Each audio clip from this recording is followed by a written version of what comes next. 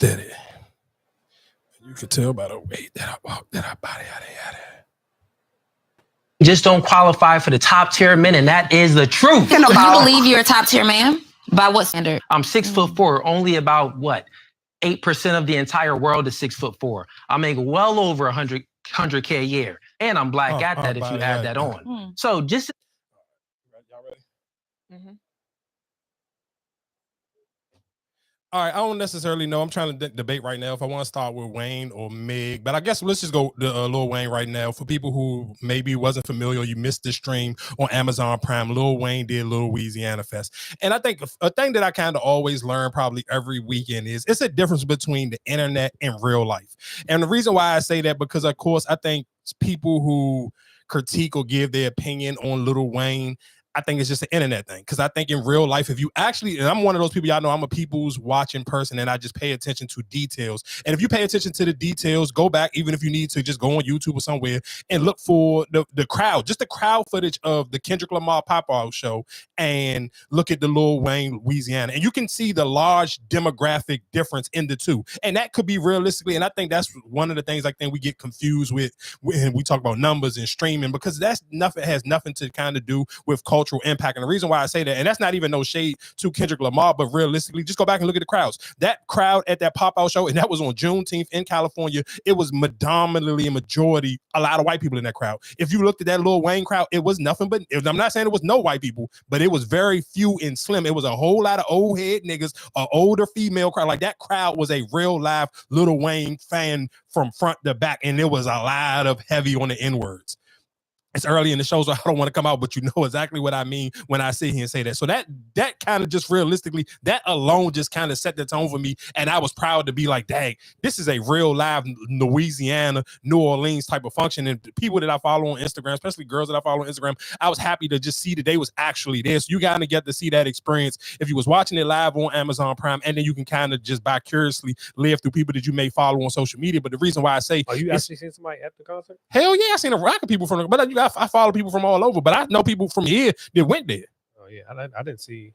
Hell yeah, I seen at least like a solid 20 people that I follow, the people who live here and people who live in New Orleans that went to the Lil Wayne jump. But that's the point, and it was just tight. It was sold out literally, like, and I love that they kept pandering to the crowd, and that you can see it from top to bottom. It was literally not an empty seat in the entire building, and you knew that they were real live, really there for Lil Wayne, because let's be clear, Rob 49 is one of the hotter rappers that's out right now, and even he's from New Orleans. But that crowd was like, yeah, it's cool, like, you're cute for the warm-up, but boy, we here for Lil Wayne. And you could tell from I haven't been to a Lil Wayne concert in a long time, but to see how that crowd was just like, he could stop, and they was going just word for word. And I seen somebody on I think it was like a viral tweet or something, they was like, man, why Lil Wayne keep thanking the crowd, though? Because I'm sure he got two eyes, and he know how the internet, like, I'm sure, I know we all try to act like, and we'll get into that later, even when we talk about Meg.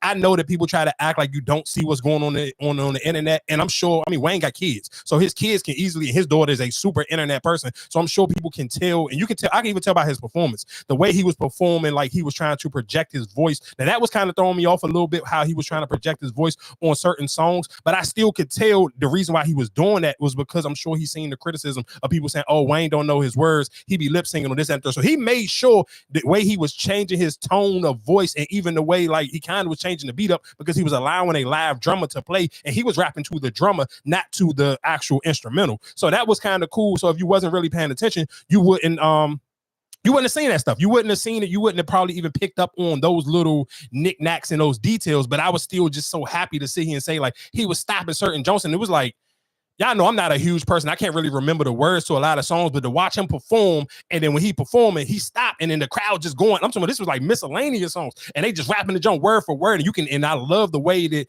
the Amazon, like, they was picking up the crowd rapping it word for word, and it was just like, that's the difference. Like, whatever people on the internet saying or their feelings, it don't matter, because this is a sold out arena. He performed this where the New Orleans Pelicans play out. So you talking about that junk could probably hold, that's a newer arena, so it probably can hold close to 20,000 people. So you talking about that was 20,000 people rapping with him word for word, and they was here care for him and the Hot Boys. They didn't care about, and that's when I seen even Jermaine Dupri, and he was like, man, I couldn't be Drake because there's no way I would have been there.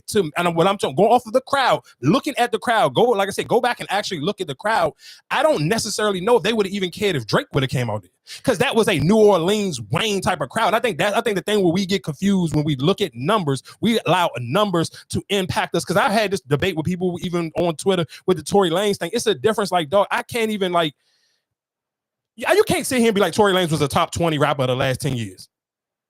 And in what setting would you play him? So that kind of still go in the same fitting with Drake. And I even said this jokingly. I'm like, bro, Drake don't have enough testosterone to be on that stage. Like, if y'all pay attention, and for people who didn't pay, if you wasn't paying attention to the men on the stage and understand what I'm saying, you're the type of person to go somewhere and get robbed.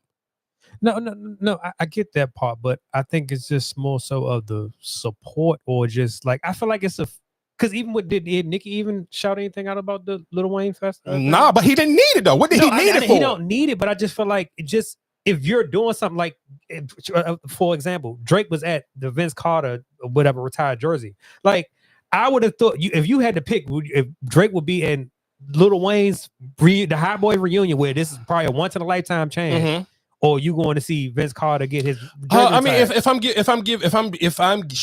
being honest, and probably shooting Drake some bail. Maybe now let's be clear, Lil Wayne has done more for your career. But if I'm just going off of how I don't know Drake, but if I'm just judging off of his mannerisms at what he was trying to do to DeMar DeRozan, I don't know if he grew up on the Hot Boys. So could he was just on tour. Him and Wayne was just on tour together, so he can see Wayne perform again. So I don't necessarily know the Hot Boys thing. But this is a moment that you're not going to you missing this moment. But you got to think about how much he means to Toronto as well, and to the Raptors. But you ain't been to a game and God knows how long either. So that's why I'm just saying, like, if I get if this was Spike Lee, then I get it. But you're not Spike Lee. You're not at every game. You ain't been in the arena in a while. That's why I'm just like, okay, since they won the championship, when the last time he been there? Since DeRozan and all them got traded, he ain't been there. He ain't been in that arena. So that's why I'm just like, all right, you coming in? I'm like, all right. But since DeRozan got traded, we were talking about the pandemic, and then he was doing the pandemic. He was there during the pandemic. Remember, he was up in that's what they was getting on him. He was up in the stands. I think he was the only one in the arena during the pandemic. That was the last time you ever seen him in the arena. I don't know, because I'm not going to sit here and make it like I'll be watching a bunch of Toronto Raptors games. But just me personally, I'm just talking about just going off the energy and the people on that stage, even just for the type of men BG and Turk is. Like, I get like Wayne is the more friendly and fun, but dog, you're talking about two of these men have done federal time for 10 plus years. That's not, I don't like, I'd be thinking, listen to what I'm saying. But you talking about Drake. It's not like we talking about anybody. Ain't nobody getting I know this. No, you're missing what I'm saying though. Still, sometimes you got to understand, you might not be able to match that energy or even want to. But you didn't have to be on the stage. I'm just saying. So where else was he going to be then? But you could just be there at the arena, like you enjoying that moment. Like that's what I'm just saying. Like, it's just, to me, it's just like, all right, if you saying, Lil Wayne's this, he's my, all this, he's, like, I would have thought that's something that I would be there for that moment. I mean, I hear you, and I hear people when they say it, but I just still think, just going off of that, looking at that crowd, and then just understanding, even just like, and let's be clear, Drake is closer in age to us and Wayne and them. Like, Drake ain't as young as he tried to portray himself. He's in his late 30s. So, but I still don't necessarily know if the Hot Boy, because you think this was a Hot Boys reunion. Of course, Lil Wayne he been doing this Louisiana Fest for a couple years now, but still the thing of the night was the Hot Boy reunion. None of them they haven't been on stage together for over 15 years.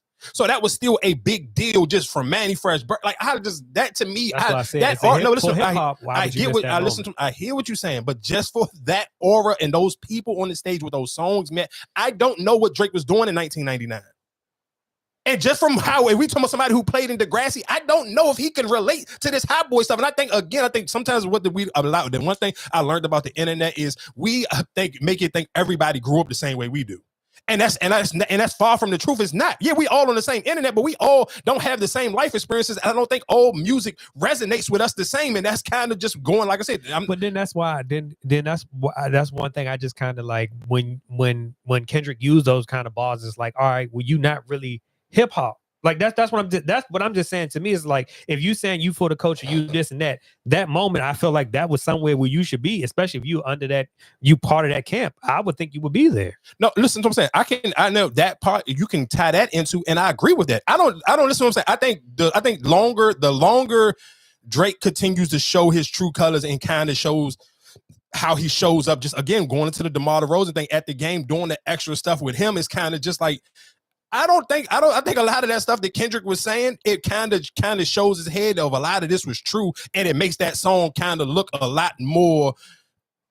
And look at almost make it look a little bit more spiritual because he was keeping it a buck. Like if we being honest, like if you take your non-biased hat, like, hey, okay, I'm not a Drake fan, I'm not a Kendrick fan, I'm just a man, and I'm judging off of the way man behavior is. I can't sit here and say that now that Kendrick Lamar not like us, even just watching how like I couldn't, just me personally, I can't imagine Drake being on that stage with them group of dudes. Like that's a lot. Like that shit looked like a real live like what you grew up on hip hop. Like that hip hop, and you go into a concert and don't necessarily know if it's going to pop off in this concert. Like that's not one of those. And that's again when we talk about people having shows like Nicki Minaj be having shows, yeah, they be sold out, but that don't look like something that you want to go to. I'm sure if you are of a certain age, if you are, I'm gonna say 33 and over, and you grew up on the Hot Boys or Wayne or any of those artists that was on that stage. You don't look at a Nicki Minaj concert and feel like you missed out on something. But you look at just screw how you feel about if Lil Wayne messed up on his performances. But you looked at that crowd, looked at the people that look at the moment. You felt like you missed something. Like if you didn't watch that on Amazon or you actually wasn't there, you missed out on a real live hip hop moment. And even hearing them songs, hearing Birdman and Manny Fresh, like Get Your Roll On, like hearing that, if you didn't get some type of chills and get geeked up and start rapping at your Jonah Wayne, wow, like doing the block his hat and bling bling, if you didn't get excited about that, I can't like, dog, this is the internet and we don't live the same life. The people, we have to realize, yes, we all share the same internet, but everybody ain't grow up the same. And just because you like rap music don't mean, going back to what Kendrick said, don't mean you a part of the culture. You actually live in a hood. So those songs may not resonate with you the same. The Hot Boys may have not been your thing. You might have been listening to fucking Mace and Diddy at that time. Like, so that's what it's just different. Like, that's my only thing. I think we have to realistically, because I think because everybody listen to rap music or everybody like hip hop, I think the internet gets us all bunched up in a group and we all realistically be thinking that we all had the same childhood. We didn't. We all didn't grow up on the same music. The music don't mean the same to us. And that's why when I'm watching people try to, like, you can't critique that. There's no way you can critique that Lil Wayne thing, but sit here and say, that was amazing. And everything that you was already critiquing Wayne for, you can watch him on the stage, try to sit here and let me put on an actual show. Let me sit here and show y'all and prove that I'm rapping these words because I'm rapping to the drum. I'm not rapping to no instrumental. I'm putting on a real show, and I brung out people. I know what y'all was looking for. People went to Essence Fest because they thought they was going to get that, and they didn't get it. But they was there for that, and they got it at the Lil Wayne joint. And no, I'm talking about it was not a person that was not rapping them songs word for word. They was panning to that crowd. These was grown adults. These wasn't no young white kids like it's some Travis Scott shit. It's a difference when you letting grown ass men. Y'all think, listen real quick. Hold on. New Orleans used to be, I don't necessarily know where it's still at now, but dog, this was the murder capital of the world for a long time. So to get them type of grown ass people to sit here and rap your shit word for word and not be too cool to real life really show love for Lil Wayne and the Hot Boys, bro, that's different. Like we have to realistically, we gotta detach from the internet sometimes. The internet will water down what rap music and hip hop is actually supposed to make you feel.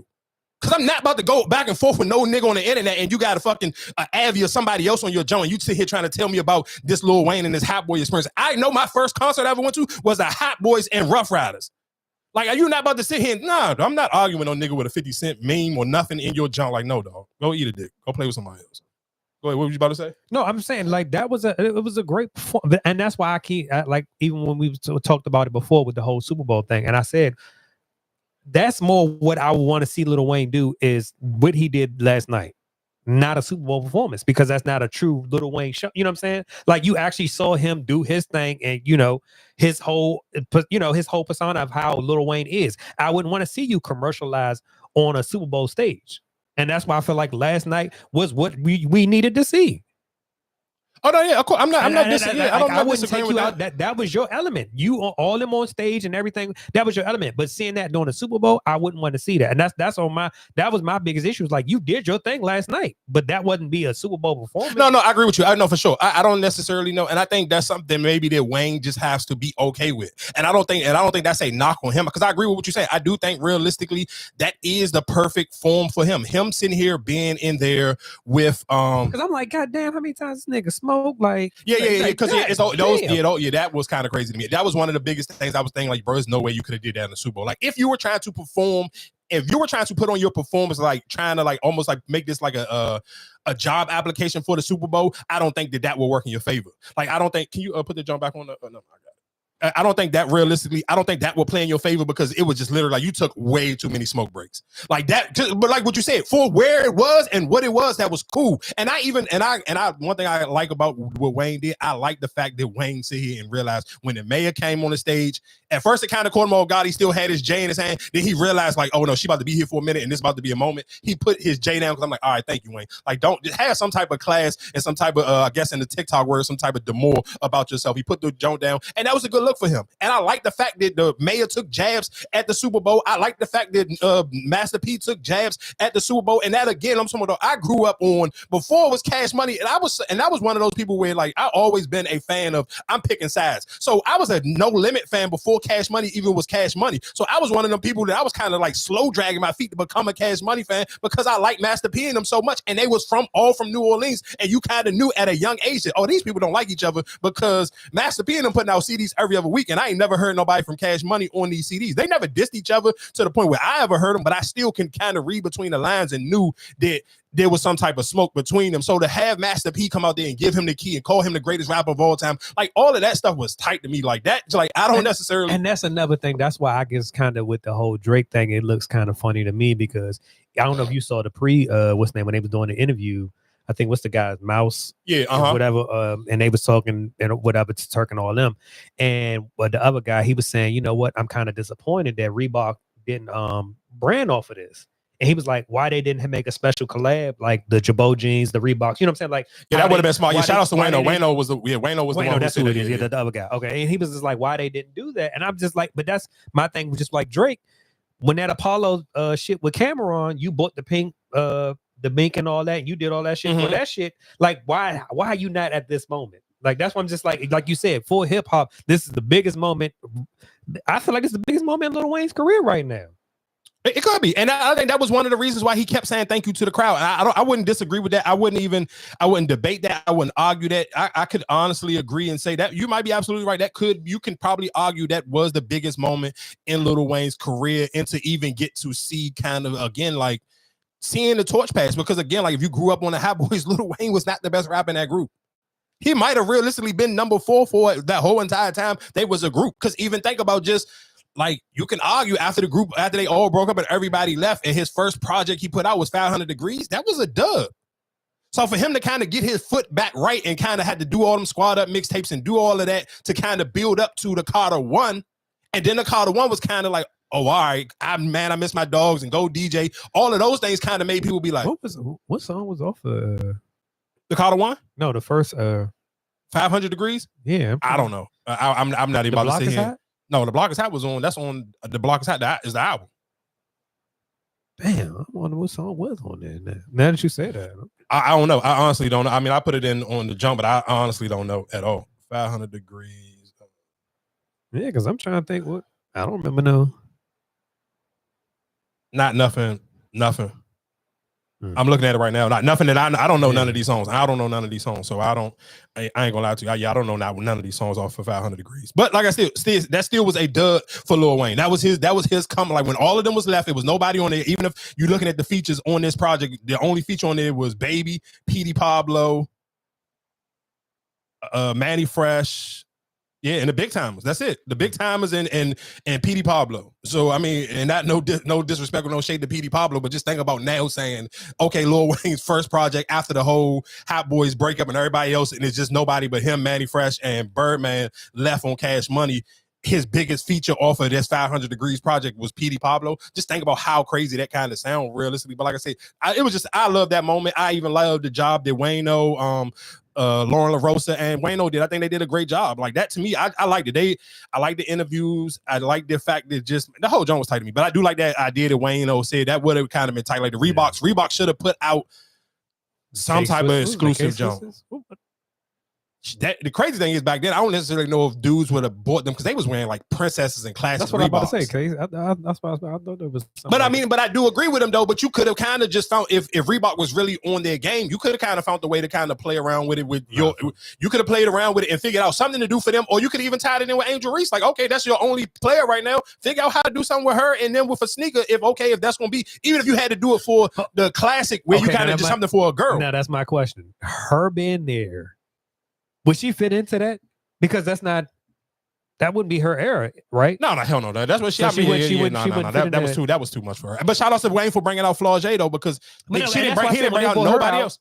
And that's why I said even when they bought her out, I'm just like, damn, that's a good look for her. And that was a great look for her because he didn't bring nobody else out besides the Hot Boys. And that's why I'm just kind of wondering, like, but damn, like, because like you said even before, looking at that crowd, most of that crowd was an older crowd. So it's just like, damn, like, would you really fit into like? No, but I think for her, I think the blessing for her is that she's in Louisiana is one of those states where they really on their sports though. And LSU is LSU. Like, let's be clear. Like, they gonna rattle down for that squad, especially now that the Saints playing like trash. LSU is really their team. So I think just people gonna show her that type of love, just regardless of the strength. So that for her was a good look to kind of just go. That can kind of play a parlay for her onto the internet. Like, okay, on the internet, whatever the case may be, that allow people to, because literally, like I said, he performed songs that he had with Rick Ross, Future, all of them. He didn't bring nobody else out on that stage but her. So that was kind of just like, that was tight. Like, I don't necessarily know like how cool. Obviously, they got a cool enough relationship because he ain't bring nobody else out. Yeah. And he could have. I'm thinking like even when he performed Motto, I'm like, damn, maybe he gonna bring Tyga out. He didn't bring nobody else out. And who they got that commercial with? Isn't it? It's the NBA or is it? Shit, that's what everybody. They play that on college football, NBA, NFL, shit. Everybody. They play that. I'm talking about the actual. They in a commercial together, I thought. Both of them. Oh, if they are, I haven't seen the commercial. Yeah, I haven't seen. If it is, I haven't seen the commercial. But that song, they play that NBA. I think they play that song on literally on everything. So again, like I said, shout out to Wayne. That was a major look, and Lil Wayne also did get Lil Wayne Day will be February, I believe it's February 6th and 7th. I can't remember. I believe think that's the day. I think that's they doing the walk. Oh, he will be the first person to go, I guess, into their Walk of Fame. So the same way Hollywood has their Walk of Fame, New Orleans, Lil Wayne will be the first one to get his. And that's tight though. I mean, I don't necessarily know. I don't know how many people outside. I'm sure Big Frida probably will be the next person to get one, and whatever other athletes. I'm sure like Odell or Joe Burrow. Like they got. No. Shit, why not? Because what else are you? I mean, I don't know. I don't want to know. I don't want to disrespect nobody from New Orleans. I don't necessarily know because I don't know what the criteria is going to be. Because I mean, obviously Lil Wayne is the ball, so that kind of make it easier for him. But I don't think Odell, none of them. It'd probably be like the bands or something like, you know what I'm saying? Whatever they whatchamacallit out there, the little marching. I mean, what they do out there? The frontline bands. Yeah, I don't think Odell. He only did that. What year there? I don't know. Yeah, I wouldn't see them giving him no walk. But okay, I guess we can kind of move on to something else that I was watching on Amazon. Unless you got anything else, any other takeaways from the Hot Boy reunion? Mm-mm. All right, so other thing that I was watching on Amazon Prime was obviously the Meg Thee Stallion doc. And I'm not going to lie to you, for me as a man watching that doc, bro, I literally I wanted to fight niggas watching that doc. Like, I'm not going to lie. My only critique to Meg will be, and I always say this about, and this is just not a Meg thing. This is a rapper thing. This is an athlete thing.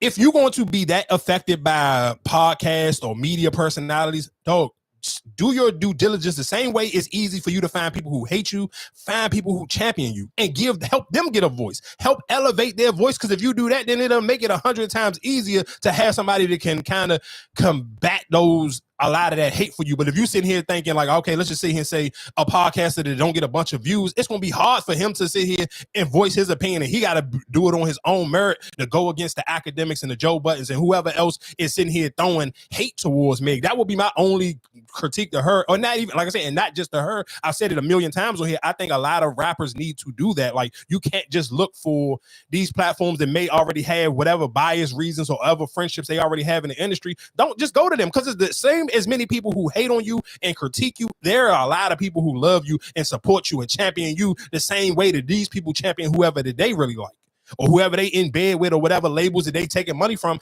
There are people out here who like you just as much. So realistically, you should sit here and throw these people an alley-oop, because that's only kept. I'm like, no, it's a lot of people who really love Meg, and that was the only thing that kind of that was my only critique out of that whole thing. I'm like, bro, you can kind of highlight these same, because you giving them a platform. These niggas don't need to be on your doc, but the people who love you need to be. I understand why she did it, to kind of show and paint the picture and the narrative that she wanted to be painted. But I'm not gonna lie, as a man watching that jump, bro, I was kind of disgusted by the way a lot of men just that just look nasty though. And my only beef, because it'd be like, bro, y'all do that for Tory Lanez, and I'm like, bro, he ain't even a top. He not even a top 3 artist from his own country. Let alone he not even a top 20 rapper. So it's just like that crash out and that just disrespect that Meg received is just crazy, dog. And just to kind of even watch her story, to watch her how she just started from like even just the little small venues that she was performing at. Like she was literally like performing in some hole in the walls, and just to even kind of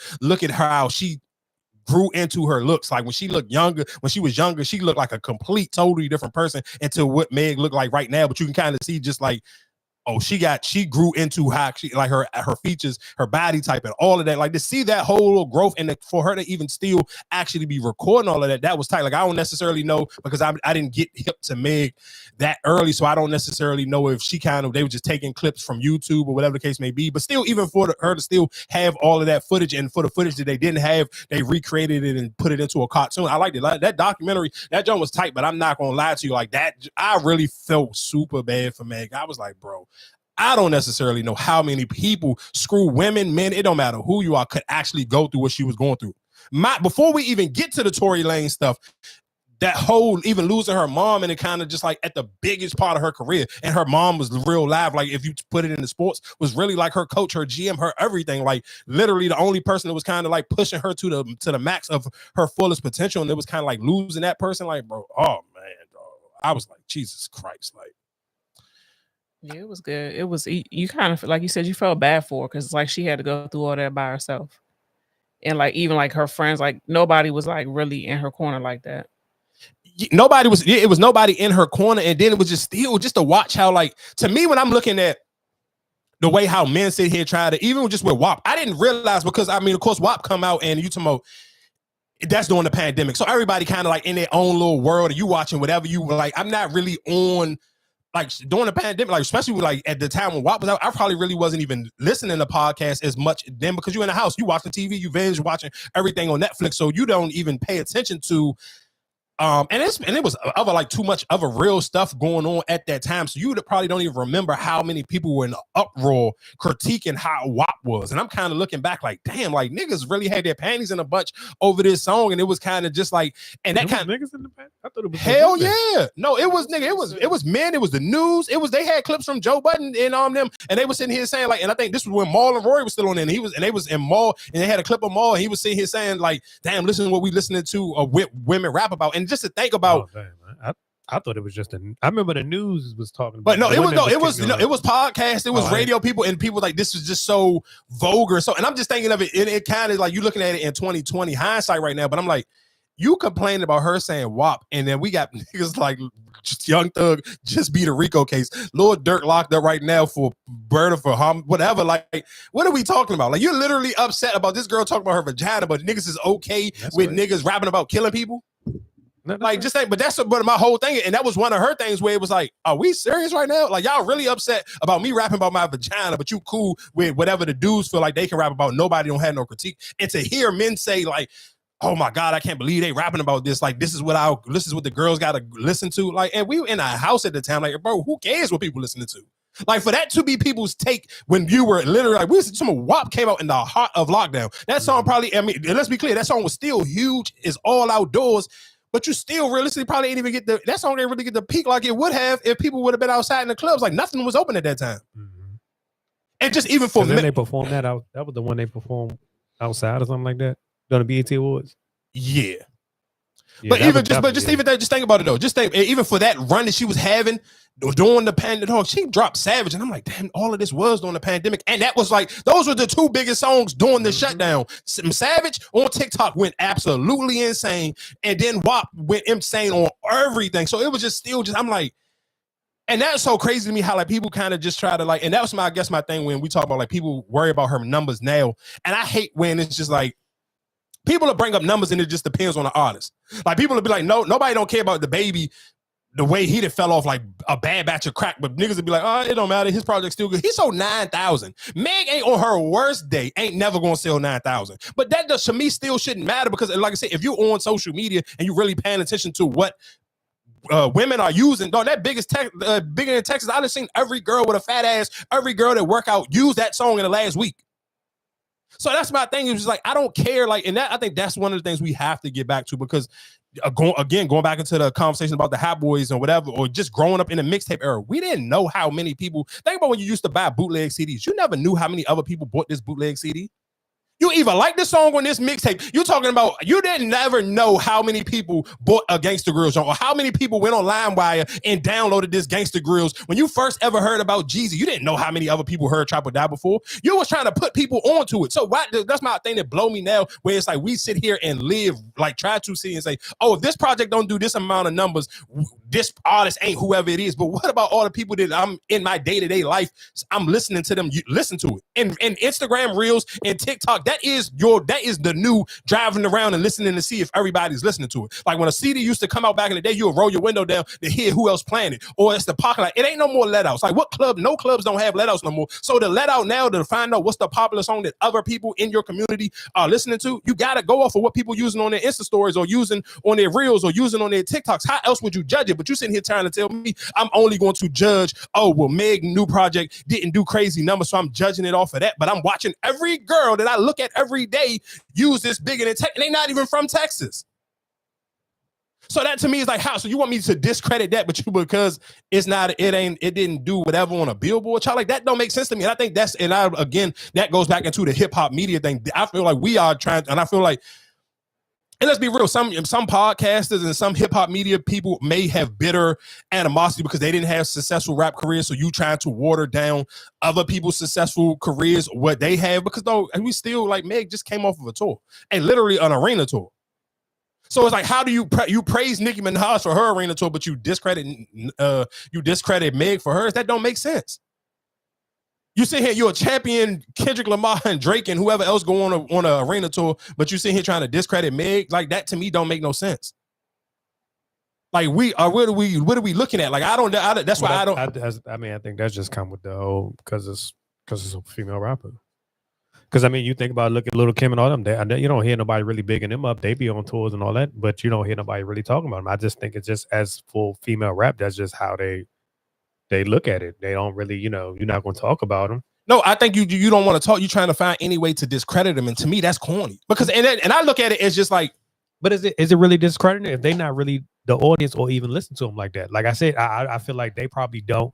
If I don't have no attachment to it, I'm really not going to speak on about it. So like when you, but I'm saying though, listen, what I'm saying though, if you watch the documentary, on the documentary, they're speaking on it. So that's what I'm saying, and that's why she put they spoke on everything to try to, whatever you could think of, find a way to try to discredit Meg. That it was in that documentary. You can see people verbatim trying to discredit. Oh, she fell off, whatever the case may be, her career over. And people were saying this when in 2021, when she got shot in 2021, they were saying in 2021 her career was supposed to be over. It's 2024. She literally just came off an arena tour. She sold every arena where a basketball team plays at. She sold the arena out from top to bottom. What the hell are we talking about? But it was literally people in that video right after that Tory Lanez thing. Oh, she gonna fall off. That was in 2021. It's 2024. 3 years later, that girl is doing it in a whole arena tour now. And that's my point of it. Just like, I feel like people tried too hard to discredit her. Like people, that just like a different type of hate. Like, I don't know what she done to people or why they hate on her, but like, bro, we talking about actual skill level of rapping. There's no way in hell you listening to her actually rap and be like, oh, this girl cannot rap.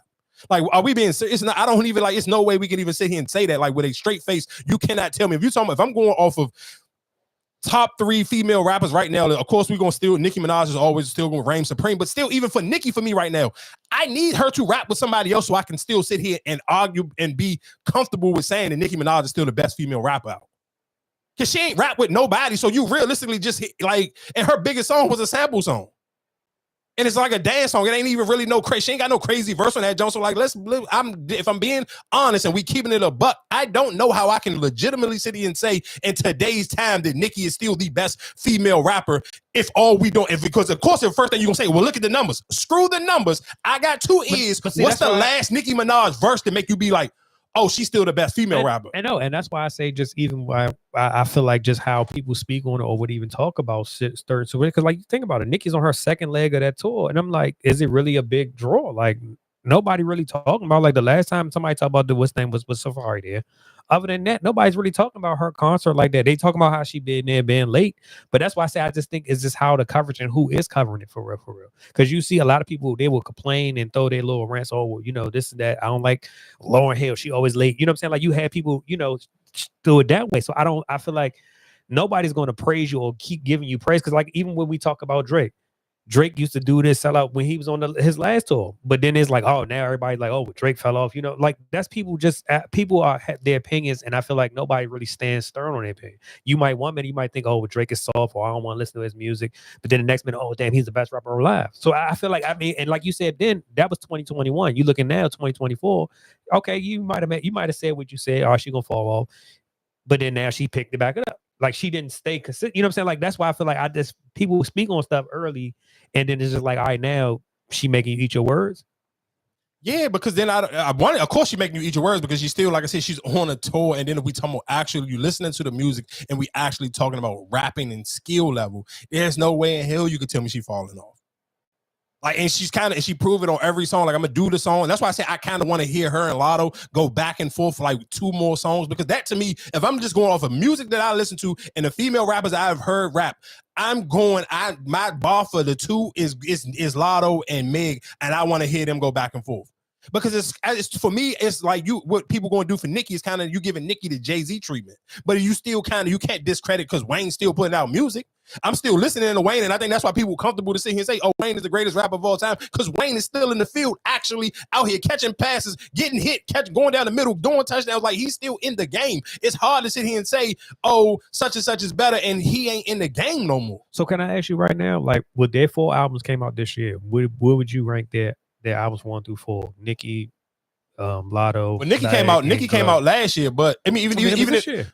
No, that was last year. That was this year. It wasn't. I promise you, it was last year. The end of last year, like December. But even listen. It's cool. We can still throw her in there. Even I wouldn't rank. You said so. If I'm ranking it, all 4: Glow, Meg, Lotto, and Nicki. The albums from 1 to 4. I'm gonna go Lotto 1, Glow 2,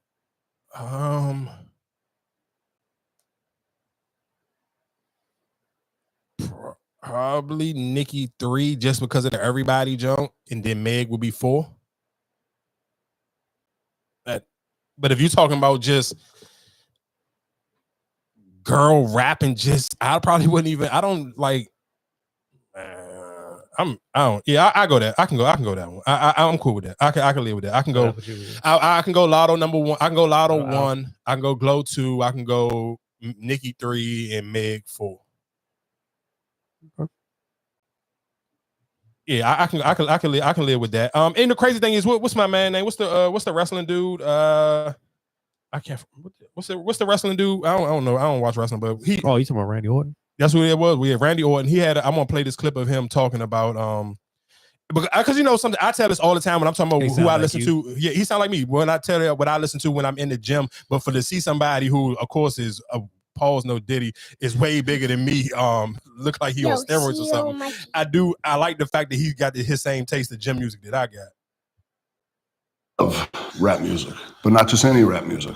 I love female rappers in here blowing my eardrums. I love like Megan Thee Stallion and Cardi B and Nicki Minaj and Glorilla. And that's for real. That's Glorilla, Ken the Man, Sexy Reds from St. Louis. I'm talking like I've got an extensive female rap artist playlist on my phone. They get my blood pumping. What can I say? I love. And the reason why I like that he said that, and because I think and I always say this, and I know most people probably think that I put a little too much sauce on it, but that's, to me, the older you get, you can't have a real critique on, especially on that type of music, if you don't listen to it in the gym. Like, if you're not going to the club and you're not somebody actually outside going to the club every night, it's a little bit hard. And to be honest, it still depends on how good the DJ is, because you can go to the club every night, and it probably depends on what city you are and how good the DJ is. It depends on what music he playing. But when you actually go to the gym and you kind of looking for that music to give you that extra pump when your pre-workout starting to weigh off and you want to finish your set because you got those women kind of will help you hit the bar for that music. footage you looking for? That just that extra and general punch. Why are we talking about women? Man, shout out. I did not listen to that whole Tyler the Creator, and shout out to our younger brother because he knew I wasn't gonna listen to that whole Tyler the Creator because that's real. I gotta hear other songs off of there for me because let's be clear, the last Tyler Jones, him and DJ Drama, I like that. I like that whole project, but I'm not really a Tyler the Creator type of guy. But that Sticky song, oh my God, only thing that blew me, I wish them verses was longer. But that song crank like I'm talking about that song crank like shit. Lil Wayne, oh my God, Lil Wayne went crazy. Who version was longer? Lil Wayne. Nigga, Lil Wayne went crazy on that joke. Man, even the way Tyler the Creator came and said, he said, what did the nigga say? Fuck them pronouns. I'm that nigga and that bitch. And then Glorilla come smacking. I'm like, oh my God. Just the setup and the way it went. But I wish Lil Wayne joke was longer because even when he played around with what he was saying, I'm standing on business, but whatever he said, he tried to make it like sound like bigger words when he was basically still saying, I'm standing on business. I forgot what he said verbatim, but that's how he made his wordplay. I was like, oh yeah, Wayne blacked out on this joke. Like I just wish I honestly wish all of them at least had a extra couple more bars. Like if those was like 4-bar verses, I wish all of them would have had at least 8 and maybe give Wayne like a 12. But the song crank like shit. Like I'm not gonna lie, Tyler the Creator, like that man. That Sticky song crank like oh my God, that song crank. I ain't gonna hold you. That Sticky jump was fire. Shout out to Tyler the Creator for that one. And I'm glad that somebody probably told him like. For the other listeners who not your diehard fans, put the features on it so let people know that these people on there because it's going to help people run to go listen to that song because okay, it's Glorilla, it's Sexy Red, it's Lil Wayne, like oh yeah, it's just and that song didn't miss. Like he didn't waste those features. Like to have those 3 people on that song together, he put that song together perfectly, and it is short enough to make you want to listen to it more. So I'm sure realistically he did the smart thing that keep them verses short because it's going to make you want to go right back to listen to it. And just like I said, just the hook, the setup to the song, like when they verses came in, how they come right out, the hook come back in, and like he did a perfect job. Like you can't, I wish I can get more, but the way the streaming game is, he did a perfect job on how to keep that have that many people on the song, and for that song to still be short, so to keep playing it over and over, and the song is very catchy. Yet, but and for the fact that he didn't even lead with that as a single or anything like that, like that was just like one of those. Damn, I didn't even know you had this. Yeah, I don't. I mean, of course, because let's be clear, I don't think Tyler the Creator is one of those type of rappers that needs a single. Like even for him to do that concert outside of the Converse store and him to have like literally shoes that was just for however many people he thought was going to come out there that day. It was like shoes literally just for that day. Like he's just a different type of demon and he got a different type of audience. But to go back on the Meg thing real quick, just to kind of like me, just as a man, even listening to like a part, let's perfect example. I'm gonna just use Joe Budden for example. Like for him to sit here and give me a 45-minute dialogue on a 2-minute clip of this girl coming out and people just making a big deal about, because that was of course the big deal in the big clip. Oh, that she slept with Tory Lanez and she sit here and said, I went on Gayle King and I lied. Why would she even ask me about that? For people to sit here and like literally crash out and have a 45-minute dialogue off of a 2-minute clip, bro, it's corny to me. And the reason why I say it's corny and I can't respect it as a man, but especially even for Joe, there's no way you had a 45-minute talk about that and you were scared to say DJ Envy name when y'all boy. And we're going to bring it up and have a conversation about how wild DJ Envy was to have his daughter in there. Y'all know I love DJ Envy, but he was out of pocket for that little Kim costume. But for you not to say that man by name, that just let me know what type of nigga you are. You just showed me that you pussy. Don't pile on a girl and you sitting here ducking. You scared to say this man's name. What the fuck are we talking about? Like that's why I can't respect no. But didn't they get in trouble for before? For what? With the whole season and all that stuff. You're proving my point. Because a nigga checked you for bringing that man's name up. You don't want to say his name again. Then don't play with Meg's name like that. No. That's what I'm saying. No, I'm saying, but didn't he get a cease? I thought he got a a letter before when all that stuff was going on. Fuck no, he ain't get no letter. He got to pull up and pull up. No, I know. Seize people. I thought Envy. I thought he got a what's name from Envy in them. Not that I know of. I ain't hear that. Well, I thought that he did get that. That's why he don't say it don't matter. So everybody else knew exact nigga. Every blog picked it up. Say that nigga name. I'm not respecting no man who sit here and you pick and politic on when you gonna talk about men. Like he ain't talking about fucking Diddy and them sons crashing out on fucking Ray J. Like that's my point. I can't respect no man who pick and choose what men you want to talk about and how you gonna talk about certain men and you gonna have that same energy for a woman. That's whole shit, dog. I'm not. That's the same way with the Drake shit. I can't respect what you did to DeMar DeRozan because you nigga LeBron played it the night before. Why you ain't go to that game? Because you know for a fact that LeBron that shit would have been completely different. LeBron James would have played into that shit and he would have violated you. I can't respect that. I don't respect no man who got picks. If you a man and you gonna supposed to be on some gangster, you supposed to be violating niggas, or you trying to have some type of bravado or some type of masculine energy, you cannot have picks. I can't respect no man with picks, because if you got picks and you gonna pick on women and don't have that same energy for a man that you may bump into or know how to pull up on you, I can't respect that, because have that same energy for that man that you got for that woman. That's the same way with Drake. Don't sit here. Your man, what was the little funny looking nigga with the pretty hair who was trying to troll Russell Westbrook? What is his name? Top 5. He was at the game trying to troll Russell Westbrook. If Drake, wherever you felt about DeMar DeRozan, and maybe your relationship with DeMar DeRozan is more special to your heart and differently from, I can't even say LeBron. You got LeBron James face tatted on you, dog. So that's my whole. I don't necessarily know. So whatever smoke you got for DeRozan, you should have that same smoke for LeBron. So I would respect Drake more if you would have pulled up and had that energy, because all three of them niggas came back-to-back nights. Denver Nuggets came first, then the Lakers, and then DeMar DeRozan. You wasn't at that Nuggets game, ain't had no smoke for, because Westbrook was on that stage, crip walking his goddamn ass off. If you didn't have no smoke for Westbrook, because we all know how Russell Westbrook gonna give it up, you wouldn't have said shit to Westbrook. And you wouldn't have said nothing to LeBron, because it would even have been a bigger story than the DeMar DeRozan shit was a big story already. But it happened, of course, on a Saturday night. It truffled over into the Sunday. Wayne had his thing, so that kind of took up all the hip hop space. And then it's football, so all the sports it got lost into the sauce. But if you would have tried that with LeBron James and LeBron, because guess what, LeBron came to Toronto. We know if you're an NBA fan, you know what Toronto's called. It's called LeBronto. He came there and did exactly what he was supposed to do. He turned that motherfucker into LeBronto. Him and Anthony Davis came in there and laid big dick to town and wrote about it. You was nowhere to be fucking found. So I can't respect it. I don't respect no man who pick and choose when you want to politic and who you want to holler at. That's just whole shit to me. That's some shit that whole ass niggas do. That's why I couldn't, when I'm watching that Meg Thee Stallion joint, I'm like, all you niggas are some bitches.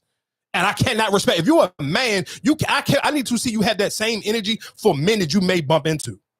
Because I listen to the same way I'm looking at that Lil Wayne crowd, and I can give you details on the difference between that Wayne crowd and that Kendrick Lamar crowd. When I'm listening to podcasts, I know I'm paying attention to who you picking and choosing to skip over and who you dog pile on. That's whole shit, dog. As a man, I cannot respect another man to be like, I'm gonna go crazy on Meg Thee Stallion, but I'm a half-ass talk about whatever, some real gangster shit.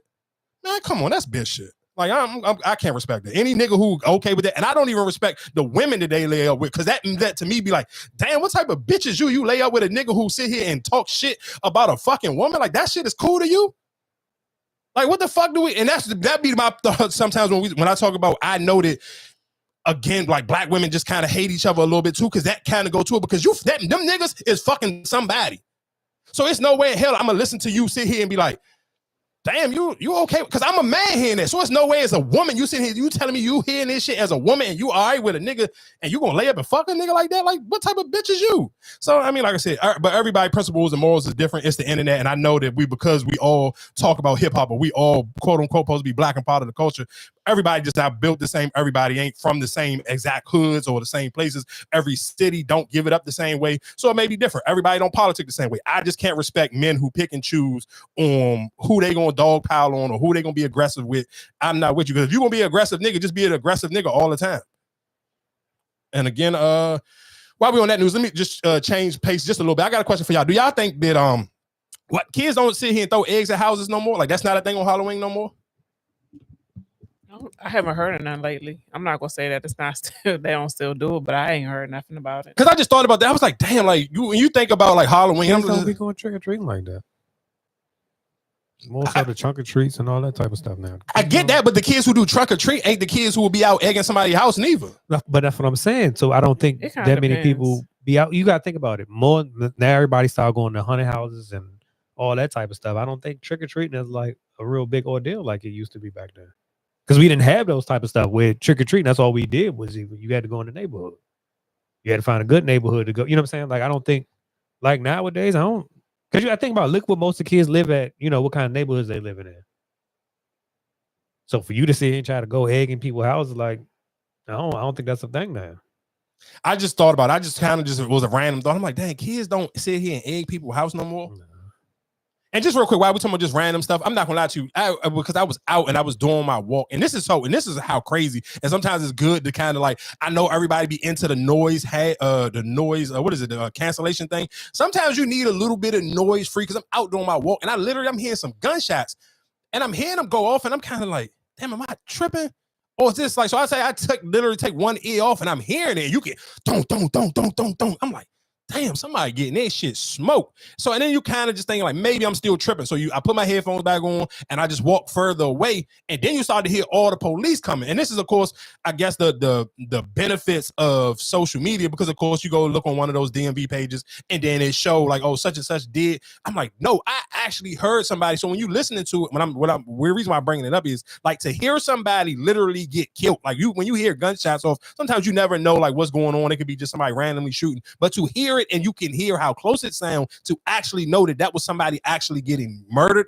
And then you like literally hear the police come and like rush into the joint. You hear the helicopters go over and then you see and you read and I'm like, damn, that kind of just was to me in my mind. I'm thinking about that's how close sometimes you actually are to death. Like I can hear it. I heard. I'm talking literally.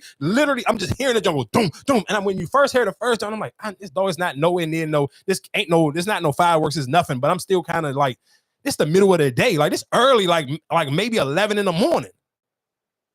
So to hear it in the middle of the day and you hear the gun go off and then you sit here literally and it get louder and then it was almost like it stopped and then it get loud again and then literally like 5 minutes, 10 minutes later, now you hear the police just ripping and riding around and you hear the helicopters fly over and it just in my mind, it just like sometimes where I always sit here on this joint and be like, you need to kind of really make praying a part of your joke because I'm like, bro, you literally heard somebody literally take their last breath. You literally heard it with your own two ears. Like this ain't some shit, I seen on Instagram or this something I seen on the news. No, I'm out I'm doing just a normal routine and I'm just like, damn, like that to me was crazy. And to literally see it come down on one of them little hoods and news pages and literally like, oh, such and such, this happened in this neighborhood. And I was just like, yeah, thoughts and prayers to them. But that just to me, again, is one of the reasons why I would sit here and say like. But that's why I even got last week when you went on your rant about Lil Durk and I was just like, oh, but you the same person to talk about bad parenting and all this nonsense. Like, but I want to hear my truth in raps and I want this and I want that. And it's just like, but that's somebody's life that's being lost.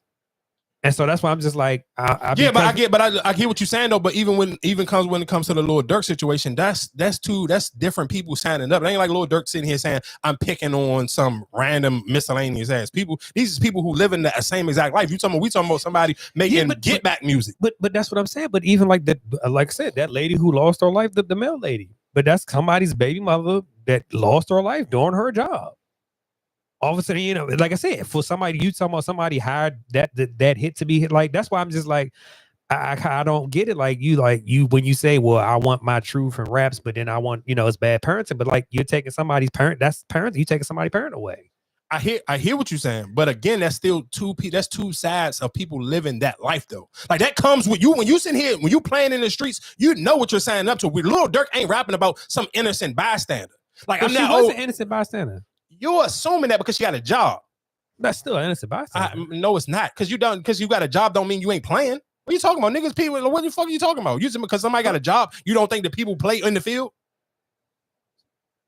So you saying because her ties, she's playing in the field. You don't know that. You don't know that at all. You're just going off of the picture they use. So they would have used a picture of her half naked. Would you have said the same thing? But what I'm saying is she died doing her job. Somebody came up there looking for a check, doing her job. She got killed. So somebody sent them out there to kill her for I don't live in Chicago. I don't know what part she playing in. Go watch some of them jokes on them. You're not about to make it seem like all of these people. Like when you go watch any of those trap Lord Rawls Jones on Chicago. Ain't a lot of them people. I'm not saying that there has never been any just innocent bystanders, but a lot of them shits be this person is tied to this situation. They help backdoor this person, but just because somebody got a job. And that's what I'm saying. But even like you said the other day, like you said, you was out there just walking. That broad daylight when they shot up in that gas station where that Rondo dude was, that was broad daylight in LA at a gas station. Anybody could have got hit. You know, listen to what I'm saying. Anybody could have got hit, but no, ain't no anybody didn't get hit. The people that they came for got hit. But that's what but that's my thing. Is just like how you saying like you got to make your prayers. You got to. That's why I'm just like that's why I just like I feel like sometimes you contradict yourself because just like I'm not because nigga it's still in the music. I don't have nothing to do with the music. I'm nigga when it's delivered to me the same way like a movie. Y'all sit here the same way all of y'all sit here felt bad for the fucking Menendez fucking their parents. Them niggas manslaughtered their parents though. They literally tore their parents. They literally shot every limb off of their parents. But y'all feel like these niggas should get out of jail because their father was fucking handsy man. What are you talking about? That's still somebody died right there. So everybody gonna sound like a hypocrite because everybody principles and morals move. Sometimes it depends on the fucking situation.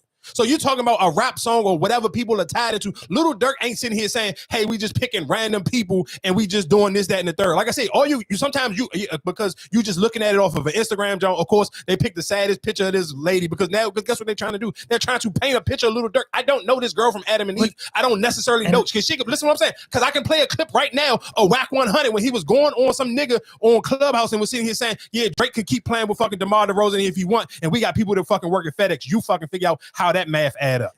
But that's because remember we did an episode a while ago when they got the house ran into when I think it was Durk and what's his India, and you was like, oh, you need to move to Oklahoma, start make your music there. Why you in the city? You know what I'm saying? Like that's what you said. That's why I'm just like when you say stuff like, oh, well, you pussy, the people who too mature to be, you need to stop listening to this type of music. Like, so which one is it? Like you told us before to move to Arkansas and make your music, but we too mature to speak on it. So that's what you mean? How do you think? How do the two things can be true? If you're too mature for that music, if you feel like I don't want to listen to Lord, you shouldn't speak on that because you're too mature for that. You let the little kids listen to it, but then you say, well, it's bad parenting if you're not controlling what your kids listen to. Okay, so two things can be true. So you can be too mature for it, and your kids don't got to listen to it. But then who is supposed to? That's my thing with you. Is just like, well, who is supposed to listen to? Whoever fucking still want to listen to it? Because some people ain't too mature for it. But you're telling me you're pussy because you think money supposed to change you or money supposed to make you a different person. Marcus, if somebody do something to you today or tomorrow, God for fucking bid, do you sit here and think that I'm going to allow that? I'm just going, oh, that shit is just cool. I don't give a fuck, nigga. You are my brother. What the fuck are you talking about? Because I'm not rich. It's okay if I crash out. That's what you about to say? That's listen to what I'm saying. You telling me somebody shouldn't speak. If I'm sitting here saying, well, that was stupid of him, you got this, you shouldn't be doing that, you should eliminate yourself from that, you should move away from that. You telling me, well, I'm pussy because I'm thinking of being a more mature person. I'm not off the get back. Yes, if somebody do something to your family and you're okay with it, yes, you are pussy. I don't give a fuck how you want to dress it up. It ain't no nigga. I don't give a fuck. And never have, never will. Niggas, if somebody ever did something to you, if you was going to the fucking club and niggas was trying to press you out, nigga, guess what I did? I come to the club and you niggas can cancel fucking Christmas. Get the fuck on about your business. What the fuck are you talking about, nigga? I don't have that. I don't care. I'm still going to live like that for the rest of my life because you're my fucking brother. I don't know what the fuck you talking about or what type of soft Samuel shit you on. I ain't never gonna be on that. It's no soft Samuel. I'm just like, when you say one thing, it's like, damn, like which one is it? Nigga, it's never going to be that. I'm never going to be okay with a nigga letting somebody violate their family. I'm never going to be okay with that. I'm never getting on this mic. I'm never saying that. I'm never condoning a nigga being a bitch ass nigga, somebody violate your family and you just okay with it, bro. Because guess what? You can't 9 times out of 10, it was so funny. I was listening to this girl and I wish I couldn't say because it was on her Insta story, but she was sitting here talking about, and I know her, so I know how she really give it up. And she was sitting here saying, because she done move a little bit further out, she got into it with one of her neighbors. Her neighbor smacked the shit out of her. She on her Instagram talking about this, but I know how she really give it the fuck up. But her daughter was right in front of her. She got younger kids, and she sit here and said, "You know what I did? I sit here and turned the other cheek. I called the police." And guess what she said? She said that shit been eating me alive every fucking day because I feel like a fucking sucker. But I didn't, because she was just like, she said her neighbor came out there with 2 of her older daughters. They older than her oldest daughter. She didn't raise her daughter like super smart, go to school, ain't never really got into shit before. So that's not the lane that she wanted to do. She didn't want to crash out in front of her daughter, but she came like, I'm listening to her voice. That shit was fucking eating her alive because some people can't cut that shit off because. But is she wrong for that? Being the bigger person and not reacting? But listen to what she made in front of the example she was trying to set for her daughter. She may have felt like it before. What is inside of her? She's on her Instagram talking about. As a parent, I'm proud of myself, but as who I am as a person to my core, this shit, I can't go to sleep at night. Like this shit is eating me alive. That I know that I let a motherfucker slap me and I call the police like a whore. But that's what I'm saying. So she looked at it. All right, I don't want to go to jail. I don't want to jeopardize. I need to be here for my kids, right? No, she just didn't want to wild out in front of her child because she knew, she basically in her mind was saying, if I pop off on my neighbor, her daughter's is going to try to jump me and my daughter. My daughter never had to be in a fight. So I'm putting my daughter in danger. So I'm going to be the bigger person. Yes, I'm going to call the police, but she's sitting here saying, "Bro, that shit ate me alive at nighttime." Like at night, she's sitting here saying, I forgot. I think she said that shit happened. I forgot. It was a couple weeks ago, but she like literally, she sitting here and said, I couldn't sleep for like 3 days. Because me, to the core of who I am, and that's what I'm saying. And I talked about this before on here. I can't remember what the subject was, but sometimes like as a man, if you let somebody play with you, even if you okay with it at the moment because you may feel like I don't want to fucking get locked up or I don't want to whatever, something may happen that you feel like you're gonna be the bigger person, but still as a man, that part of your ego, when you alone by yourself, that shit is going to play in your mind thousands of times and you're gonna be like, damn, I went out like a bitch.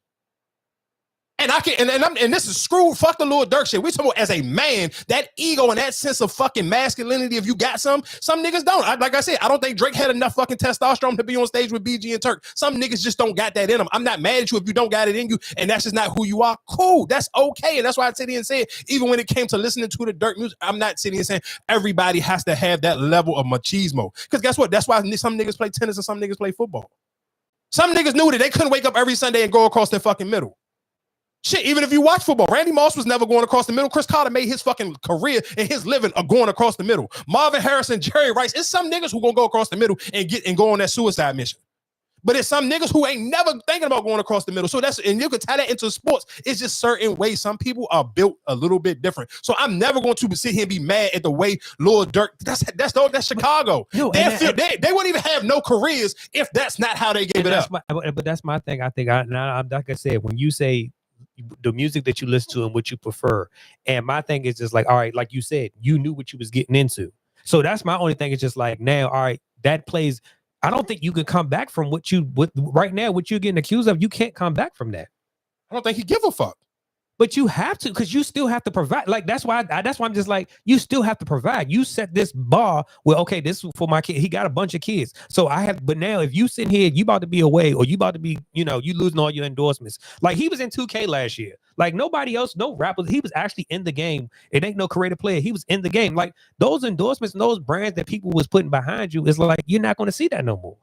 And that's but you say that, but then that's the same. But then what people will sit here, and that's why people was arguing about when he got the key to the city, he was still a Little Durk though. His music, listen to what I'm saying. What you're saying now is you basically sitting here saying now is he's not gonna get these endorsements and stuff because now he got convicted for his actual music. His music still was his music. He was still talking about this same exact stuff in his music. He already and that's why they're gonna play the shit when he have his day in trial. I'm sure they're gonna go back and play certain songs. You can go on watch one of Academics live stream. He sit here and be piecing up. And I'm not gonna lie to you. I watch the shit, but it is kind of like some police work. But it is already on the internet. But he be listening to the songs and breaking it down with this nigga sitting here talking about, oh, I caught this person but under the tree. What's the Lord nigga? I think his name like FBG Cash or some shit. And they literally it's a verse, it's a Durk fucking verse, and he basically damn near verbatim rapping exactly what happened to that boy in fucking Chicago. But this is the same boy who took a fucking picture in front of King Von Merle. I cannot be mad at a nigga. Some niggas will die on respect. It's a million niggas in the jail right now who is in there because of how they fucking on their respect.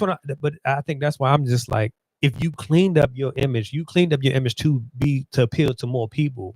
And just like, damn, now something, like I said, and that happened, a couple of years ago. So you talking about now something's about to come back and to hunt you for what you did. I mean, but that's life, though. And it is life. But that's why even when you say, well, why would you give him the key to the city? Well, I'm giving you the key to the city now because, look, you cleaned up your image. You doing this and that, and you looking like a good representation for the community.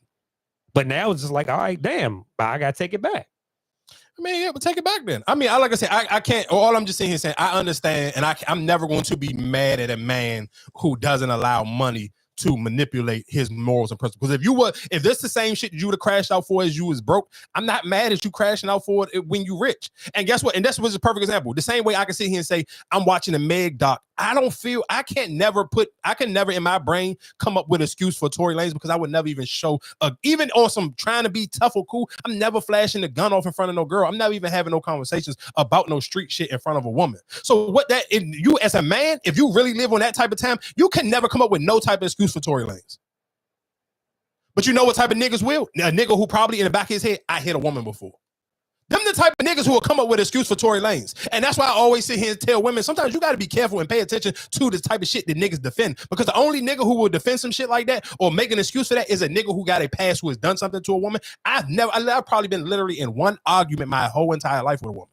One. And nigga, I've slept with hundreds of women and only been in one fucking argument. That's not even 1%. That's like a 0.02% of my fucking dating history. One fucking argument. I was fucking like 19, 20 years old. Yeah.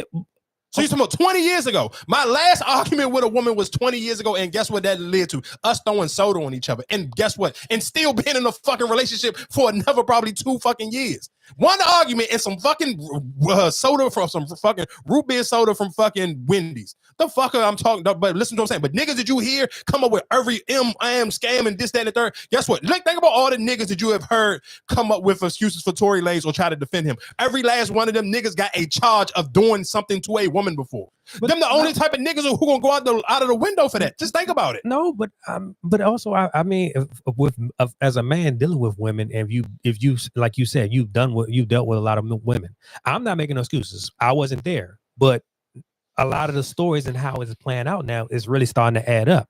Because if you went on this show with Gayle King and you said, well, no, I didn't have sexual relations with him, right? Mm-hmm. But then it comes out later on, well, yeah, damn, I did lie. I didn't think she was going to answer. But then that could have been the whole reason why this whole argument started off, because your friend. Listen. Because of the friend that you who was dealing with him, you was fucking behind her back, right? Mm-hmm. And that can cause an argument between two females. Mm-hmm. And even with the party that night, and like you said, I only fucked him a couple of times when I was drunk. Mm-hmm. That night at that what's name, you was drunk. Okay. They was on the live drunk. Uh-huh. So what to say, hey, you wasn't trying to fuck him again that night. And that's when she found out. And then that's how the whole fight breaks out, or the argument between y'all. Oh, yeah, no, I wasn't like that. Who to say this wasn't because you went back to get him, right? And then they didn't leave together. Okay, go ahead. You went back to get him. So I'm just like, what to say that this didn't play a role in that whole argument of why things popped off? Or listen, let's say if everything you just said, that story you just painted was true. Let's say I agree with that. What the fuck does that got to do with a nigga pulling out a gun for a gun to go off in front of a women? But it wasn't his gun. Then if it wasn't his gun, why he didn't get on the stand? Nothing about Tory Lanez is a gangster rapper, so why not get on the stand and fucking say, I didn't do it, she did it? Because maybe he's trying to show loyalty to her. I'm not going, you know what I'm saying? I'm not going to snitch on you. I'm not going to. So listen to what you're saying. So this is what you're saying. You're sitting here telling me you okay with a nigga not taking a stand for not snitching on just some random ass bitch that he ain't known from Adam and fucking Eve. You from fucking Canada, this bitch from fucking Texas somewhere. So you okay with a nigga having loyalty and throwing his career away for a fucking some piece of pussy, but you mad at Little Dirk for fucking riding for his blood? The fuck are we talking about? Hold on. You mean you saying Lil Durk riding for, but he didn't do it. He hired somebody. Who gives a fuck? It's still him defending his fucking family. He's still behind it, but okay, but I'm not. What I'm trying to tell you, when you say I don't, niggas who making excuses for him or put hands on, that's not necessary. If we just looking at the situation. But listen to what you just said.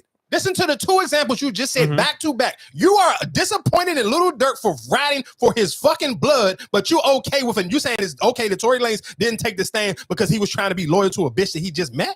I'm not disappointed at Little Dirk riding for his blood. If that's what you do, that's what you do. Like I said, I'm disappointed at the choices that you're making. If you sitting here saying you changing your life around, I'm doing whatever I'm supposed to do to provide for my kids, I'm not going to jeopardize that. That's what I'm. Tory Lanez got kids, so you're not disappointed in Tory Lanez for not getting on the stand and sitting here saying, "Hey, I didn't do it." If he didn't do it, but what I'm trying to say is, I'm disappointed when what you were saying. When the whole thing about me bringing the whole Lil Durk situation up was what you was going off and saying. Now, like you said, but you putting both of their scenarios in the same situation. Who would you rather be? Both of them, like I said, unless Tory Lanez didn't speak on it. Like I said, we was not there. I don't know. That's what he could have got on the stand. He didn't. He could have, but like I said, whatever his attorney said to him, don't get on the stand. That's on them. Y'all. That's just like if Lil Durk gets on the stand and he don't say nothing or he don't what's that like that. That's on that. That's the choice he made. Okay. So what the fuck are we sitting here? Why are niggas getting upset that this bitch? You know how many bitches that niggas don't sit here and wouldn't sit here and admit that they fucked all the time? Like, what are we talking about? Like, how many motherfuckers lie about who they don't fuck? You know how many bitches I fucked and won't even respond in a fucking DM no more? Act like we don't even know each other. I could throw a fucking fire emoji up under the joint and the bitch won't even like it. What the fuck are we talking about, dog? People deny sex and deny people all day, every day. That's a normal fucking thing. What do we like? Do we not fucking? You don't fuck? Like, what are we talking about? Like, are you fucking being serious right now? It's bitches I have fucked raw, and if I can leave a fire emoji on their fucking picture right now, and the bitch won't act like she's seen it. I know you saw it, bitch. What the fuck are y'all talking about? Like, bro, y'all know. Hold up, but you can't. Hold up. That's like you saying, all right, you went out last night. You had a picture with the girl. The picture is up. You sitting here getting on. Oh no, I wasn't with her. You was with her. We saw y'all with each other. You talking about, yeah, you might not have seen you with the bitch. Yes, you're gonna deny it. But we talking about they was together. You just sitting there saying, no, I didn't have sex. So what? Oh, you know how many motherfuckers? Man, you crazy as shit, dog. I don't know what you talking about, but that don't make no sense. Because a motherfucker said they didn't fuck somebody, that means that they sit here, did they still ain't get shot? Like, the fuck, what are we talking about? All I'm just saying is that didn't look good. That whole what didn't look good? I think the fact that she got on there and said that she lied about saying that they didn't sleep together when they actually did. But she got on stand and said he and said she did. But what you sat down and did the interview, you knew they was going to ask you on it. You did an interview for a reason, right? Said she didn't know. She said she had no idea that they was. But what did you do the interview for? Because people do interviews all the time and people don't ask certain questions. So I think that's what he's trying to say. Like, it made her look bad. Like, okay, you lied about that. So who's to say you didn't lie about being shot? But listen to him. So listen to what I'm saying. Let's say if she was lying, even lying about getting shot, he could have got on the stand and said whatever happened. When you choose not to get on the stand and not testify on your own behalf, that's on your part. I don't have no pity party for no nigga like that. What are we talking about? Because you have then that's fine. But you trying to sit here and say, well, niggas who making excuses for them, they beat on women and all that. That's what listen to what I'm saying. I guess what? But you acting like I'm sitting here making up some shit. You want to go down the list of the niggas? The people that was backing them up. All of them niggas got shit with bitches. What are you talking about? From academics to Joe Budden to fucking whoever else. There's no people talking about it. Who? Faggy niggas and fucking niggas who beat on women. What the fuck are you talking about? And fucking Tasha K, like, what the fuck are we talking about, dog? No stand-up man was coming up by fucking defending this shit because no stand-up man would put himself in that type of situation. What the fuck are we talking about? That's my point. Niggas be like, I swear to God, I don't know where y'all niggas throw y'all morals and principles off. It be for fucking likes and views or because a nigga is fucking famous and y'all listen to it. Man, I don't care. Ain't no man who ain't never put his hands on no woman going to sit here and come up with no fucking ups or buts about for a nigga pulling out a gun around two women, two half-naked women. What the fuck are we talking about?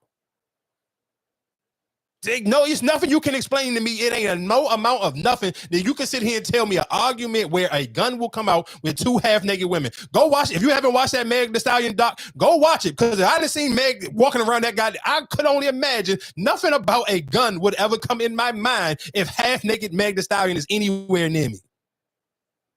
Unless you just a bitch ass nigga. That's the point. The Kelsey girl, it was one of them videos and they was in there talking, her and Meg playing. Meg got some panties on and the Kelsey girl in nothing but a bra. Titties big as shit. I'm not fucking no gun is coming out. I'm not even getting in between them two motherfuckers arguing unless I'm trying to just grab a hands of fucking titties while they arguing. Like, what we, man, I'm sorry. I don't know what y'all talking about. That shit is clown shit.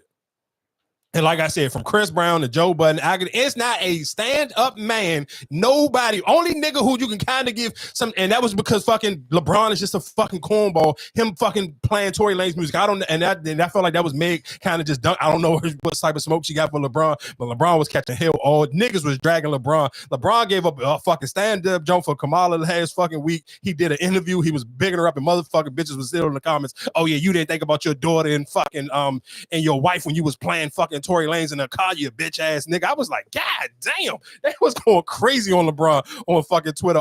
After that fucking Meg doc, I was like, every time I seen LeBron come down my timeline or seen that fucking interview come down, it was a woman on top of that joke kicking his fucking ass for fucking playing. And he ain't say shit. He just played the song. Was like, this nigga make good music. That was it. He ain't even defend this nigga. And they was kicking LeBron ass. But all the rest of them niggas, from every nigga who said, y'all got, sometimes you got to think about, and this is, I could be different. I don't care how many views a nigga got. I'm going to look at it and be personally. Even if you took it from when you was in high school, if you was hanging out on the block, it's nothing about, I take academics as just like Stephen A. Smith. I'm here for, like, you can give me some inside information on some shit that maybe I'm not familiar with, or you may know something that I'm not hip to, or I don't feel like doing the research on. Cool. I'm here for academics to do the news, but I don't give a fuck about his opinion, because you know what? I would never hang outside with him. I would never sit here and pay for him to come to the club with me. Aiden Ross, I would never pay for him to be like, oh yeah, we about to go to the club. Come on, you ain't got nothing. I got it. Those are not the type of niggas I would hang with. So those are not the type of niggas I give a fuck about your opinion on nothing. I want you give me some news. Cool. That I don't feel like fucking reading it, because guess what I'm not gonna do? I'm not doing no fucking lyric breakdown about nothing, murders and killers from such and such from back in. I'm not doing it. I don't have the time for it. The same way when Stephen A. gives certain breakdowns, I don't care. I'm not doing it. I will listen to it, and that's why those people are here. But for them to give some valid opinion, for me to sit here and die on social media heel for, I'm never doing that shit. That shit is corny. Just that's all I'm just saying. And that's how I judge people. Like, if you giving me some news that I may not, but if this is not a nigga that I look like I would want to go to the club, if I'm buying a section, would I invite this person to the section with me? I don't give a fuck about your opinion, dog, because it's going to be flawed in certain shit. And I just be like, yeah, that Meg doc made me look at niggas like y'all niggas is crazy. Okay, I guess why, because we kind of all over the place. My last little thing that I would tell people, just something, just some advice that I even needed to know for myself. One, only thing I'm saying, I would sit here and say I'm disappointed because I did go do my early voting, like I said I was last week. And when you got in there and just was you actually doing, like, of course, you know, you vote for the president, and then you vote for what is this lady running for? Excuse me, last name Brooks. What is this? I think is that the governor? That's the governor. Yeah. So for the governor. So okay, voted for her. But when it got down to all of those other extra little questions and stuff that they got on the ballot, bro, I was so happy. I seen a woman that I follow on Twitter. I feel like this woman is an educated woman. I was happy when I seen her complain about it. Them extra little jumps. I was like, cool. I felt dumb in there trying to I'm just like, I hope I ain't fucking it up because I'm just feeling shit because I don't know, and you can't ask nobody. Like they don't want you on your phone, so you kind of them extra jumps. They not promoting those, so it's like even when they give you the they do promote them. That's not the big issue though. People don't pay it no mind. When I haven't heard nothing. I seen endless commercials for sitting here saying don't vote for Hogan because he's against abortion or this and the third. So vote for Brooks. I done seen endless. Well, I think Hogan and Brooks commercials. I done seen endless. I never see, and I think that's the thing. I never did the early voting, but like going up to the polls, they give you those pamphlets. No, they give them to you. That's what I'm saying. Yeah, they listen. What I'm saying. They try to tell you what people are representing and what they. No, but listen. No, you're missing my point. I'm not talking about the people. I'm not talking about the people. I know all the people. They'll give you a. It's called a what is it, Joe? They give it to you. It's a it's like it's basically as an example. It's called an example box. So they basically show you like, hey, all right, if you voting for Kamala, vote for her. Vote for Brooks. Vote for. It was like 4 judges that you had to vote for. They had it was like it called experience. So it was like 2 judges up. It was 2 black people, 2 judges up top, and it was a white dude in the middle. So you skip it, crossed them out, and then it was 2 black people at the bottom. So okay, you voted for 4 judges. You voted for Brooks. You voted for Harris. So they showed you all that. And the reason why I'm bringing this up is one, because that extra stuff on the ballot do kind of get tricky. Everybody kind of on your own. I don't know. Yeah, I do think local stuff. Yeah, but I do think that they should realistically run more commercials on that. I think that those should be more explained. The way people go on the Breakfast Club and campaign and do all this, I do think that people should talk more about what those extra things on the ballot, because as somebody who was excited to vote, and you even looking at it, I'm looking at seeing like you see so many young people and old people, like it was, and then you know what's so crazy, because I'm thinking hopefully God willing you get to live to see an old age, and I'm like, damn, it's kind of cool that old people retire and then they all are working at these voting people. You see all black people. But the reason why I'm bringing this up is because Maryland is such a big state for people, and we are based in Maryland, but it always blue. But don't get it twisted, because I be in Baltimore and Annapolis a lot. The further you get in them Annapolis, you get not in Baltimore, the city, like the shit that you see on the wire, but the outskirts of the county, it be Trump signs, Trump signs, Trump signs. I'm like, nigga, I was on a block. I swear to God, that block was like 10 blocks long in every fucking other house. And they ain't got the small Trump signs on their shit. Nigga, they got them big dumbass flags hanging on the side of their houses. I'm talking one nigga, he literally had a fucking Trump and Vance sign that was probably bigger than this whole goddamn room. Like, nigga, that shit was OD. Like, I'm talking, it was literally like, so damn it, I'm no exaggeration. I swear to God, I felt like it was 10 blocks straight. I'm like, holy shit, I gotta get the fuck from around here. But that made me even be more happy that I went and voted, because sometimes you will lean on, like, let's be clear, what was the year? It was Trump versus Hillary. I didn't vote that year because I'm not gonna make it like I can. It was easy to vote during the pandemic because everybody did the shit that it came to your house. It was way easier to do that. All right, cool. So that one kind of don't count. And even when they sit here and send you the junk in the mail, they'll send you a junk and kind of let you know like where you rank as a voter. Like, and my shit, it came in, I kind of felt bad. That shit's like you below average. Like, you don't show up to the polls enough, you don't vote enough. So it kind of made you be like, damn, you kind of do need to get on your shit and make sure that you actually are showing up for a lot more of those elections. But the reason why I wanted to bring this up again is because don't just sleep because Maryland is normally blue any other time when it comes to the presidential situation. Because let's be clear, I don't necessarily know, because even I'm just talking about the Annapolis side and talking about the Baltimore County side. Shit, you go on certain parts of the Montgomery County side, it's the same exact way. Like their early election voting jumps, it wasn't a bunch of black people sitting out there handing pamphlets and telling you who to vote for. It wasn't a bunch of Harris signs in them jumps in Montgomery County. That shit was kind of like even Steven, where it was like you when you vote in PG County, nigga, they know that it ain't nothing but black people in it. Like when I did my early voting, it was nothing from young black people, old black people, the people that was working in there, with nothing but black people in it. But when you go to Montgomery County and you go to Annapolis and like, nigga, that Montgomery County shit, it wasn't a bunch of, listen, I'm telling you, they kind of kept their shit super clean. Like the only thing that they really had in front of their early election junk was maybe those little jokes like yes for such and such and no for such and such, like they had that, but they didn't have the Trump, they ain't had a Harris, they ain't had nothing. And there was no people out front of the joint passing out no signs saying, hey, go vote for this person. So that kind of just let me know where it's like, if you listening to this on Monday or Tuesday, whatever day you live, well, of course you gotta be, if you listening to it by Tuesday, if you haven't voted before the evening, you need to make sure you go vote Tuesday before the day is over. But still, I'm just don't sit here and lean and think because my state is normally blue that your vote don't count, because I'm telling you, I've been all around the whole entire state this fucking week and I've seen a lot of Trump and Vance Jones. So don't think it's sweet and be like, all right, I ain't got to vote because my joint normally blue. If you don't vote, it might necessarily not be blue anymore. So that's the only reason why I would sit here and tell people, if you haven't, you should definitely you definitely go vote. That was probably one of the biggest things I did, because we did just talk about voting, and I did talk about LeBron. I do want to play. And he just that's tight. Who shoes is that? Oh, LeBron. Yeah, he tweeted that. Must be the shoes. Hey, if they would have lost that game, that fucking razzle dazzle play would have been absolutely for nothing. Yeah, let me play this LeBron clip. I'm gonna do it day game in Cleveland, but I didn't want to overshadow the whole hoopla. Me and Bronny go back home. That's when I planned on doing it. So I figured yesterday would be a good day. Everything's kind of silent, and I wanted to make sure that it's seen, heard with force. Having a daughter, having a wife, having a mother, and things of that nature, what she believes in when it comes to women's rights, when it comes to the future of my kids and where I see our country should be. I feel like that endorsement is only right. It is.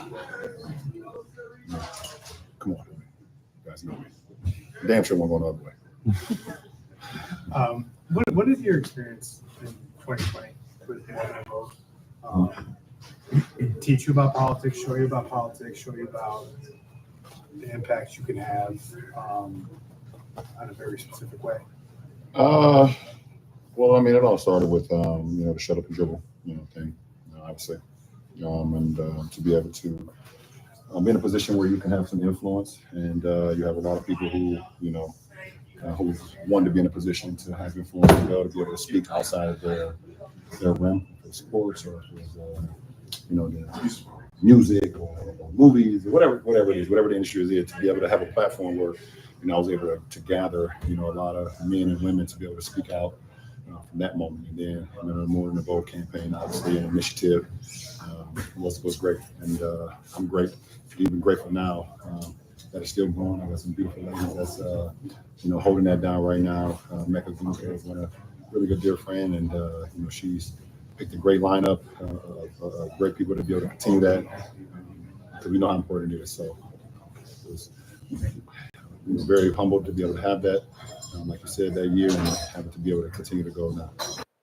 Again, and shout out to LeBron for just using his platform, and a reason why of course, you kind of see a lot of people voicing their opinion, going out. Even Cardi B did one, and of course people gonna have a lot of backlash for Cardi B even sitting here doing her thing. But the reason why I respect Cardi's probably even more than everybody else, because we called this out soon as she announced that she was running for president. I know for a fact me and you were saying who was going to do it first between Steph and LeBron, because that's just who they are. That is their character. That's who they are as men. So it was kind of just like you knew that. Like, to me, as athletes, I know how Steph Curry and I know how LeBron James is going to show up, especially when they got anything to do with black issues. They kind of don't shun away or go hide or go act like they don't see it or don't got to talk about it. Both of them use their platforms properly, and both of them kind of show up every time. So like I said, we had that conversation before, and of course, Steph Curry, he jumped out the window as soon as she threw her name in there. Steve Kerr jumped out there, and then Steph was right behind him. So that and then LeBron kind of just brought it home recently with his. I do want to play some of Cardi's clips of Cardi.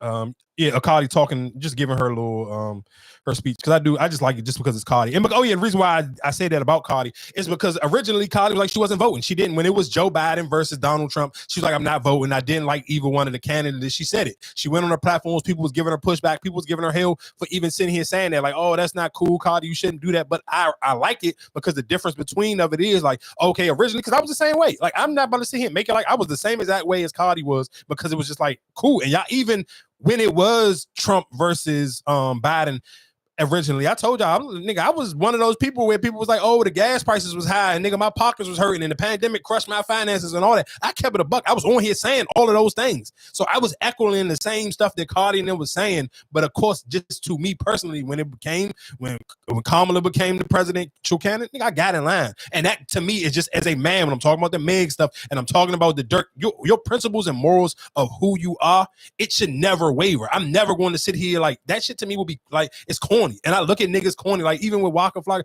I can't even take him serious. I'm like, bro, you got to pick out some music. Why you have to put out some music that somebody actually gives a fuck about in the last fucking 10 years for me to even care about who you voting for? But still, I'm just, as a man, I would never want somebody to sit here and say, oh, the name of your podcast is Bought Your Podcast, and you sitting here talking about like, that would be some sellout shit. Like I wouldn't be able to sleep with myself. I would just feel like a cornball. Like, I work so hard on my speech. And a lot of y'all talking about like, oh, why are you reading it from a phone? Bitch, I had to write that shit down because I had to make, bitch, I'm 32 years old, bitch. And I have 3 kids. My mind be fucking raising all goddamn day, bitch. Like, it's like sometimes, bitch, I be arguing on my shower, like fucking rehearsing what I'm gonna tell niggas when I see them. And you know what? I forget what I be telling them. I'm like, damn, I was in the fucking shower for 30 minutes. I was gonna say to this motherfucker, but you know what? Then when I be in face to face, I be forgetting. So, you know, when it comes to this shit right here, I've been knew what I've been wanting to say, but I had to make sure I ain't forget. So I wrote that shit the fuck down. Y'all gonna hear what the fuck I had to say. And I'm proud of myself. Nope. I'm not taking any chances with my future, and I damn sure and taking no chances with the future of my children. All 3 of them. All 3 of them. I'm not giving him the chance. You're not giving him the chance. Yeah. I'm with Kamala. I believe in her. In America, I believe in you to turn out on Tuesday. Turn out and turn up on Tuesday. Turn the page and let's win this thing. Nope. And just real quick, if you do live in the DC, if you live in the DC area, especially if you live anywhere near Howard University on Tuesday, I recommend, if you're not gonna be outside with it, I recommend you get your ass in the house super early. Like by 5 p.m., you should be in the house. I'm not gonna lie to you. Because if you ain't in the house by 5 p.m. and when they start to really they don't start doing the voting. I mean, I don't think the polls don't close until like 8. But whenever they start to counting them Jones off and start to rally them off, if you ain't in the house, I'm trying to tell you, because I'm not gonna lie. I remember when Trump beat that night. Oh, I was out. Oh my God, that night DC was the saddest place on planet Earth. And that's the difference between like when you live here and so many people work in the government, and you got to think about it, people work on those campaigns. So it was actually people like out in bars and stuff that actually worked on Hillary's campaign. So when she lost, the people was like, I'm talking about sad to the world, and especially some of them college students who like that was one of their like, their intern jobs or whatever the case may be. And they calling home to their parents and they super dog sad. Yeah. Like, I would just highly recommend, if you live in the city, I don't care, win, lose or draw, I would recommend you keep your ass in the house on Tuesday. And especially if she win, if you ain't got to go into the office on Wednesday, I recommend you not even going to the office on Wednesday. I do want to play this clip real quick of this, man. This should be, I'm not going to lie, it be so much random shit on TikTok. Like, and the only thing I hate about TikTok is you got to watch how you talk, because you can cuss, but you can't cuss too crazy because then they'll flag your jump. But it'd be just so much random stuff to be on TikTok. I'd be like, bro, I don't know how any of this stuff just be like on it, but I want to play this lady whose stomach blew up on her. Oh my God.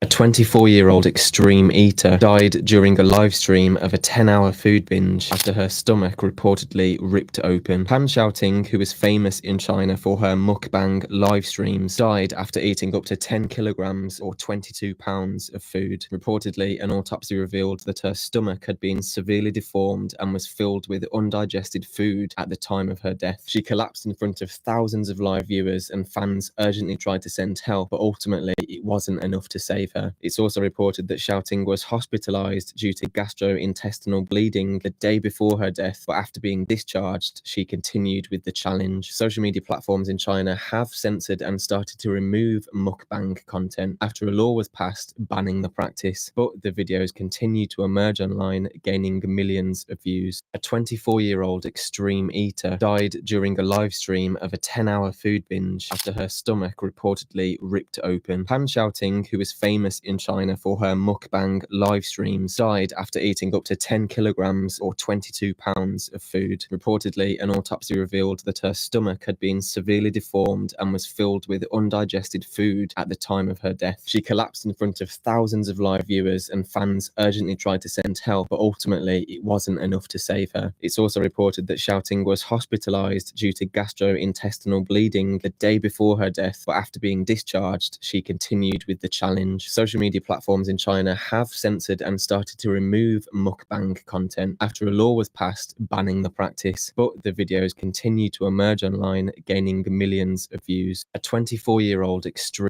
You know what's so crazy about how, and that's I guess that is probably, if you got any beef about the American, no, we'll have stuff that goes so bad and keep going, continuously going left, and they won't ban it. Like, just look at what they say here, saying this lady stomach explode live on camera on YouTube, and now they banning the videos. Like, people can't record them, even though people still recording them, but they banning them and they getting them removed. But just think about how much crazy stuff happened in America, and they just kind of keep just letting it keep going and never stop it at all. Like, that to me is just so wild. And while we talking about health, man, a friend of mine that I grew up with, he was I forgot where I was at, but he stopped me in a parking lot. He was like, man, where you be working out at, or whatever the case may be? And I'm telling him, or whatever the case may be. He telling me he literally, his birthday maybe like a week before mine, man, he was like, dog, he on 7 different pills. 7 different health pills, because he was saying, I think he said he had high blood pressure, diabetes, high cholesterol, and it was something else. And he was saying something about his heart, because he gained so much weight. He was like, something, his heart was like, I was like, dog, when he was telling me that, all I was just sitting here saying is, one, I just wanted to tell people you need to work out. And I felt bad, because I'm like, dog, you may not even, like, if you especially if you ain't got no good health insurance or whatever the case may be, or you don't even go to the doctors enough, how you could literally be about to just, you can almost be about to die if you don't get yourself checked out. Because if you don't sit here, one, if he ain't go get on all them pills or didn't go get himself checked out, he wouldn't even know all those things was wrong. I mean, obviously you can see him, because even when I seen him, and you can see that, okay, I seen him a while ago, and I could tell he gained weight, and I could tell he lost some weight now, but still to the point where it's like, people really kind of just don't pay attention to how much sodium and stuff they intake. Because a lot of that stuff, when you talk about high blood pressure, some with diabetes, a lot of that stuff just comes with the sodium intake. And if you especially a oodles and noodles person, or a soda, or whatever case may be, though, if you go look on the back of the can and just look at how much sodium that stuff is, and if you never sweating, so all of that extra sodium is just sitting on your body, you never like active at all, bro. When he said that, I was like, yo, this is why I go to the gym every day. I don't care about no results or nothing. This is why you got to get in that sauna. You definitely got to do that cardio. Because when he said that stuff about his heart, I was like, damn, that's scary, dog. Like, he was like, his heart was about to explode. Like, he probably was like, if he would have pushed this off any longer, didn't go to the doctors, maybe like a month or 2 later, I'm like, dog, you wouldn't even have got, and he got kids. I'm like, dog, you wouldn't even have seen, you wouldn't even have made it to fucking 42, 41. I was like, that's crazy to me. Just like, and then I wouldn't even want to be on all them pills. Like, you still like 40 on the nose is young, dog. Like, that's not old. Like, imagine having to take 7 different pills.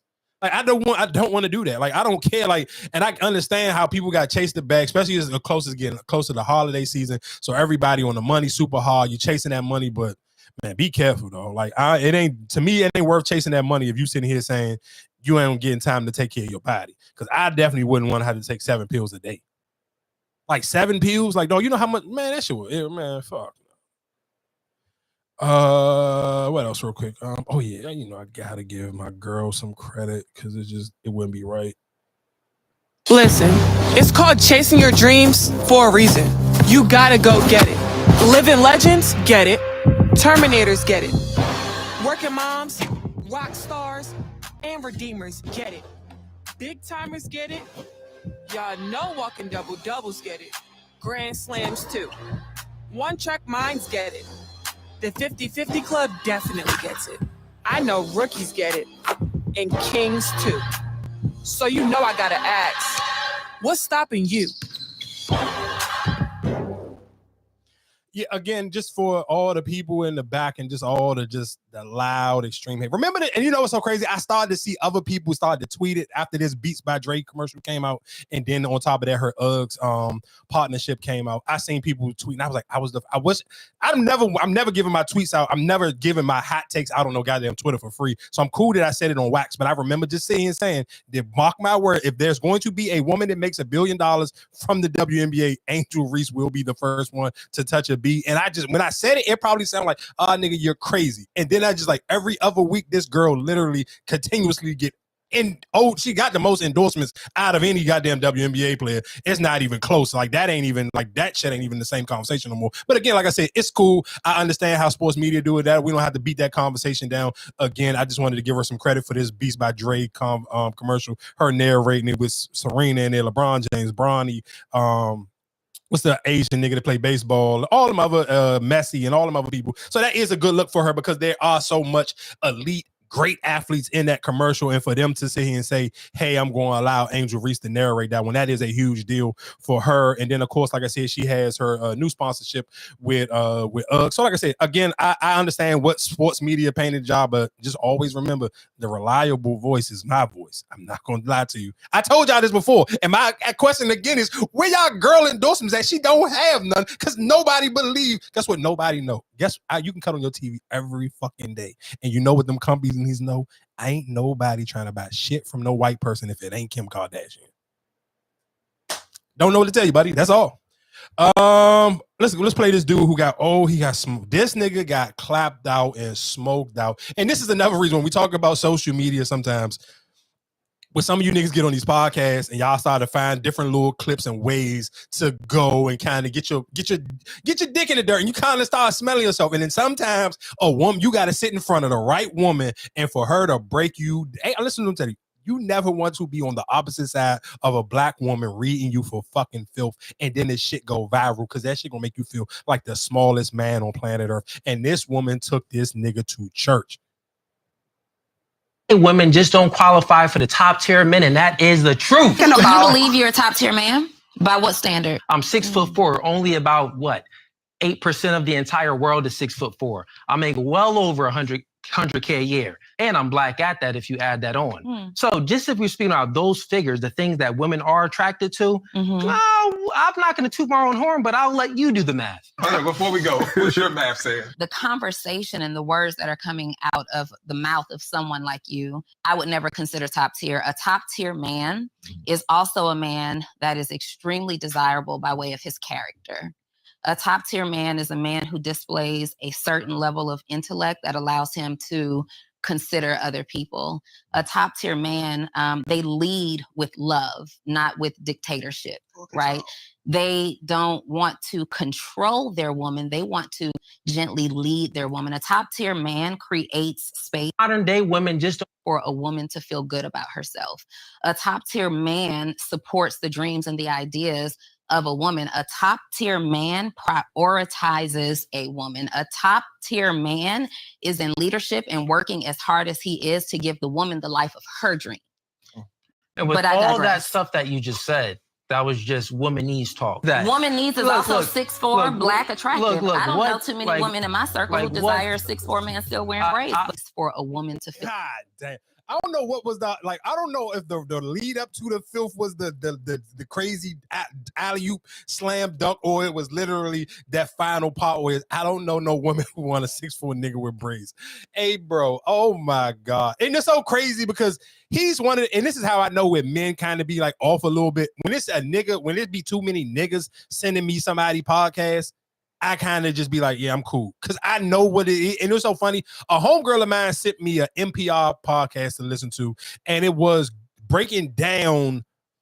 It's called the Manosphere. And that's like just something like on YouTube. It's like a rabbit hole that a bunch of men go down. And it was like Kevin Samuels, like they did a little piece on Kevin Samuels. Like he was the peak of the Manosphere for black men. And it was basically sitting here saying like, it was broke down into different pieces. Like at one point in time, it was all men on social media together, and they was kind of like on YouTube bashing women together, uplifting men, and it was super relatable. And I'm listening to it, and like the way they describing the men were like, man, don't have no friends. He kind of don't be in he don't work in a normal office space, so he kind of just go in a rabbit hole of the podcast. So when I'm first listening to maybe the first 7 minutes, I'm like, God damn, dog, like you just read me for fucking filth, because that's this nigga the picture of the person that they painting who really get into this manosphere shit. I was like, bro, you just literally painted me to the T, but I'm not a fucking cornball Jamal, so I'm never going to try to get my rocks off on just shitting on women. So I'm just going to kind of always skip that bubble, but just listening to it in the way they was painting the picture, and they were saying, even talking about how those type of guys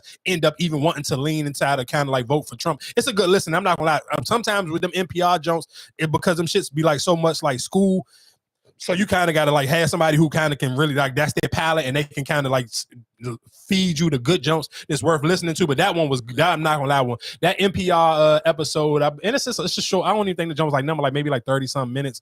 It's NPR. I want to say it's called The Black Manosphere. It's a good listen though, but it is one of those things where it kind of just give you details on describing like the black man who kind of really kind of be like on the, not necessarily just hate women, but he hates the world, and because women are a part of the world, they kind of just get the trickle down effect of how they hate the world. So like I said, it's a good listen. I like the way they break it down. And like I said, that clip to me, this clip kind of played like hand to hand and go super well with that. But I'm not gonna lie to you, I didn't feel bad for him, because he is one, like every time I see a clip of this nigga, he always in a room with a bunch of like some of the weakest fucking jumps in the world. Like I'd be like, bro, I'm never a fan of nigga just sitting here saying, and you don't know how to do it no fire way. Like if I'm compete, like if we sit here, because let's be clear, my fat man that I always play, who be doing the soundboard, he be having a bunch of bush ass bitches with him too, but he just funny. So it's a difference between just being like a corny nigga trying to slam dunk and shit on women, and then it's a difference between like the fat nigga just know how to make that shit hilarious. The balloon popping shit is just like, it's a little bit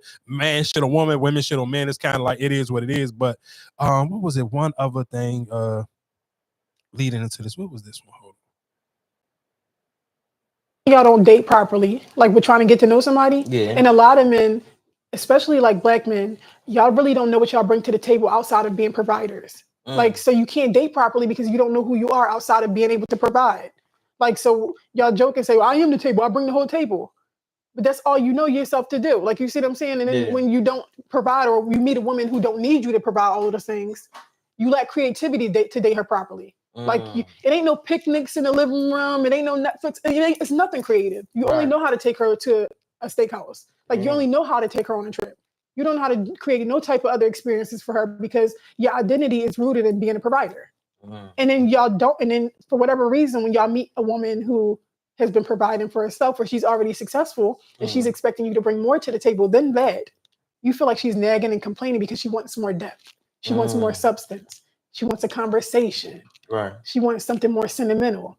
And you're just trying to take her on a trip or buy her something when that is not what she's looking for. What she's looking.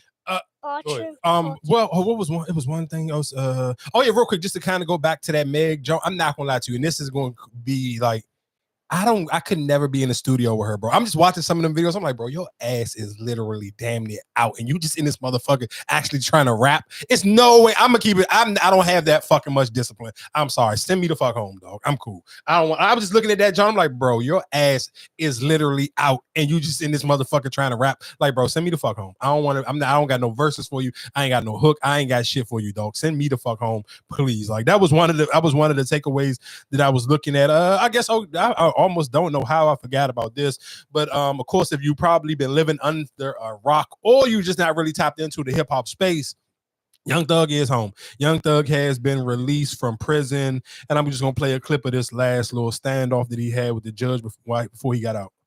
Contact with any of the co-defendants in this indictment, with the exception of Mr.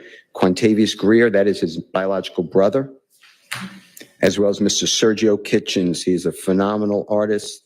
He goes performer known as Gunna, Gunna. Mr. Williams and Mr. Kitchens are contractually obligated, and they frequently perform music.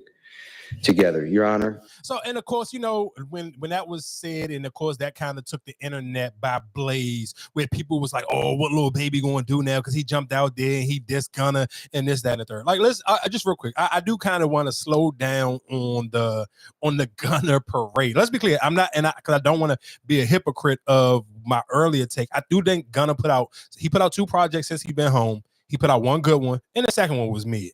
Let's be honest. And I think a lot of people just, because even off of that second one, what's the big song he had, like, Fuck You Mean? He didn't have one. Like, he's still kind of living off the hype, and I think so many people were surprised. You got the lights on. That's all that matters. No. I'm not saying he cut the lights on, but people are making it like Lil Baby has just been fucking living up under some rock, like he need Gunna. Lil Baby don't need fucking Gunna. Lil Baby, and as soon as when I seen that, and I seen so many people saying, "Oh, what's Lil Baby going to do?" I said, "Hold on, matter of fact, am I tripping?" Because let me go to Lil Baby just to run since this little run that Gunna's been on. I do kind of want to speak on Lil Baby run just on features. Let's be clear, he had the best verse on Vultures 2.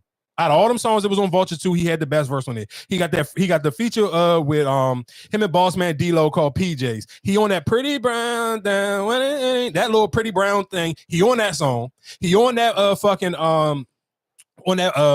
what's the we can go Biden for Biden. I can go Biden for Biden. He on, like, what the fuck are y'all talking? Like, and listen to what I'm saying. Again, I think y'all getting confused. But compared to Gunna's run, little features that he been doing, Gunna had to put out some good features. What's a Gunna feature compared to the Band for Band or the Pretty Brown thing? What was the one he put out? Cause he on this other song too. I just can't. What's that? Chop. I know it's been kind of quiet for Lil Baby. Like, but Lil Baby himself has not had no solo. No, he haven't put out nothing. But the features, nigga, that Band for Band that's 2024, and that other it go dun dun dun dun. That little what's that Chopper song, nigga? Lil Baby, them two fucking that African nigga and that goddamn him and that UK nigga. Them two songs right there kept him relevant as hell during the summertime. And again, that Pretty Brown John, like, nigga, all the girls was using that Pretty Brown down under me down. Like, what? Like, come on, dog. He was on all 3 of them songs. Like, those were 3 of the biggest songs, especially that motherfucking I can go Band for Band. But that Pretty Brown one, I don't think that wasn't his song. That wasn't him, but he's on it. But you saying they using it for the Pretty Brown part. I don't think they're using it for. Okay, so cool. Let's cool. Okay, so cool. Let's take him off of that one. Let's not use that one. That Band for Band is still a junk though. Like, we can't make it like niggas wasn't fucking with that Band for Band. We can go Band for Band. We can go M for M. Like, nigga, I'm not about to sit here and make that was still bigger than any song that Gunna put out this year. Not saying it's bigger than Fuck You Mean. That was last year. That was 2023. We talking about 2024. If you sit here saying like Gunna he just been skating by in 2024. Like, he ain't put out no crazy, oh my God, this fire ass Gunna song came out in 2024. He ain't done that. But do you feel like to come off of, because what Pushing P was when right before he got locked up? Mm-hmm. And then you had Fuck You Mean. And so that's not a bad, like, I feel like you kept things going. No, you're missing what I'm saying. I'm not discrediting what he did for YSL. What I'm saying is people are making it seem like, oh, because Young Thug is coming home and he's in court and saying he still need to work with Gunna. And let's be clear, he probably threw people completely off now, because since then he tweeted Lil Baby was like, dog, we need to get in the studio, whatever the case may be. Let's drop some music. Fuck these rats. So I don't know, sir, what the hell that even mean. And nobody don't know what it means, but people were just, the only thing I'm just saying, I'm not discrediting what Gunna has done, because again, outside, nigga, Gunna has been doing shows. He doing Howard Homecoming, nigga, he had a sold out show at the Echo Stage. I live here. I seen this shit. I seen everybody and their mother was there. That shit was sold out. The Echo Stage hold like what, 5,000, 5,500 people. That shit was sold out, and that shit was wall to wall. Everybody was in there. So I'm not making it like people don't fuck with Gunna. I'm not saying that, but I'm not sitting here making it seem like, oh, if Young Thug start doing songs with fucking Gunna again, Lil Baby got to sit here and go tuck his tail and go find, like, nah, he don't. And I ain't making it like, let's be clear, even for Gunna, like, I'm not about to sit here and make it like, nigga, Young Thug carried their last big song together. Cause I ain't even talking about Pushing P. I'm talking about Ski. That's all Young Thug carried that whole that project for real. Like, yeah, Gunna was on that song, like a bunch of other niggas was on that song, but nigga, who carried that song was Young Thug. So, I mean, like I said, again, shout outs to Young Thug. Young Thug was home. It did, like I said, he did get released from prison. Of course, everybody and all the memes of Mariah the Scientist. And you know what's so crazy? Because we be, and that's so funny, but that's why I do like TikTok, because like, it'd be like something if when something is like popular again, it'll like whatever the most popular video of that time or whatever of that person name, it will just resurface. And I'm kept like, damn, why the hell is so many people keep commenting on this Mariah the Scientist Young Thug joke? Because it was a joke, and it was women in the joke. Because I described I forgot I think I know what it Be was. My baby or daddy or whatever. It was that, and but it was when he had when they raided his cell, and he had a picture full of women on the wall. And I was describing the ex, and it was like, why did you have to say her skin complexion? I'm like, bro, I understand some of y'all just live and die on the gossip pages and whatever the case may be. But when I'm describing the girl Jerica, and for the average person who don't know who Jerica is or don't know who Mariah the Scientist is, I have to, because neither one of these women have real fucking careers. Mariah the Scientist is getting one, but she don't have a song that I can sit here and say everybody and their mother gonna know. So to describe those two women, guess what I had to do is say, hey, one is the brown skin girl and the other girl is a light skin girl. I didn't even respond to it. That was one of those things I'm like, I'm gonna take the high road. I'm not, because I don't have to respond to common sense shit. That's how black people talk. Oh, you know, such and such a little dark skinned nigga from around the corner, whatever. But what the fuck are y'all? That shit was throwing me off. I'm like, are y'all black? Why the fuck are you asking me how I'm gonna describe? It's two fucking girls who don't got no real career, and both of them was dating this nigga right before he went to jail. Explain to me how am I going to tell somebody who the fuck these two women are? Like that shit was throwing. Like I caught myself I swear to God I wanted to respond, but I was like, I don't fucking feel like arguing with some fucking miscellaneous ass people on fucking TikTok. Y'all got it, dog. I ain't about to go back and forth with you niggas. Oh yeah, this was another. Which one of your parents are most likely to cheat first? My father, I ain't gonna lie, you heard? My father, you heard me get a draw, you heard? Legit. My dad. Why you say that? He be with girls every single day. My mom doesn't know. It's like he got like 5 girls at home right now, probably. Father. Oh, you say that? Happened before? Huh? Happened before? How did it happen? Yo, I don't know. I was 8. Shit, my dad. My dad. Hell yeah. My dad. My dad.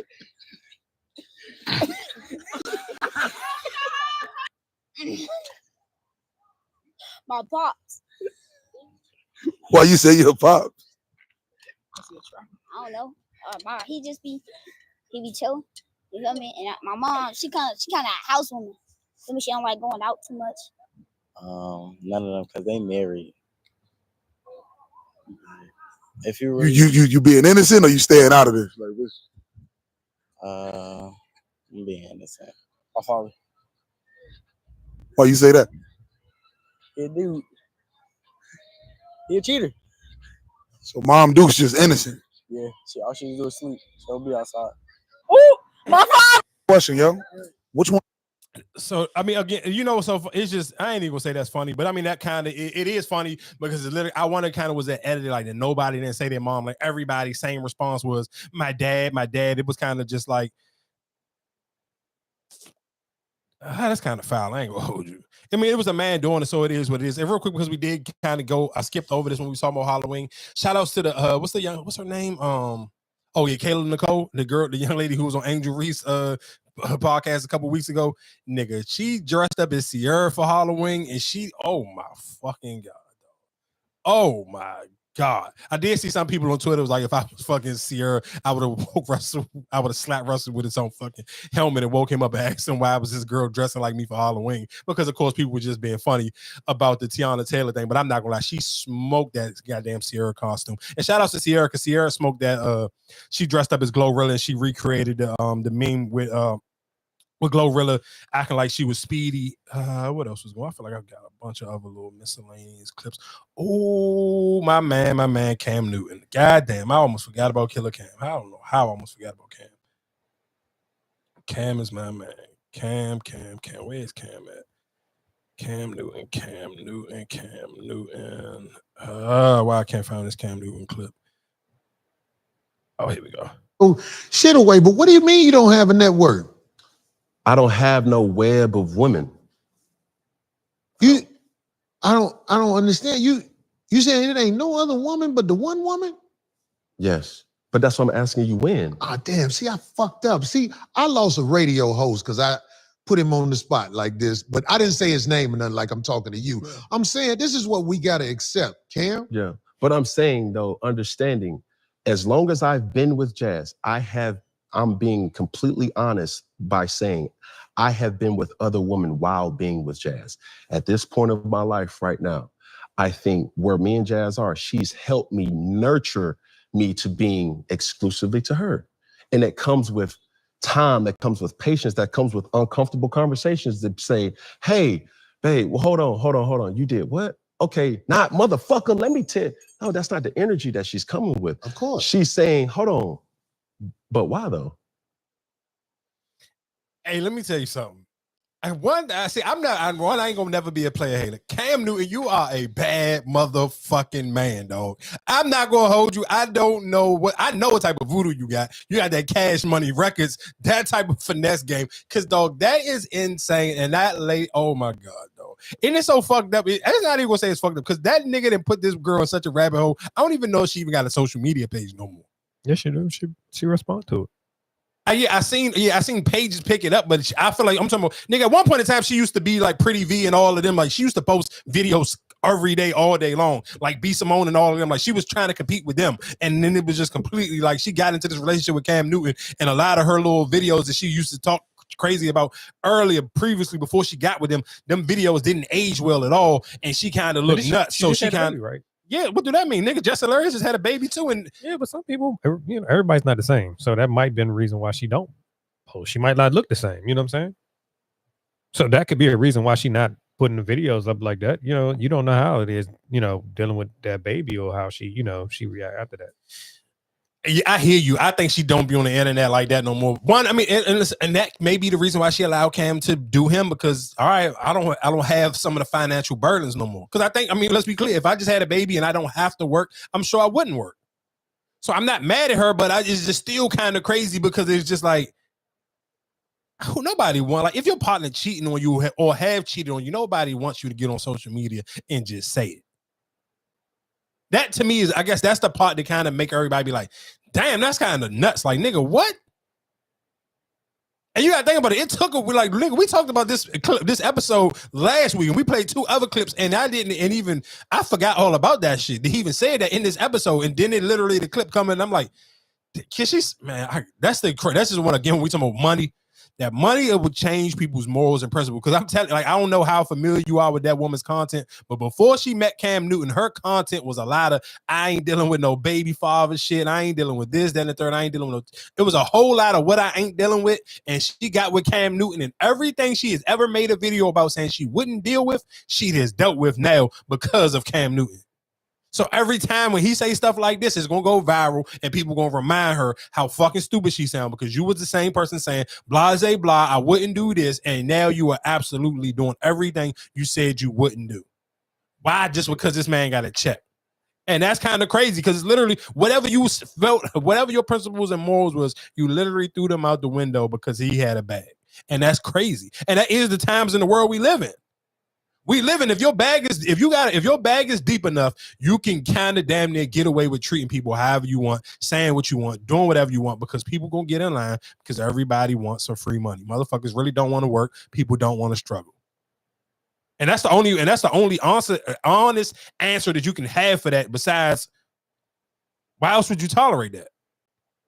Because even for her to sit here, her first response to it was she posted it on the little black screen where I know my man already knew about this stuff. Y'all making a big deal about it. Yeah, we're making it a big deal about it because he literally just said this shit on his podcast and it's getting picked up by every goddamn blog that he sit here and said he was sleeping with other women while he was in a relationship with you.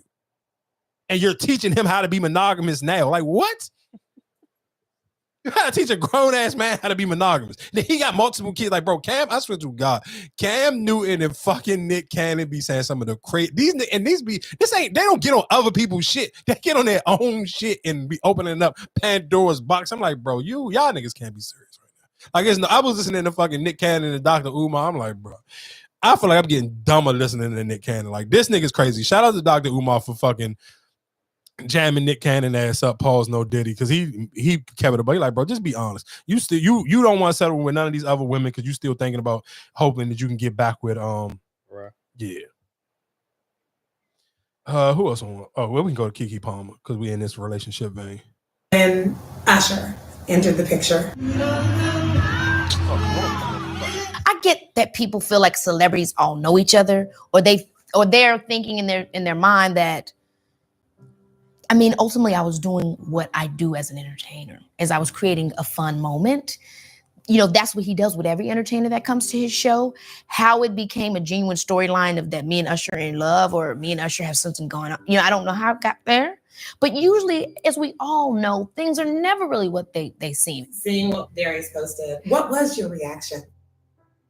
I was speechless because I was at a photo shoot. And everybody was looking all weird. I was like, are y'all good? And then I randomly was on my phone and I saw a Shade Room post of the comment. And I was honestly just shocked. That was all. I was just like, okay. And then it continued. And then I didn't have no words. And it's not reality. I didn't want to. So, okay, for people who don't know, basically Keke Palmer and her baby father have literally, throughout all the allegations or the courtroom or the court drama that they have dropped all charges that they were trying to get done to each other. They didn't drop them. They basically, I don't know if they back together, but from what it sounded like, it seemed like they cool. Like all the trying to get child support or trying to get custody of this kid and this, that, and the third, all of that is out the window. They have canceled Christmas on all of that. So they are cool. Yeah, I don't necessarily know what else I don't even know what else to say about that. Real quick, just I guess can we kind of go back into TV? Have none of y'all still haven't seen the Tyler Perry joint yet? I started like episode 4. Well, what's your thoughts on it? It had me on the first episode, but it was kind of. I told you, but I told that all it took was one episode, and you get off of. If you got through one episode, that joint had you locked in. But go ahead. It was kind of. I don't want to say it was predictable, but it was predictable for me knowing that, like, off the first episode, that the wife was actually the guy's wife, the guy that she was sleeping with. Mm-hmm.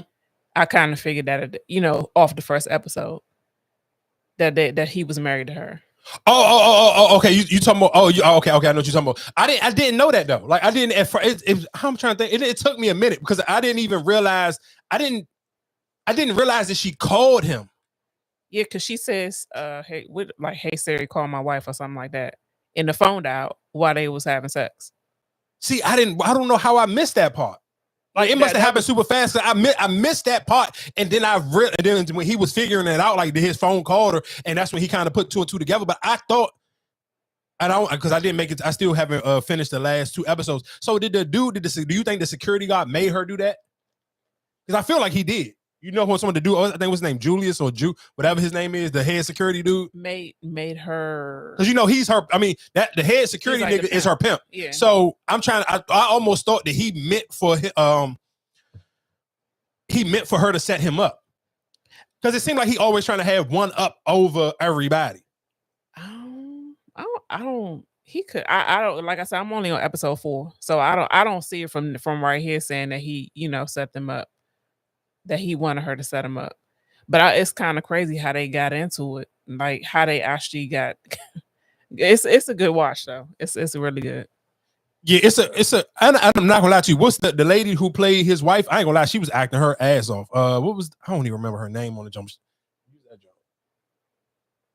Yeah, but she was acting her ass off. Like I said, it was a good jump. If you haven't seen that Tyler Perry, what is it called, Black Beauty?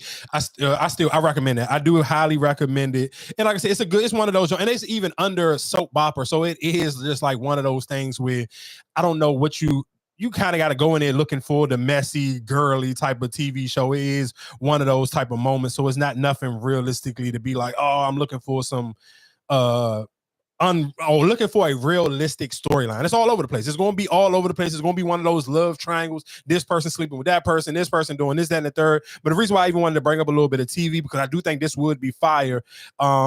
This is Mike Vick and Woody from, what his name is, Woody McClain, but of course he played Kanan on Power, and of course he played Bobby Brown on the BET jump. All right, so we got Mike Vick here. We got Woody. Woody is going to play Michael Vick in a biopic. You heard it here first, right now. No. You got to roll for me? Nah, you look like one of the guys that got him in trouble. Get out of here. We got Toya here. Toya's gonna play his younger sister. Yep. Wait, did you have any white receivers just asking for Brian Finneran. Oh, Brian, yes!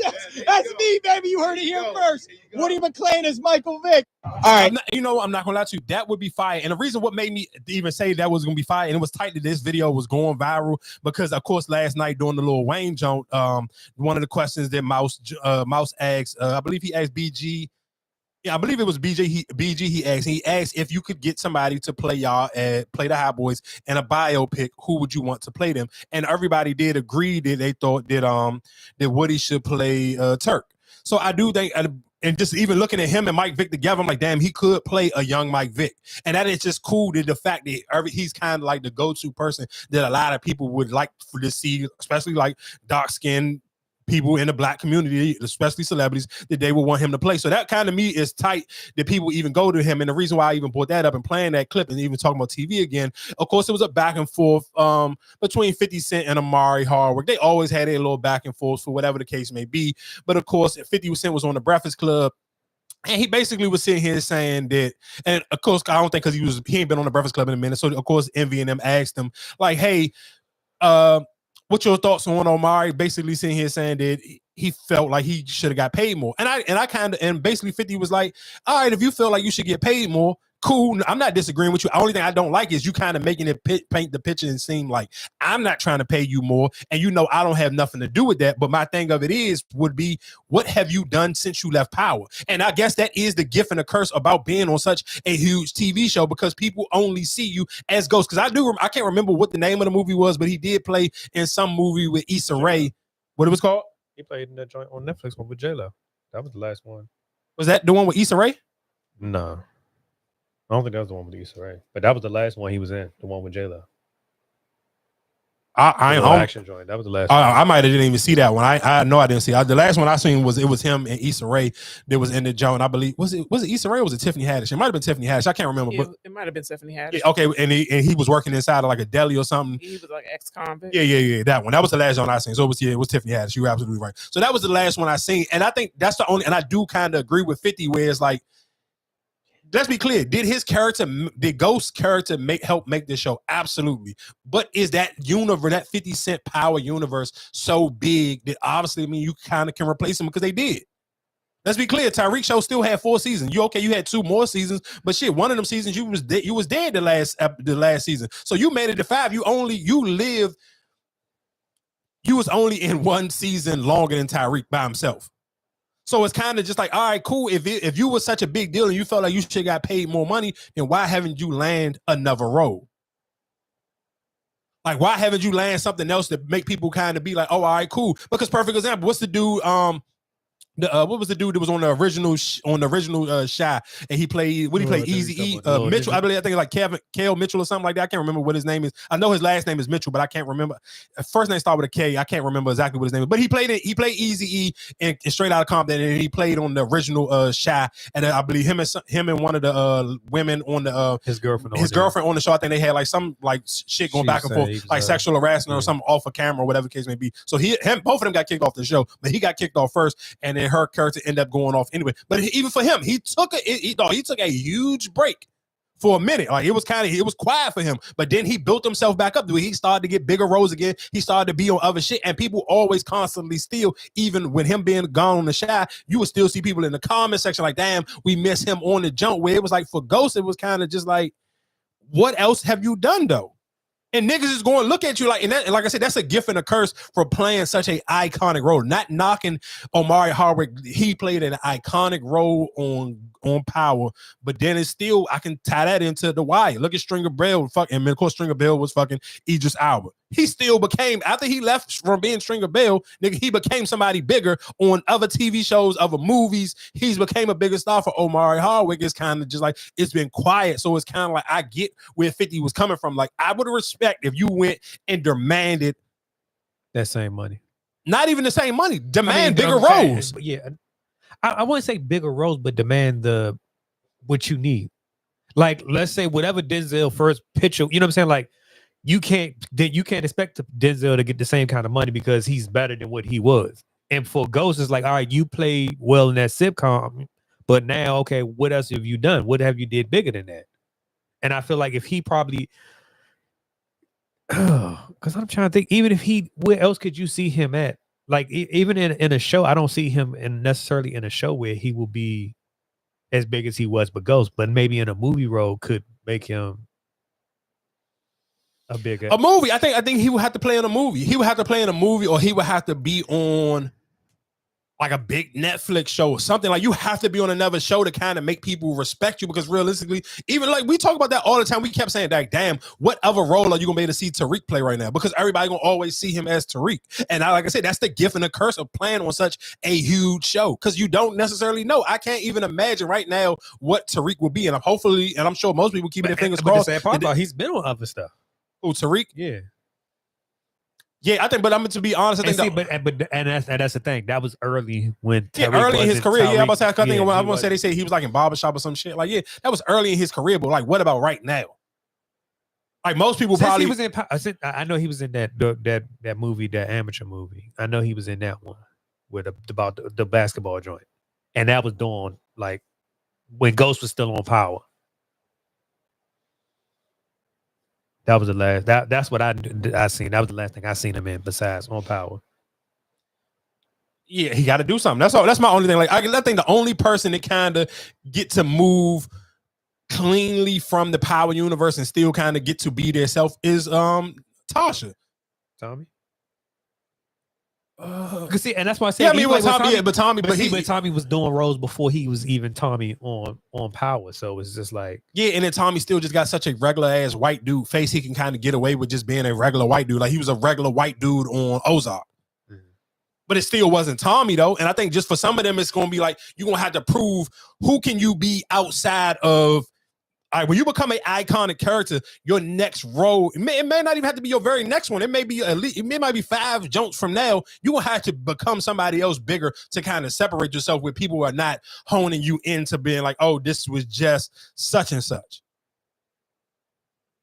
Like even for somebody like Bernie Mac, like rest in peace. I don't necessarily know if like Bernie Mac was such a big character of he's Bernie Mac. I don't know if Bernie Mac could have been anybody else. Shit, even think about it. Would you be anybody else? Like. Okay, perfect. No. Perfect example. Let's use Pops for and rest in peace to him. Pops from Friday when he was on the Wayans Brothers, his name was still Pops. Right. So they knew for a fact, instead of trying to erase who he was or the character he was that people know him for on Friday or give him a different name, we're just gonna give him the same exact name. He was Pops on Friday. He gonna be Pops on the Wayans Brothers. And that's just who people knew him for. So you didn't never have to even get. Wasn't the Wayne was before Friday? I don't think so. I don't know. I mean, we can Google it. I'll look it up.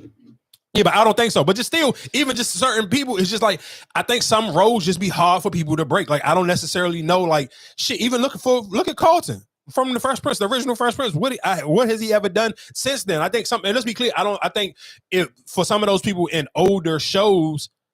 I guess sometimes the best thing for them is the show that was before. What was first? Power? I mean, Friday. Yeah, so that's my point.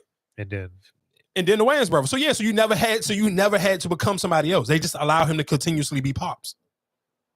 So that kind of it just played. Yeah, because in every role he had, he's pretty much dressing the same and. Yeah, I don't have to become somebody else. But just what I'm saying for Ghost that shit is gonna be a lot harder than it seemed like. It seemed like it should be a slam dunk. It should be easy, but I don't necessarily know how easy that actually is going to be. Because we did talk about music for a minute, and I kind of did skip over it. Oh, we got to kind of go back into Halloween too. It was a lot of crazy shit going on doing. Let's go to these people. These niggas was out of pocket. 11 by a viewer, you could see the float that appeared during the Mount Pleasant Halloween parade. You could see people dressed up as Secret Service surrounding a golf cart style vehicle. Riding in the cart is a person wearing a mask of former President Donald Trump. On the top of the vehicle is a fake sniper. The worst part of it was the fact that there was either a rope or a chain that was attached to the back of the vehicle, and there was a woman who was to resemble Kamala Harris in handcuffs and chained to the back of that vehicle as though they were dragging her. This is not a good look. This is simulating a lynching down Main Street in Mount Pleasant. Somebody in power had to say, hey, yeah, that's fine. That's okay. Channel 11 by a viewer, you can see the float that appeared during the Mount Pleasant Halloween parade. You could see people dressed up as secret. So people, if you didn't hear or you couldn't, I guess, comprehend what was going on in that video, I don't know necessarily even know where this place is or where they were at, but basically it was like a Halloween parade, and it was like a little mini, almost like it was like a mini election vehicle, and it had a dude with a Trump mask on, and it was like a machine gun sitting on top of it, and it was like literally like they said somebody dressed up as Kamala on the back, and they was kind of dragging her. Like that's what I say. I mean, again, if you don't have no other reason to fucking, I feel like if you don't watch the news, then you can kind of lie to yourself and feel like you don't got no reason to vote or whatever the case may be. But if you actually watch the news, you should probably figure it out. They got a what's the name? You think people would you use it to see if people voted? What? They got a what's the name where they can look up and see. Oh yeah. So somebody, and you just said that because somebody pulled out a Waka Flocka shit. So a girl on Twitter, and let's be clear, that's why I love the one thing you can kind of love about social media. If you get to popping your shit too much on social media, niggas is going to check you. They going to pull up, and that is something people they can't see who you voted for, but they can see if when was the last time you voted. So for Walker to keep saying, "Oh, I'm endorsing this, that, and the third," and a girl pulled up his voting history, and he ain't never voted. He registered to vote, but he has never voted. So people was like, "Bro, just shut the fuck up. Why you keep talking? Why you keep trying to tell people who you never ain't even voted before? Like, nigga, you just wasting air. You in the fucking way. You like literally just in the fucking way." I do want to play this clip of this young dude right here because I don't want to talk. I really didn't want to talk about it, but I seen it. But I never like to skip the parenting thing, so I'm gonna play this clip off of TikTok and let this dude explain it because this shit is. So look, apparently, if you're a parent, I need you to definitely take a few minutes to listen to the story. As a parent, you always want to know where your child at and what's going on. So to make it real short, DMV. News Live pretty much just showed us a carjacking photo. Someone stole someone's car. A white Audi SUV was stolen in Southeast, right? When I show y'all this picture, right, this is insane because I don't know what to do as a firearm owner, as a concealed carry owner, as a firearm instructor, as a dad, as an uncle, this everything, right? I just want you to know, like, what would you do in this situation? We clearly see that these are the two that took the car. Now, if I am mistaken, this is a little boy. This is a little boy, right? Now, let me go ahead and show you. Look at him. Look at him. Look at him. Let me move out the way. Look at him. This is insane, bro. Where's the parents at? So what would you do? If a kid pointed a firearm at you, what would you do? Like in this situation? Like, let me know. Now the question becomes, like, as a parent, man, what do you do? As a concealed carry owner, what do you do? As a human being, what do you do when you see a kid pointing a firearm at you? So look. Hey, all I tell you is play your favorite Lil Durk song and send that little nigga to where he need to go. That's all I can tell you. I don't feel sorry, and I kept thinking about how else can I really talk about that, bro. I'm cool on y'all. Like I'm gonna keep telling y'all, I don't care. I don't feel sorry because, bro, I'm telling you right now, if you don't get your kids in check, there are so many adults. And this is why I try to have honest conversations on here, bro. It's a lot of adults out here who are fucked up for real. They hate their job. They hate their life. Your kid could be one of the fucking people who bump into this grown ass person on the wrong day, and your kid will be on a fucking rest in peace shirt, and you're gonna be on the news sitting here saying, "Oh, why my kid? They was such a like he was just misled. He was hanging with the wrong people." Yeah, you was hanging with the wrong people, and you bumped into the wrong adult on a fucking day that they could not wait to find somebody to lash out on. I promise, and it's close to the holidays. Listen to what I'm telling you. There are a lot of adults who are going through a rough fucking time and cannot wait to lash out on somebody. And you keep and allowing these kids to sit here and keep playing with these fucking adults. Yeah, you can find the right people. Some people just gonna get this shit up. They don't care. It's materialistic stuff. But just what I'm telling you, it's a lot of people out here. When you hear these domestic violence cases and all this other shit and people doing all these other crazy things, because most of these people, it be people lives who really be fucked up and they don't have no way to express themselves. They don't have no way to get it out on their chest. So one day, that little kid or somebody like that little kid, you're gonna run up on the wrong fucking adult that's having a bad day, and they gonna make an example out of your young ass and ain't gonna think twice about it. That's all I kept thinking about. I'm like, bro, this little ass boy. Yeah, of course, cool. You got a gun. If you catch somebody, if you catch them off guard, you can. Anybody can get got. Anybody can. That's just gonna happen. It don't matter, man, woman, or whatever the case may be. If somebody got the drop on you, they got the drop on you. But if it's of an even exchange and you can see it coming, bro, I promise you, that kid will be on somebody's goddamn RIP shirt. And that parent gonna be one of them people on the fucking news like that lady was when that white man came out and was fucking busting his gun when the little boy tried to break into his car. I'm telling you, it's close to the holidays. Listen to what I'm telling you. It's a lot of people who stress out when it comes to the holidays. You better get your kids close and keep their ass in the house, because what I'm telling you is it's a lot of adults. The closer it gets to the holidays, the motherfuckers be on edge. You can play with the right person if you want, and I promise you're going to find your kid on a goddamn fucking t-shirt. I did. When we talking about new music, I did skip over Lil Uzi, and I didn't do it on purpose. Because I listened to it. I mean, if you like Lil Uzi, you just going. It is what it is. If you're not a huge Lil Uzi fan, I don't necessarily think it's going to be your cup of tea. Because I feel like Lil Uzi, Playboy Cardi, all of them kind of in the same vein. I mean, for somebody like me, I listen to music in the gym, so I can find certain songs off of their projects. Can I sit here and be like, oh, I'm about to listen to this Lil Uzi jump from top to bottom? Hell no. But I'll skim through it and figure out what songs that I do like. Because the songs he got on there that crank, like what was, I guess my favorite song off this Lil Uzi jump was, what's the name of this song? You feel like that was easier to? I mean, Light Year was Tyler. I haven't listened to Tyler at all. I didn't even. You just listened to. I just listened to that one song. So I haven't listened to it. But what I'm saying is, I know that.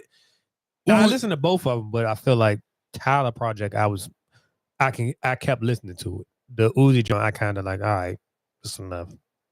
I mean, which to me, just, I mean, for your taste in music, that kind of makes sense. I kind of would expect for you to like Tyler more than you would like Uzi anyway. And I'm not making it like this was like the greatest Uzi project of all times or nothing like that. I don't even necessarily know what to really judge him off of, because the song that I liked, like I said, the Light Years jump, I like that one. And what was the other song when and his fans hated the jump. Like when I seen it, when he posted it on Instagram, I believe what it's called, Bay Chill or something like that. They was killing him in the comment section off that. Oh my God, like I like that song, but maybe I liked it because it sound kind of like it was like a Drake-ish type of song. Like it was like one of them little chill melodic type of jumps. It wasn't him screaming and yelling or nothing. So like I said, it's cool. Like if you like Uzi, or you got a tolerance level when it comes to like the younger ear, then give it a listen. Like I'm not sitting here. I wouldn't be something I'm sitting here about to go like try to write home about. But I do want to play this clip of him talking about his relationship with JT. It inspires me a lot. She give me the room to have the freedom of like my creative space, and she never like really judges me on anything that I do. She's very supportive, especially like times around now. She's like the only person in my life that really supports me and like makes sure that I'm mentally okay. And that's the things that people don't see. I really appreciate it. Have y'all gotten to like make any music together yet? That's how I started talking to her. I sent her some kind of like I did a lot. I want to sit down and really work with her, and I want to really pick her brain because she's really good at as an artist. And to me, it's pockets that she know how to do that I don't know how to do, like on some rapping, and she just does it naturally. We talk about it and we talk about this in the house, but I'm talking about actually like make a whole project. Like we go to the studio together, it's my girl. Like, right, of course. Like really lock in and like I don't worry about myself, and I actually like just it's all about her.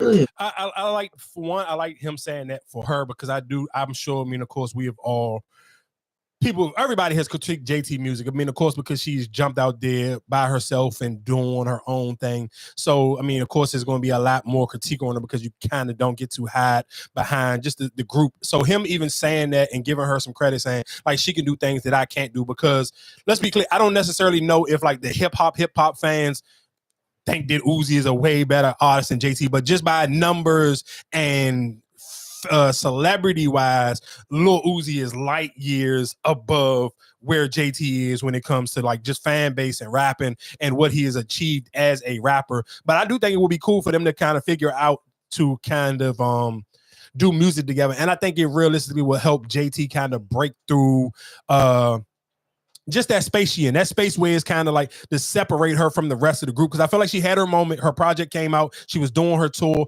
People was messing with the certain, songs off the project. But I do feel like after that moment, it kind of got quiet. And I do think that is probably one of the harder things for a lot of rappers. Like, okay, you have your moment. You had your song. Like, okay, everybody was messing with the okay. JT coming. Like, everybody was vibing with those songs. But then it was kind of just like, all right, it seemed like she almost just disappeared for real. Like I think that recently I seen her. I want to say she was at that same what was that same fashion show? What was that last week? I believe the Angel Reese was at. So I did see her there, but I just don't think music wise, I think that is one of the harder things to do, especially now. So if you're somebody like myself that don't listen to the radio, I think it's harder for some artists if they're not in your constant day-to-day rotation, or if you got too much music. Like for somebody like me, I think I got like 6,000 songs on my gym playlist. So if I hit shuffle, I may go fucking months without hearing certain people. Like if I don't necessarily like certain projects that I go to back. Like recently, I go to the Lotto Joint, or I go to the Future, or I go to the Glorilla or the Meg, or whatever the case may be. For some, it's like that shit may be a little bit harder for some people like JT, who may only had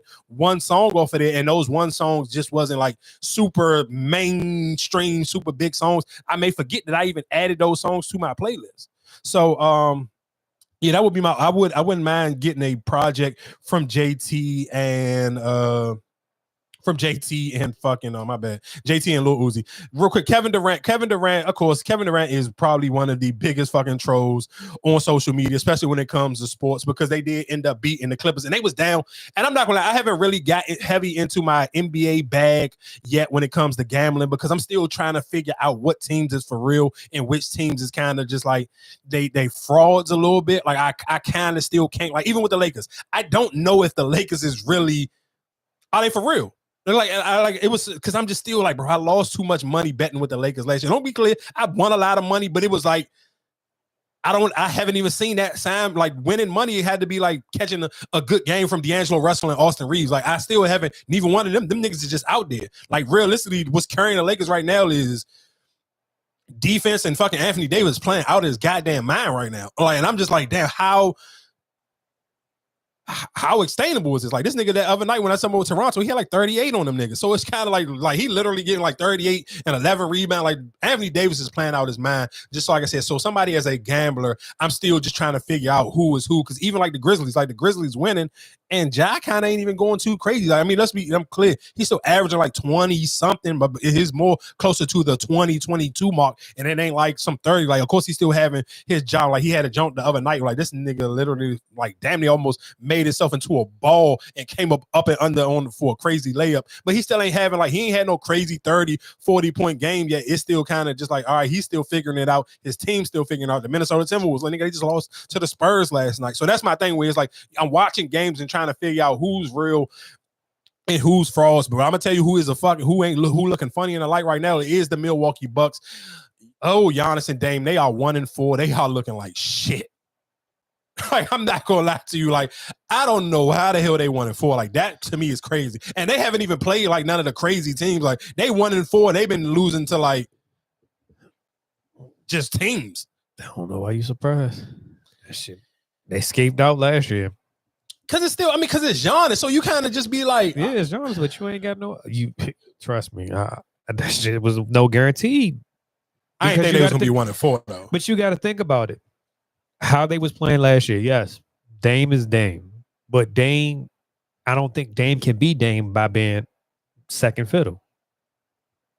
And with Giannis being on the floor, nigga, they still lost. Who they lose to last night? And this nigga had what they had 4. One of them had 40. Yeah, Dame had 40. But that's what I'm saying. Who's the point guard? Who brings the ball? You know what I'm saying? Like, I just feel like with them, that team wasn't the right fit for them.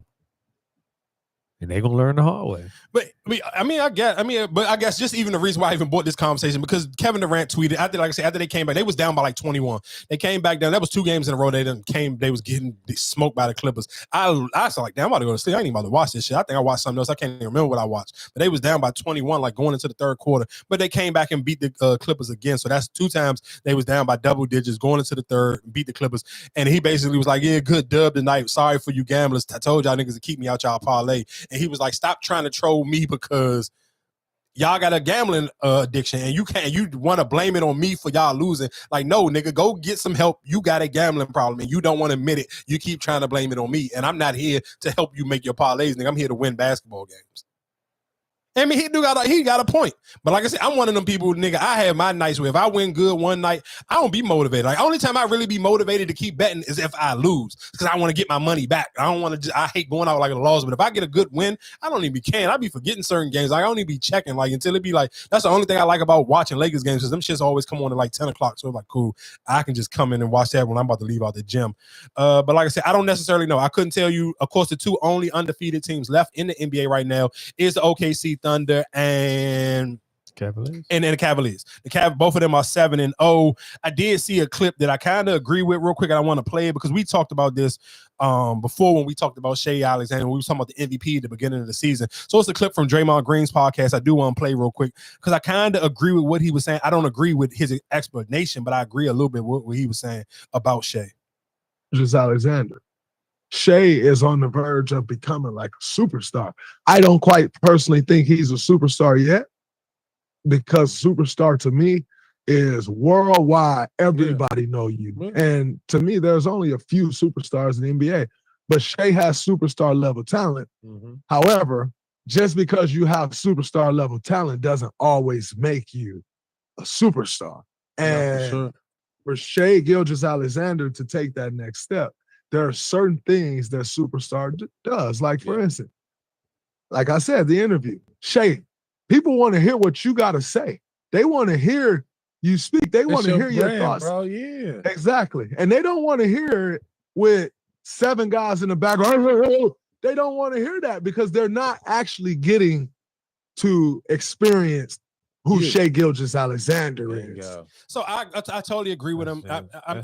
I know I agree with what he was saying, and the reason why I like what he was saying is because that kind of just, y'all know, for me, I can not even just Kawhi Leonard, but just even when we was talking at the beginning of the year, when you said, how do I think that Ja or Ant-Man will get MVP over him, is because of those reasons. I don't think because again, like, and y'all know we could tie that in even to when we was talking about the WNBA shit. I don't necessarily, just because you are a good player, that don't make you a superstar. The superstar quality is like that aura shit. And I like when Angel Reese had Carmelo and them son on there, and they was talking about that shit, like how certain players just got an aura about them. It don't fucking matter about the stats, and Shea don't got it. Like, yeah, he's a fucking bucket. We can clear as day. You watch a Oklahoma City game, even if you don't watch it, if you just a highlights person and go look at the stats, he put up the crazy video game numbers, and if you ever see some of his highlights, nigga, them shits is out of pocket. Like his stop and go and his hezzy moves and them pull-ups and it, but he still, it's just not, it don't scream superstar.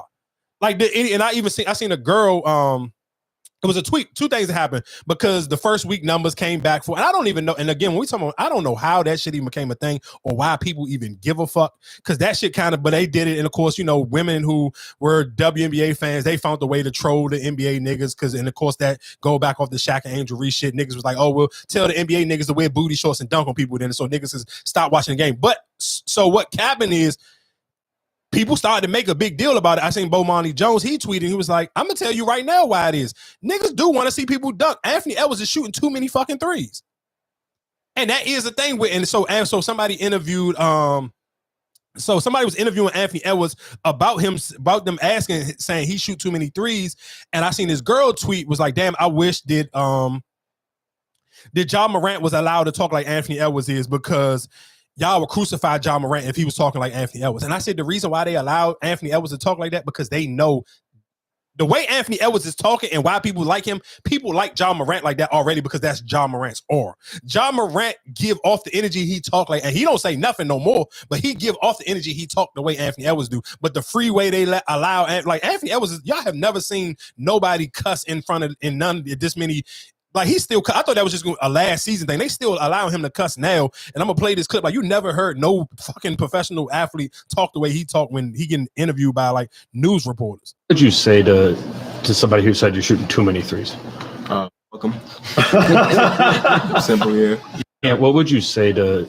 And this is what I'm saying. I do agree. I don't, like I said, I don't care about the numbers thing, because I don't feel like we should never know how many numbers is somebody watching about. Who gives a fuck? Did you watch the game or not? Did you like the game that you watch? Now, my only thing is, I don't like to see Anthony Edwards shoot threes. And I told y'all, I'm not a Steph Curry guy. That's the reason. Who put that, what was they saying? They was just saying that the NBA is getting watered down, and that's the reason why, like, because they niggas are shooting too many threes. Like, niggas want to see niggas get dunked on. Oh, okay. Like niggas is not a fan of just all the shooting threes, and Anthony Edwards was supposed to be the dunking guy, so that's why they kind of was just like, hey, you want to know why that shit is down, because the nigga we like for dunking on people is starting to shoot too many threes now. And I agree with him. Like, I don't want to see Anthony Edwards pulling up shooting threes. I want to see Anthony Edwards dunking on niggas. But I don't want, like I said, I don't want to stay too much longer on the NBA. I just kind of wanted to bring those couple of little topics off.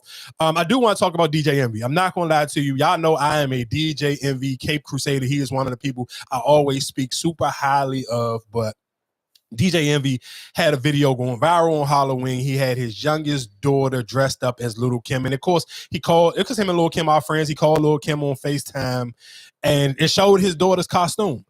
And they redid Crush on You video. And him and his whole family was involved in the video.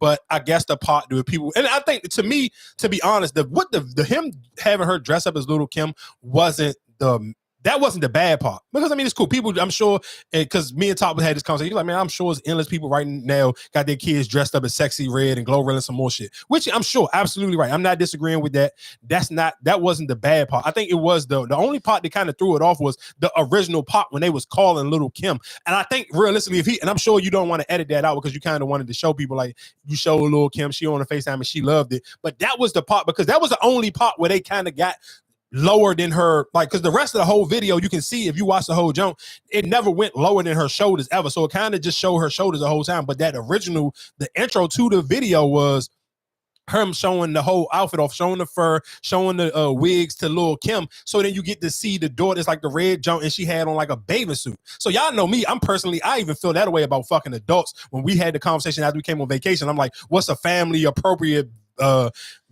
bathing suits for if you want a family vacation? So y'all know I'm kind of like prude when it comes to those type of things. So I was gonna be the first person to be like, oh, this nigga's out of pocket. I ain't even need to see social media go talk about it or nothing, because I felt like, why the fuck did this little girl got a fucking bathing suit on?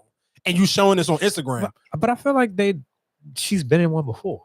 No, listen be clear. No, that's what I was exactly about to say. Now, let's be clear. But I think I think that the whole issue is, and it might not. I think it was just because it's Little Kim. That's what I want to say. I feel like that might be the real issue of it, because the stigma that we had on Little Kim and what she rapped about. Because let's be honest, like, who was it? If the Sierra redid her ride video, that was name. Now, if her daughter had that bikini thing on, you think it would have been a big deal?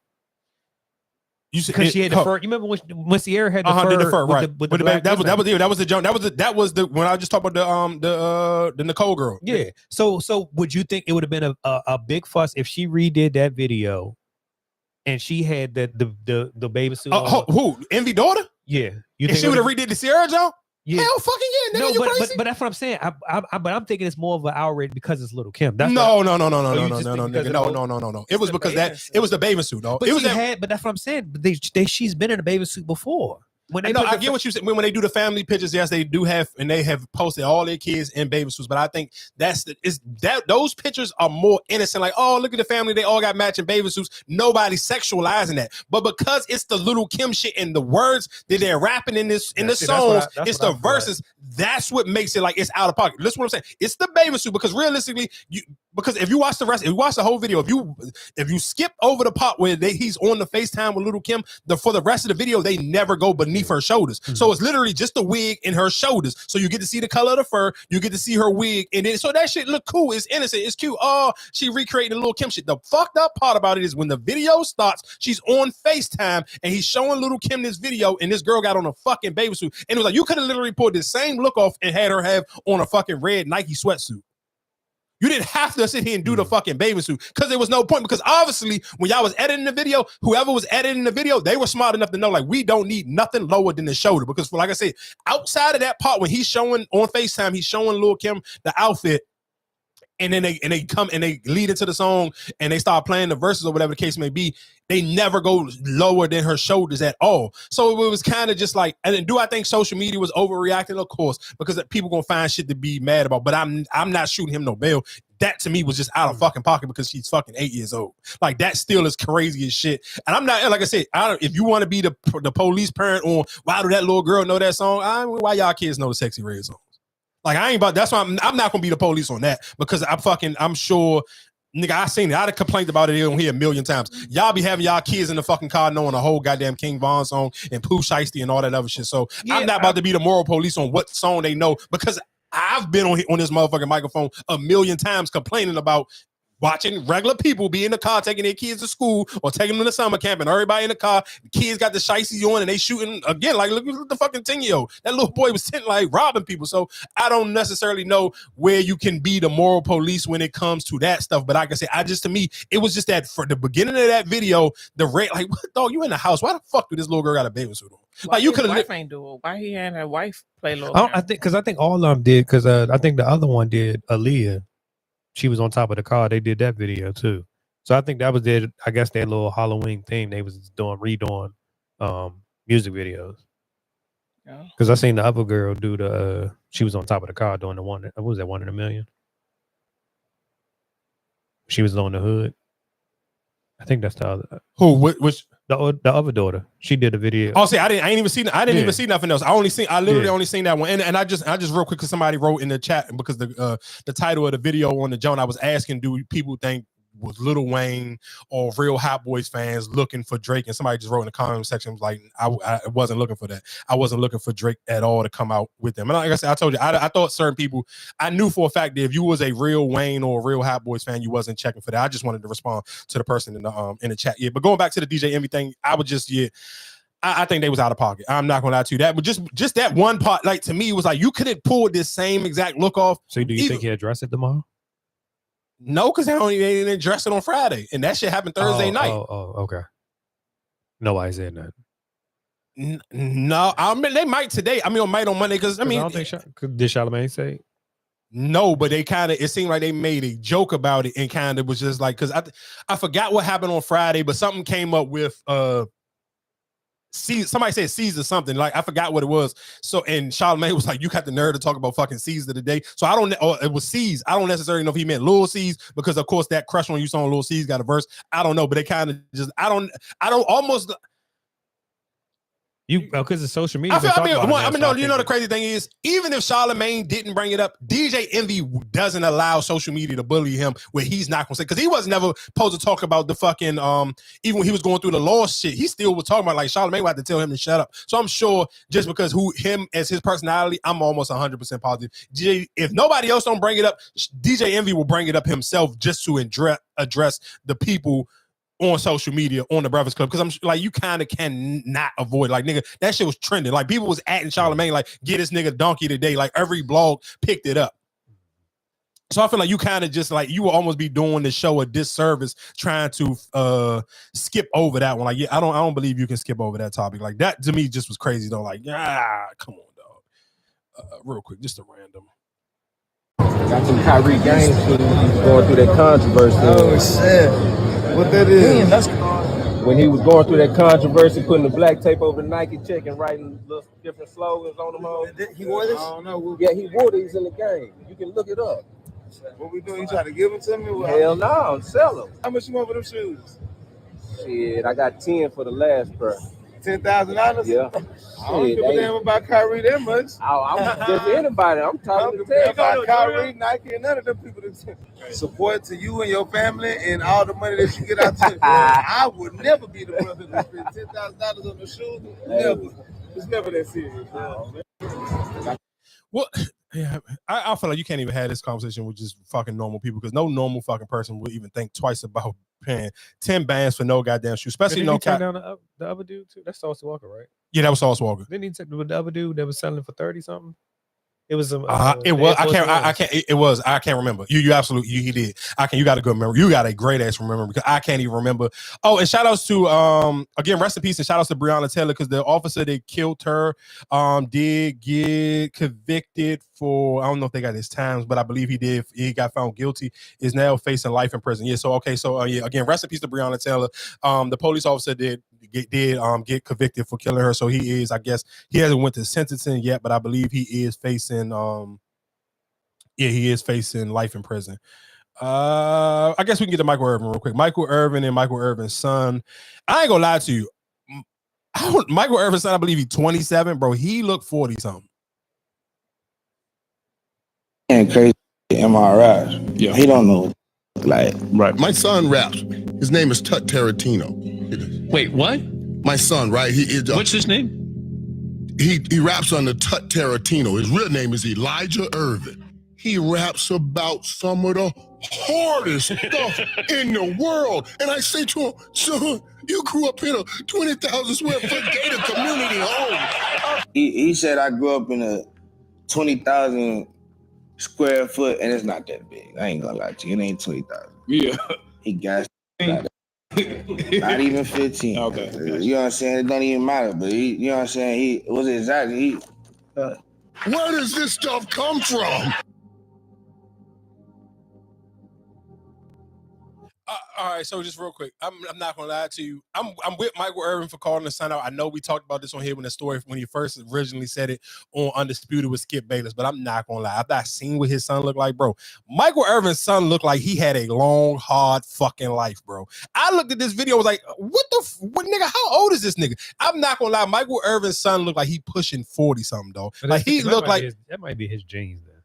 Because Michael Irvin look old. You know what I'm saying? Like that this nigga look like he had a rough fucking life, dog. I ain't gonna lie to you. I'm just going off of just looks. I seen they posted the house and the cars and all that. But if I'm just going off of a nigga face, dog, Michael Irvin's son looked like he had a rough fucking life, dog. Michael Irvin's son looked like he had a fucking pack of cigarettes and a beer every day after a fucking long 12-hour workday, bro. Michael Irvin's son looked like he went through a hard fucking time. Allow that man to rap about whatever the fuck he want, because that nigga look like he going through it. He looked like one of them niggas I'm just telling y'all about a couple minutes ago. He looked like one of them niggas who had a long day at work and he cannot wait to fucking blow somebody goddamn brains out because his goddamn day then went so fucking bad. Who else is on this? I meant to play that. I ain't played that girl earlier. Who else? Just random ass Plies clip. Hold on. Last night's Halloween parade. Oh yeah, we already talked. I didn't play. That was a longer clip. How would you feel if Plies ain't never voted? Somebody probably realistically should probably pull it up because Plies be going too crazy. Plies be going so ham. Like you would think Plies went to fucking school and studied political science and some other shit. Plies be on his bag on his goddamn politics shit. I would be super surprised if Plies ain't never voted before. And I would kind of be like, I ain't even gonna say I would be disappointed in him because let's just say he wasn't motivated. Like I wouldn't even be mad at him. Like if he seen and said, but he kind of old. Like you should have at least voted for Obama before. Like you can't like. And if he sit here and say he ain't never voted since Obama, I wouldn't be mad. Like all right, cool. If you ain't voted the last 2 times, I wouldn't give a fuck. I respect it as long as at least because Plies is older. As at least if he already had voted for Obama, I can respect it. Like if you see and say my 2 presidents I done voted for was Obama and now this whatever the case may be. I do want to get into this this Ray J and Diddy's son, and I'm not listening to what I'm saying. I'm going to stand on what I say. I don't respect no men with picks. So only thing I would ask for Puffy's sons, if you're going to have this energy for Ray J, have it for everybody. Don't pick and choose who you going to jump out the window with and who you going to crash out with. And maybe they don't have no picks. I don't know how they give it up. But did he say anything bad about his father? He recently he been on doing them shows and he kind of been joking about it. Oh, okay. Because I was the baby oil shit and all that. We gotta wait till all that. No, he kind of been a couple times recently. He done been making jokes about the baby oil. I remember the last time we was talking about him, he was taking up for him. Nah, I can't remember. Who would have was he going Paris more? I can't remember which show, but I know the last couple times I'd have seen Ray J, he been on one of them shows with one of them white people. He kind of been making a lot of little slick little Diddy jokes. Like he kind of was just like his stance kind of went from like holding Diddy down, and then maybe people kind of came down on him too hard, and it kind of was like a bunch of jokes. So for people who don't know what we're talking about, Ray J was allegedly, I ain't even gonna say allegedly because he already said that this actually happened. So basically Ray J was leaving a Halloween party. I believe it was him and Amber Rose, and I believe it was the what was the other girl, Hazel E or some shit, whatever the case may be. They was all leaving a Halloween party, and they was walking to the car, and Justin, Christian, and what's the other fucking Albie Short's son, Quincy, all of they jumped out on him. They jumped out on Ray J and they got into a big argument, and I guess they were trying to square up with Ray J, and Chris Brown jumped in between it and broke up the fight. So of course people, get on the internet, people talking about it, whatever case may be. So Whack 100 called Ray J to verify, and they had a conversation about it. So now after that conversation, then Whack 100 do what Whack 100 do. Fuck with transgenders. Nigga, niggas, we been. So that's what you was alluding to? That's what you was alluding to on that live? That's a fact. Which son? The one look like it. Hey, Ghost, what's his name again? The one that looked like him? Christian. That's Christian. Yeah. And the other one ain't his. See, you want to leave us alone, us that been around. No. So of course, like I said, that was. I can't even be. I can't be mad. I cannot be mad at the Suns for jumping out there. My only thing would be is you just got to keep that same energy for everybody, and that's gonna be a lot of niggas. And I do think realistically, I don't know, I never seen none of these gentlemen fight, and I think that's one of the things with celebrities. We kind of jump them out there, and people think sometimes people persona. These little niggas may have hands. I don't necessarily know. I don't know if Ray J got hands. I don't know. But all I'm just sitting here saying is if you jump out there with Ray J, you kind of got to keep that same energy with everybody. And let's be clear, a lot of people and a lot of celebrities haven't been making jokes, so I don't necessarily know if that list's got to be super long for a bunch of people that you're gonna have to run down on, because I feel like it's more. Shit, if anybody, you need to run down on Orlando Brown. Yeah, but where you gonna see him at? And I think that's why some people are. That's why him and the Jaguar right lady, you can kind of talk so freely, because where do you be at where somebody gonna bump into you at? I think for somebody like Ray J, you probably just didn't think that they was gonna have that type of energy for you, and you probably wasn't even really thinking. You making a bunch of jokes about it. Real quick, because I guess kind of going back into the Halloween situation. Do y'all think it was kind of racist? Did y'all see the three little white boys? They did it all with their white friends, but it was three little white boys. Two of them was playing a police officer, and the other one was Tyreek Hill, and they was locking him up. It's creative. I mean, I don't think it was racist, because wasn't the boy they locked up? Wasn't he white? Yeah, he was white too. Yeah, I don't think it was racist. Yeah, if it was a black kid, then yeah, maybe. What else? I see. Oh yeah, I wanted to play this other clip of these people. It's something with Diddy real quick, because we ain't talking about Diddy in a minute. The family. No, we're trying to just go to discuss that now, what we will be able to talk to in terms of what was available and what was on those flash drives. Okay. But it was the book. So it is Kim Porter's book, but not necessarily some of the stuff with the celebs that were mentioned besides. It's hers. Nobody touched it. Oh, so it is her official book. Yes. Nobody. And no one touched it. Nobody altered it. So it's not the copy that the gentleman said that he was selling before. No. No. It's two different copies. That one was edited, and we have the original copy. So you're saying that the other copy was an actual real copy, even though the family said it wasn't. Was a derivative work. It was edited. The only way the family say that is because I forgot his name. Albie Short. Yeah. Yeah. And besides that, how they know? A lot of stuff their mother did, they didn't know. And I'd like to see you apologize to the mother and the family. No, we're trying to just go to discuss that. The family for the picture being on front of it. Right. You understand? I didn't put it there. Right. So, they got to worry about bigger things. Right. Than what her diary was. You understand? Right. They should have started worrying when he was beating her. Right. When you start worrying about your mother after the fact. Right. So the book, do you think it'll ever be open to the public, or after this, or that'll be the next thing? I've been contracted to go to Amazon and work out whatever legalities that may have existed prior, so that we can republish the book. Wow! So the public will get to see her actual words and thoughts. So very soon, the actual unedited version. We'll be putting that out soon. So I'm wondering, do you own the rights, I guess, or how does that work? I guess the own rights was given to me, right? Okay. And the family for the picture being on front of it. Right. In contact with you. I did watch your YouTube interview. I saw as of 2 weeks ago they haven't been in contact with you. What about today? Yes. So they have been in contact with you. Is that why you're here today? Yes. Okay. Homeland Security. Oh, wow. So were you surprised, or was that the call that you were kind of waiting for? Surprise. Oh. Do you feel like the interview had anything to do with it, or? Yes. Yeah. How do you know Sean Combs? Generation. Frank Lucas was my godfather and his father, and then we both was in the music business for 30 years together. So you personally know him? Not the whole person. Sean Combs. Not personally. But you know of him. He knows. So I guess my only question out of just even that little place. So for people who don't know what that is, I guess this is the close friend that they saying who has her book, her memoirs, her diary. I guess it was left on a hard drive and he has the access to it. Because of course the kids came out when the book with the Amazon, the dude who was selling it on Amazon or whatever the case may be. These are two separate people, but they was basically sitting here saying that he got some of that. The dude got some of the footage.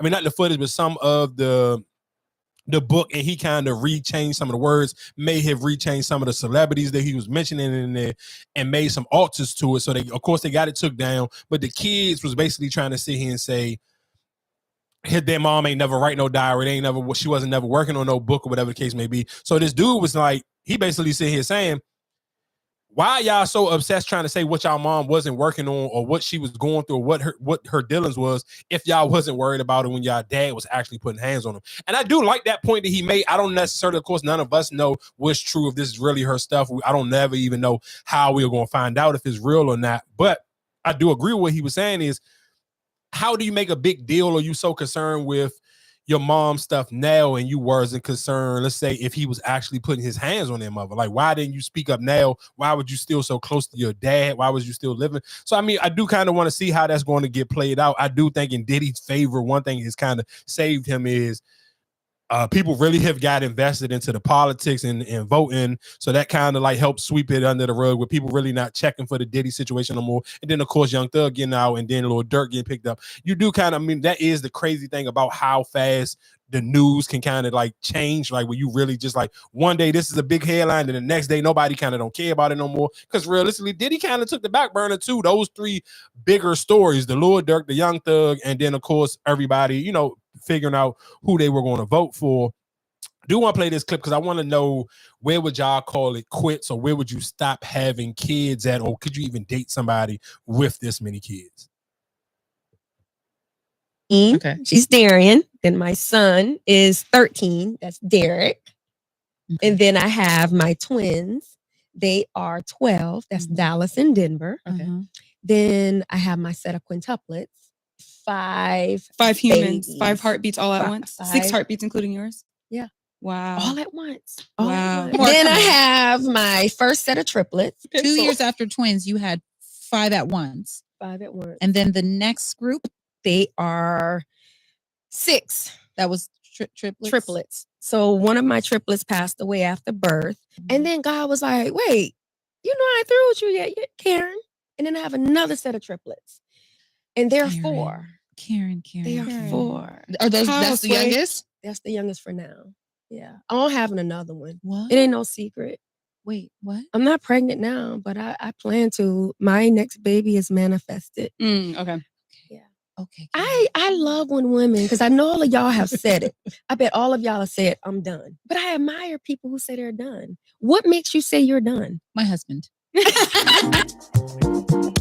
So I think I lost count. I want to play it again real quick because I kind of want to count. Because how many? 14. Yeah, they had a TV show, I think. Oh, is this the football lady wife? I mean, husband? No, I don't think so. I ain't. Oh, I just want. You said it can't be 14. Hold on. She said she had 2 sets of triplets. The oldest is 18. She's Darian. Then my 2. son is 13. That's Derek. And then I have my twins.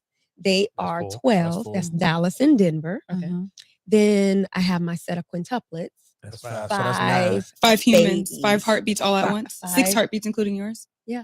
Wow. All at once. Wow. Then I have my first set of triplets. 2 years after twins, you had 5 at once. That's 12. And then the next group, they are 6. That was triplets. So one of my triplets passed away after birth. And then God was like, wait, you know I ain't through with you yet, Karen. And then I have another set of triplets. And they're 4. Karen. They are 4. Are those, that's the youngest? That's the youngest for now. Yeah, so she got, damn, dog, that's a lot of kids. Could y'all, I get, my question is, because when somebody say something like that, do you feel like you got to be a millionaire to have that many kids? No. Huh? How can a regular person raise 14 kids? I mean, because you got to think about all them. What her oldest is, 18 or something 18. Like that? I wonder, they have a TV show. And I want to say I don't know if her and her husband divorced or something like that. Bro, 14, just think of what I'm saying. 14 to raise 14 kids, I'm sure isn't to me personally. You cannot raise 14 kids off if you was making $70,000 a year. It would depend on where they live at. Yeah, you could. $14. You think you can afford to feed 14 people every day, Monday through Sunday, on $70,000 a year? Yeah. Nigga ain't no way in hell. Ain't no way in hell. How? How is that possible, dog? I'm sure she probably getting some type of assistance. It ain't like, you know what I'm saying, like she just by herself. So that's what how are you gonna get assistance? The only way you can get assistance if the father not dead. You can't take who you gonna take the child support if they was married? I'm pretty sure she or state assistance. State They can assistance. get state assistance. Yeah.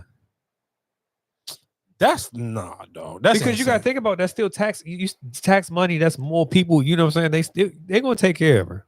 She ain't struggling like that.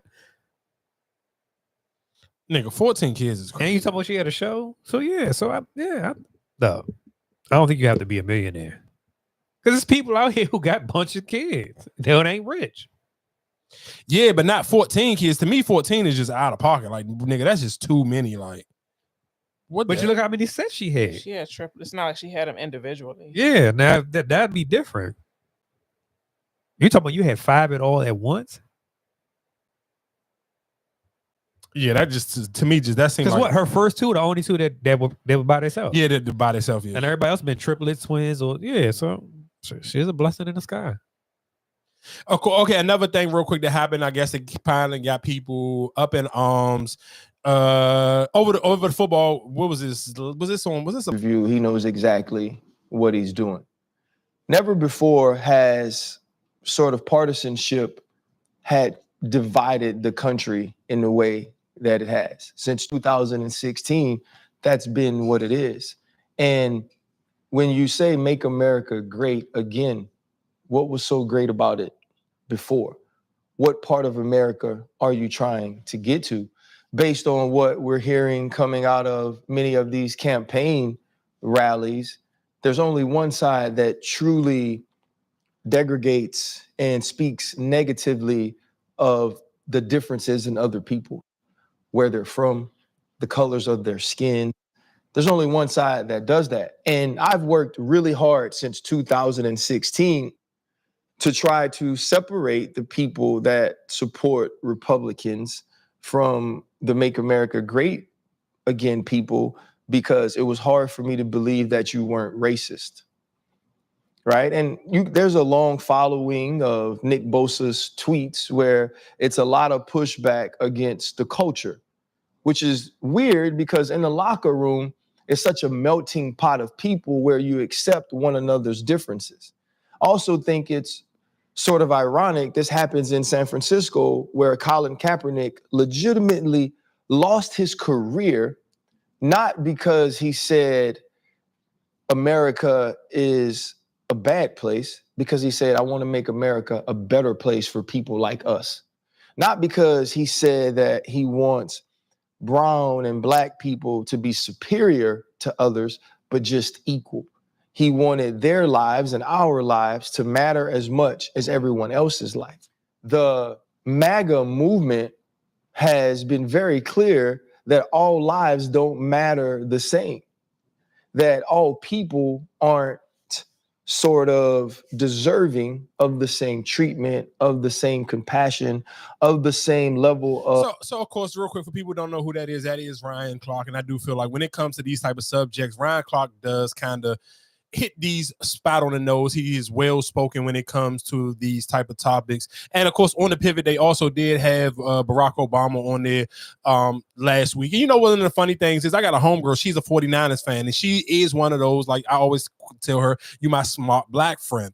And you kind of but you pick and choose what you kind of want to stand firm on when it comes to the black thing, because she's a 49ers fan. And I'm like, dog, how do you that you fucking playing with this team that you rooting for is kind of out of pocket, and they extremely out of pocket. And this was like the perfect example of just like Make it make sense to me, dog. Like how Colin Kaepernick literally don't play in the NFL no more because the 49ers basically told him to get the fuck on somewhere. The 49ers is the same team that kind of try to like, hey, Trey Lance is ass and this, that, and the third. Let's Brock Purdy. And the 49ers is kind of looking like a shit show right now. So again, for even to just have this little moment is kind of just like people make it like, dog, make this make sense. Like you allowed this nigga to wear a MAGA hat. And it's because, and of course, no, I don't think people, and let's be clear, after this Donald Trump situation go away, after this last voting thing, whatever the case may be, I don't necessarily, people don't care who you vote for real. And it really hasn't even been a real talking point. Like this is when it's him. When it's him, and then of course when it was like, it never be that. So now it's kind of just looking at it, making people like, huh? I think it's just him.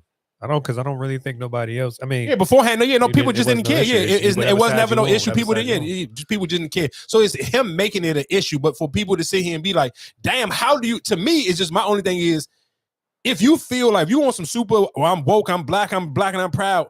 I just feel personally, even this, when it comes to the sports teams you root for, that shit kind of got to be in line too. You can't just be like, I'm super pro-black and I'm on this, that, and the third. I don't want black men to marry white women. And then you root for a fucking team that's kind of like, damn, every time it's time for them to be on the right or wrong side of history, they always on the wrong side. That just to me, just don't. I can't see like again when the bigger conversation when I said this earlier when we was talking about men when they talking about Meg, I'm not a fan of people who got their picks and chooses. Like if you gonna stand firm in something, like I'm on my super, I'm black, I'm woke, I'm this, that, and the third, I'm riding for my people.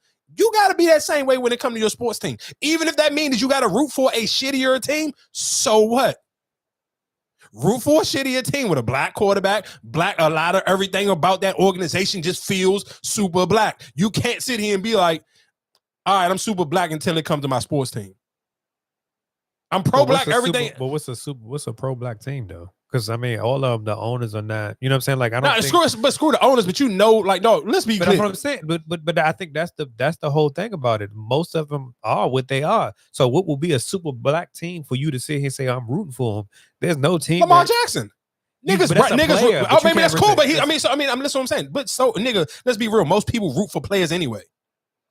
But that's what I'm saying. So you saying I feel like that's kind of you saying your team supposed to be pro-black, but there's no team that's unit. You know what I'm saying? Like this is not the NBA. There's like, especially when it comes to football. So them, how they show or how they, whatever they perform, I think you got to put that aside because I feel like there's no pro-black team there. But you said a player, but I don't feel like the team.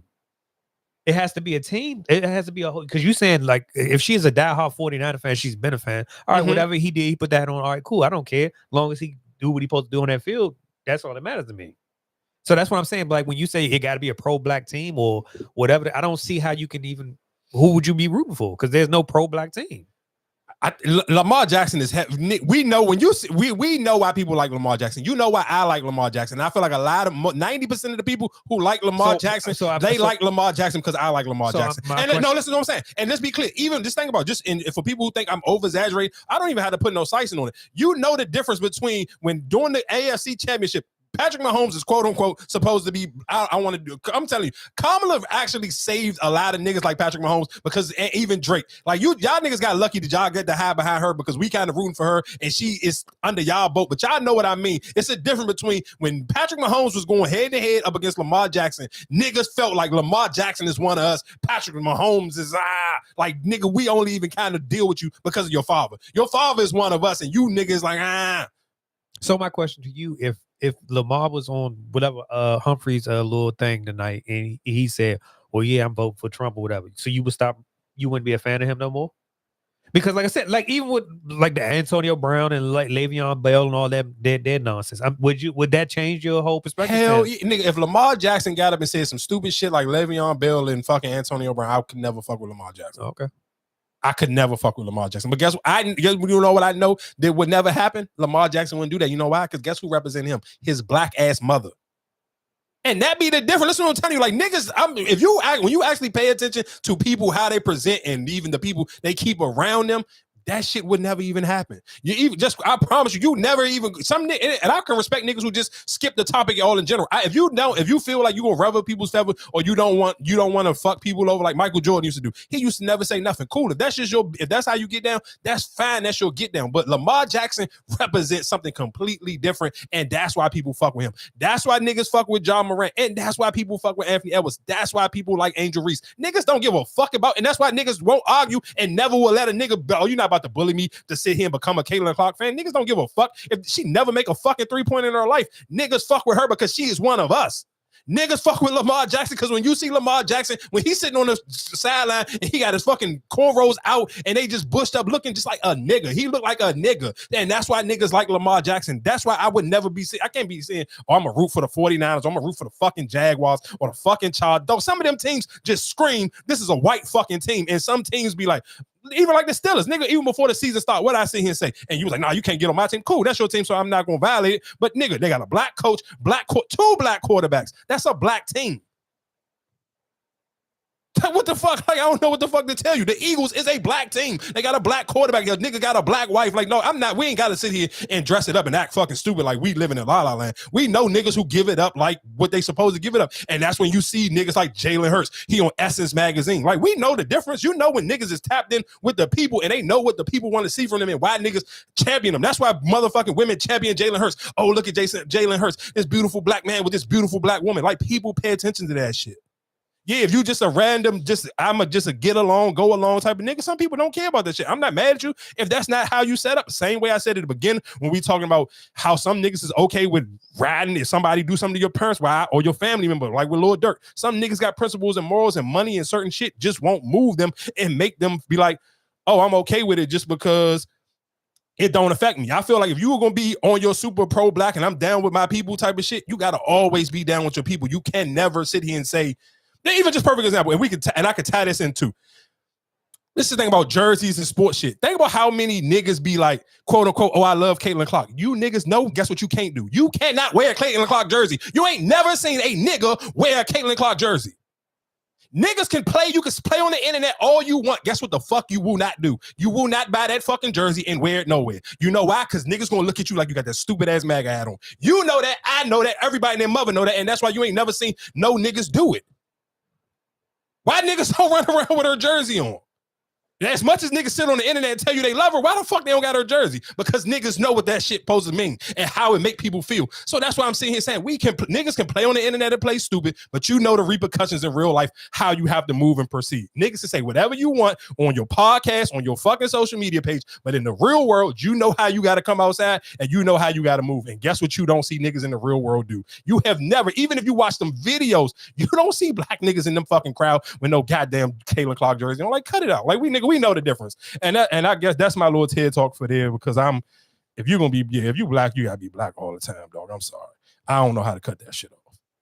I don't even know what the fuck this is. And Quella Robinson is now suing the 6 people she was traveling with, as well as the Justice Department and the FBI. This morning, Shanquella Robinson's family taking the FBI and the U.S. State Department to court in the mysterious death of the North Carolina woman. The newly filed lawsuit also naming the so-called Cabo 6 acquaintances who were vacationing with Robinson when she died in Mexico. Those responsible for her murder have not been held accountable.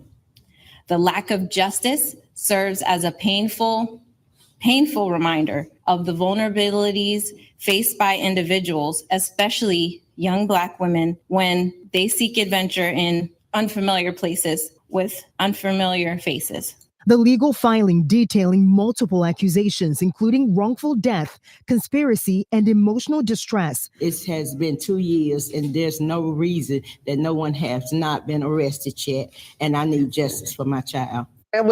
You know, the crazy thing is when we say about how quick just certain stories just kind of go, they happen. They got a big headline because, of course, when this happened, it was a huge story, and I believe even somebody on Tubi made a movie almost damn near replicating exactly what happened ASAP. But I guess it's sad because it's sometimes stories like this, it'd be you almost forget about it until it comes back up. Damn, this happened 2 years ago, and they still have not charge nobody with her death. Like, but this was a huge story when it happened. Like, it was all over social media. Everybody was talking about it. The video was going viral of it happening when she got into the altercation with the person while she was on vacation. And then before the fact that it's like, damn, 2 years later and nobody still ain't been charged. Like, that's kind of rough, because I can't only imagine if I was her parents, for you to get a story, like for something to happen like this to your family, and it's such a tragic moment, and then it kind of just be like, oh, all right, it was a viral story for a week, and then it's just kind of like nobody don't say nothing, nobody don't care, it don't have no type of momentum to it no more. It's just like, that's kind of, I ain't gonna lie to you, that should be kind of rough. But I think even for that one, I think because it was overseas, what else can you can't really do much. And I think that's the, now maybe if it was in the state, you probably can, but because who nobody got locked up for real. They didn't have to, remember they said they had to turn themselves in, but I don't think nobody who turned themselves in. No, I mean, obviously, I mean, you just said it, nobody. Yeah, so I don't think you got a hard case for real. So it was that's even like what happened to the girl who lied about the baby being on the side of the road? Didn't she have to do something? She got. I mean, she ended up had to do a year on probation, and she had to do a year on probation and did some community service or something like that. Okay, it wasn't okay. Yeah, it wasn't. And she had to do no crazy. No, that's time. I was just saying you like it come and go.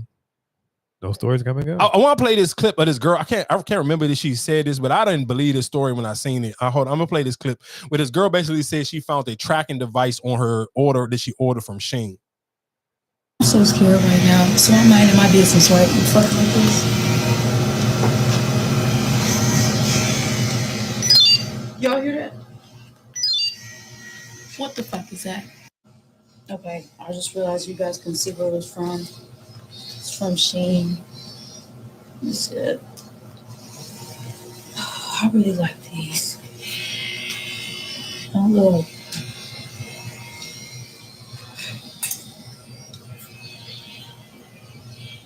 So I mean, because it's too much that background noise. But so for people who don't know what it was, like, so it's a girl, she's making a video and she basically saying she found the air tag from something that she ordered from Shein. So when Erica sent this, I'm kind of was just like, I don't know if this is real though. And the reason why it's real. But how is it real? Because it's like, I had that happen to me on a package in the truck. It came up on my phone, said the air tag is detected.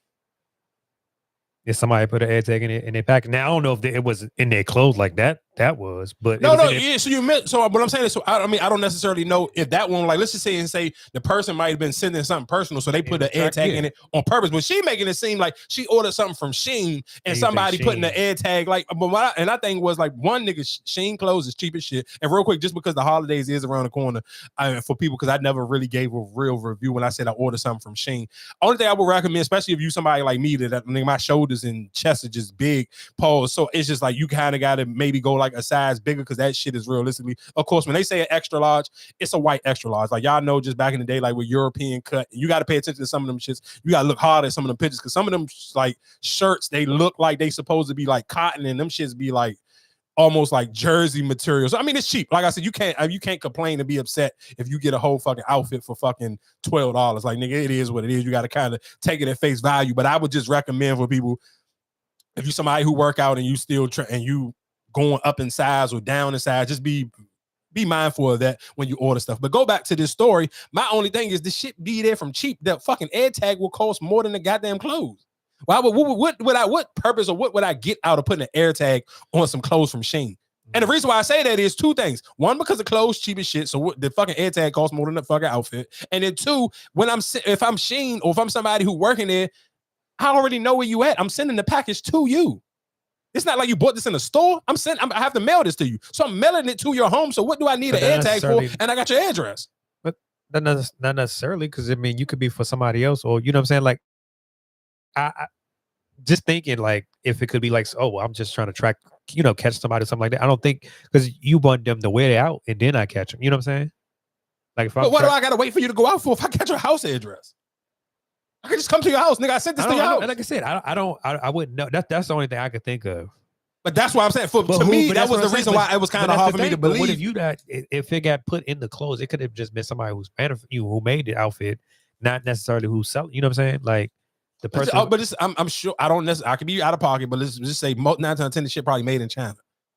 What the fuck is somebody in China going to do? I mean, like I said, it's a lot of creepy shit going on here. So no, I'm not. That's what I'm saying. I ain't discrediting it. To me, this story would be more believable if she would have said she went into a store and bought this, because you buy something in the store, then of course nobody don't know where you are. Nobody don't know who gonna purchase this shit. But if you're talking about something that has to come in the mail, my thing would be, what would be the purpose of me putting the air tag in there if I know for a fact that now I know where you at. I gotta send it. I have to send it. I have to. When you order this, you have to have a shipping address. So wherever the shipping address is, why won't I just come? If I'm trying to be on some creepy shit, why won't I just come there? But that's what I'm saying. It could be somebody inside the warehouse. You know what I'm saying? Like, not actually who's shipping it out. So somebody in the warehouse put this in there. Oh, I want to find out. I want to get this person. You get what I'm saying? So you don't have the information of where you could be. Let's say if you could be right, but my only just to keep playing devil's advocate on it, why I would believe it. You think somebody working in a sweatshop can what they gonna do with it? If you're working in a sweatshop, what the fuck are you gonna do? What you tracking? Who are you tracking? And what you trying to track somebody for? Nigga, you work in a sweatshop. People want organs and shit like sex trafficking, all that type of stuff. But I get the logistics of you saying it, but at the end of the day, if I put it in there, it's for a reason. I mean, like I said, I'm just playing devil's advocate. To me, it seemed like it's a little bit hard to believe. Just another random story that's kind of like, I can't believe somebody did this. It was two, I believe they were TikTok influencers, or Instagram models or whatever they was. They were on a vacation and they didn't want to mess up their tan line, so they didn't want to put on a life jacket and end up on a boat party and end up falling overboard and end up drowning to death. It was random. It was stupid. It ain't even nothing to even really have a deep dive about it. Because we was talking about Halloween earlier, I do want to play some of these clips of some, because there was some shootings going on, and this one was of a teenager. Gunshot victim! Gunshot victim! Gunshot victim! Get on the ground! Get on the ground right now! Get on the ground! Get on the ground right now! I saw him shoot. He's got it. Search him again. And that, I guess that is one of the scarier things. I mean, of course, and let's be clear, like we talked about enough stuff on here over the week. It's never a day or a time that it don't matter. Any day, anytime, stuff can happen to you regardless. But that is probably one of the scariest things, especially about Halloween, because people can kind of hide behind masks and do little stuff, and it's so easy to blend in, especially if you were in a city where it's like a big deal. If like you go downtown and they doing like parades or whatever the case may be. So this was downtown in Orlando, and it was a 17-year-old, and he did a mass shooting. He injured 6 people and 2 people were dead. So, I mean, that is just one of the scary things of just about like Halloween, where it's like, because you can it's just too much shit people can kind of hide behind. I'm glad he got caught. I mean, he got caught red-handed right there while it was going on, but it's just so crazy how like you can just hide like that. Oh man, that shit is scary. Of Juvenile Services is making changes to how it handles children who break the law. That law now goes into effect today. Yeah, the goal is to hold young people accountable for non-violent crimes. DC News Now's Jean-Marie Sissay is live this morning at the Prince George's County Courthouse. And Jean-Marie, what made them decide to make these changes? Yeah, good morning. Well, many people noticed the trend of seeing younger and younger children committing crimes, but then being let go because of their age. And that's what ultimately led to the decision of these new changes to the Department of Juvenile Services. And that all goes into effect starting today. Now, the bill was actually signed back in the spring, but again, it is starting today. And children now 10 to 12 years old can be referred to the juvenile justice system. Now, previously, juveniles younger than 13 were able to just be sent home back to their parents, and some of them were reoffenders. Now that child will be held accountable in the juvenile justice system and will qualify for a variety of services to help them avoid becoming reoffenders. Now this includes juveniles committing carjackings, animal cruelty, and even third-degree sexual assault. That wasn't a license for us just to lock every young child up, but it was an opportunity for us to say, look, something's going on with this child. They need to be held accountable in the juvenile system, and we need to provide services to them and require them to complete those services and programs before they can come back into the community.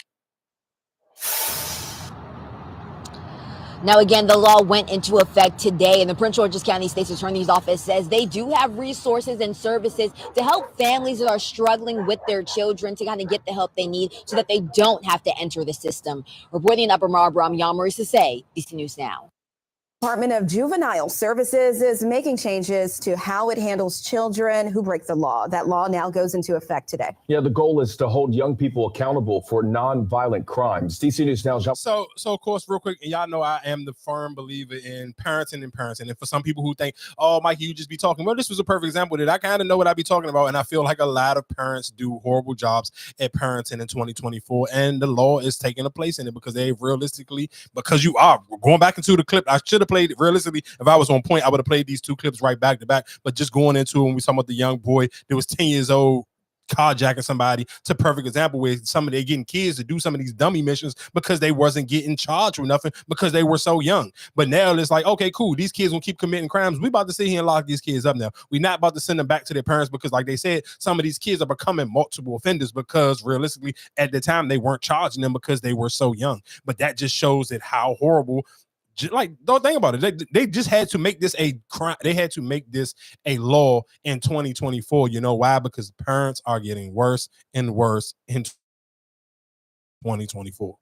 So if the law don't step in, who else was going to step in? Because parents are obviously not taking it up. And again, like even the same way I see and said, I can't believe that it be women laying up with men who sit here and bash women on social media. These niggas still get pussy. I can't believe that people be friends laying up and parents are horrible parents. You know your homegirl out at the club more than she in the house with her kids.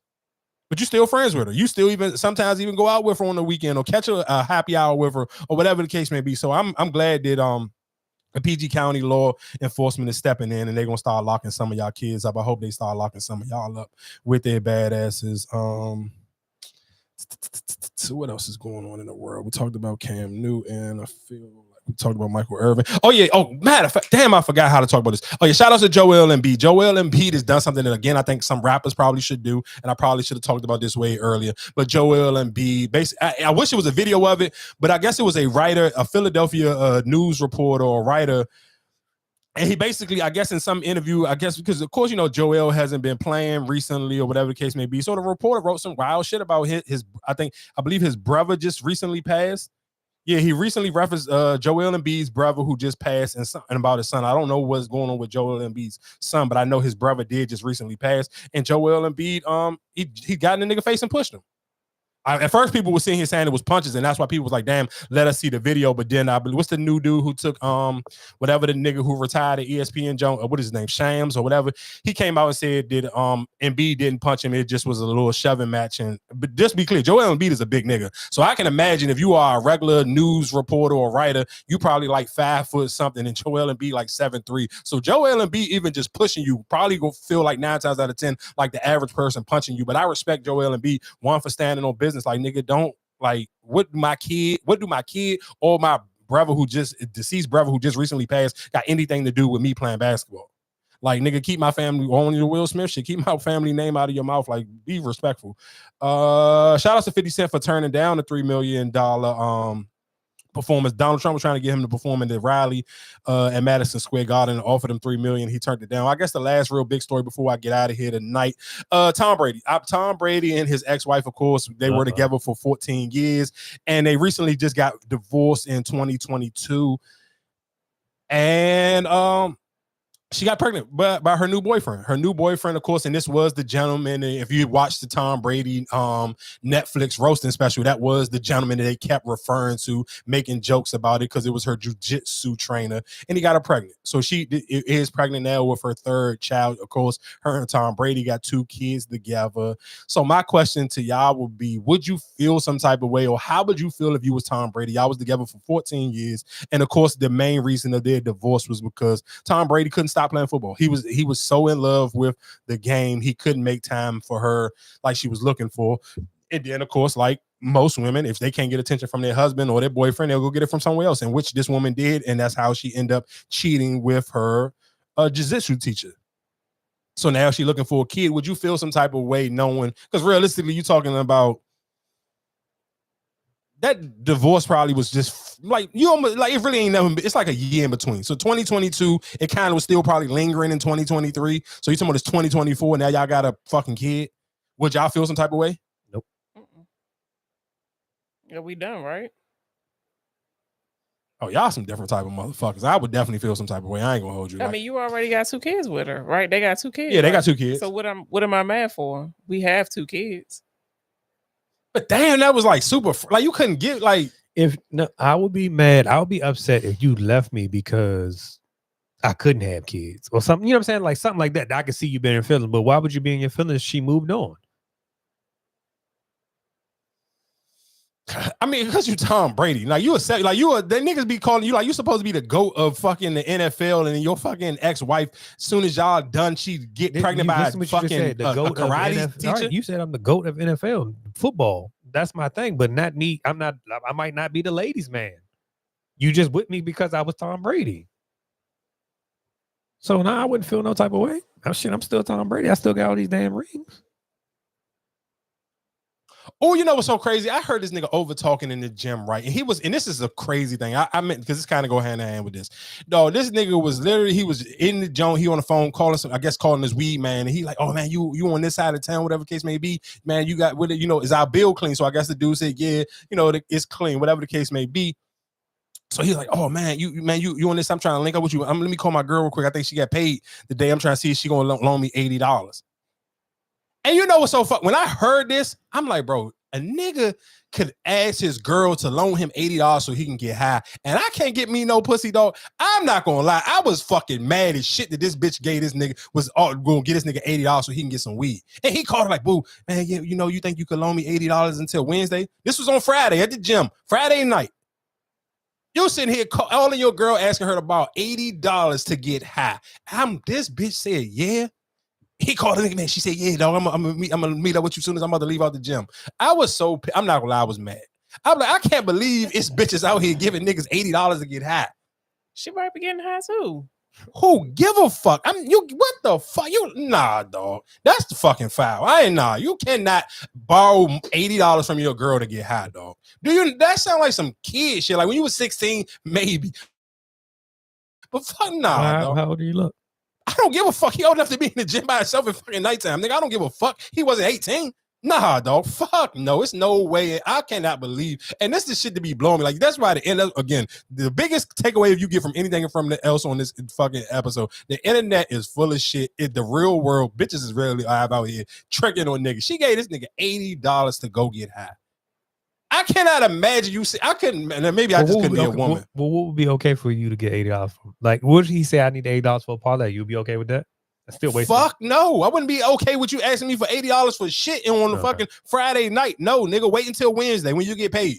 Unless it's a bill that me and you got together, and if it's a bill that me and you got together, then it's not me. That would be different. But I'm not giving you $80 to do shit on fucking Friday, and you gonna pay me back on. No, nigga, wait until Wednesday.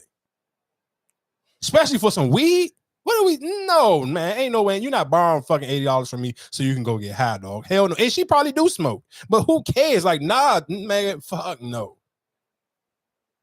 I can't even imagine. And the crazy thing is, she probably the type of broad that wouldn't even sit here and text her group chat like, girl, this nigga asked me for $80. I would. If I was a fucking woman, if you asked me for $80 to get high, the first thing I would sit here, I would need to give you the biggest...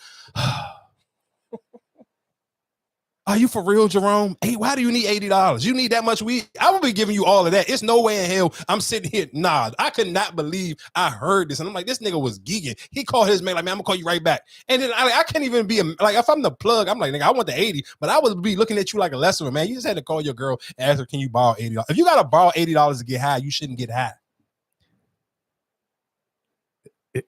They do it.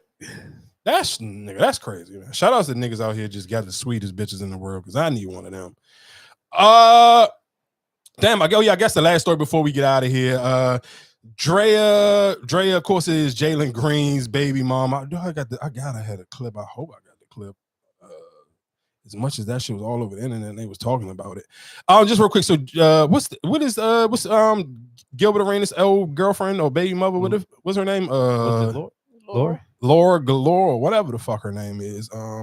She basically was on a junk. I can't believe I didn't. Damn, as much as that shit kept coming across the timeline, I know I had that. Damn, that's crazy if I didn't. So, but she was fucking Gilbert. Who? Dre? Yeah, you don't remember when he was on when he found out that Jalen Green got her pregnant and Swaggy P was and they made the joke and they made the joke about her giving him head giving her head. Well, God damn, I'm fucking it up. She was giving Gilbert Arenas head in the back of a Maybach on their way from Philadelphia. So she was basically the girl was telling the story, and I ain't gonna lie to you. To me, it was kind of corny because I'm like, I mean, I guess it's your story, but it was just like, damn, why y'all just can't let this fucking lady like just. She be out the way. She really don't be in nobody fucking business. So y'all to keep trying to just like keep bringing this story back up and even talking about it. I feel like that shit was kind of foul. I ain't even gonna hold you. Like I would definitely say it's foul because what is she? Was she on still on Basketball Wives or something? Because I haven't seen her in a while. So that's what I'm who Gilbert Arenas jump. Yeah, I don't think so. She was on the most recent one. She is. Mm-hmm. Basketball Wives, and that was kind, and I guess that was kind of Drea's clapback, where she basically was sitting here saying my episode of Basketball Wives was the most viewed jump back in the day. Yeah, back in the day. So anyway, long story short, because I don't know why I can't find the clip of the jump, but basically she was saying she ended up finding out that Gilbert Arenas gave the girl 25, gave Drea 25. Oh, matter of fact, here you go, right? Hang on. Gilbert said on his podcast, I believe he was with Nick Young. Mm-hmm. He told me that story. Did you see that story where he pretty much talked about what Dre was doing in the backseat and all that stuff? What do you have to say to that about you, Drea, and the Gilbert thing? So here's what I would say about that. Let me clean that up because people were like, oh my God, Laura's just a bully, even 10 years ago. Like, oh, she's a bully. She's bullying her. So Gilbert told me that story about Drea. He had a lot to say. And I remember in the context, I think we had broken up and he was like, well, this is what I did, right? Like I messed with this girl from Philly and it was this, and that. She only in the car and blah, blah, blah. At the time, they brought her on Basketball Wives. Drea was brought on Basketball Wives as a friend, if I'm not mistaken, to my sister. I remember that was it. And guess what? I liked her. No idea that she was there being. And Gilbert said on his jump off. I had no idea. So then when I found out, it was when I was going through some papers at the house and I saw that he had given her $25,000 and brought her to LA. Let me tell you what I did. I remember finding the paper. I remember going to where she was filming here in Hollywood down the street. I remember showing up and I was not supposed to be filming. And I walked past everybody and I beat her. And it did not air. They did not want that to air. You beat up Drea? I beat Drea. I think I picked her by her collarbone and threw her. And then I spit on her. And I was trying to get to her even after that. Am I proud of those things? Absolutely not. But what you're not going to do is be my friend. Don't be in my face. And from what I heard, you was Gilbert's jump off. I had no idea at the time. So I'm like, what am I supposed to do with this? You help me help you. Where are we supposed to go with this? Because everything at the time, I told you, anybody could get it. I never have a problem till we have a problem. We got a problem. And you're in my face though. And I was her friend. I'm like, she used to do my quotes on my Instagram and tweets. She used to be like, no, take that off. Do this. I liked her. So you do me like this? So wait. I'm going to do you like that. So you're saying while Drea and you were on the show together and y'all were developing this friendship and she's in your face, y'all cool as shit, all the while she is sleeping with your man. Facts. Knowing that that's your man. Facts.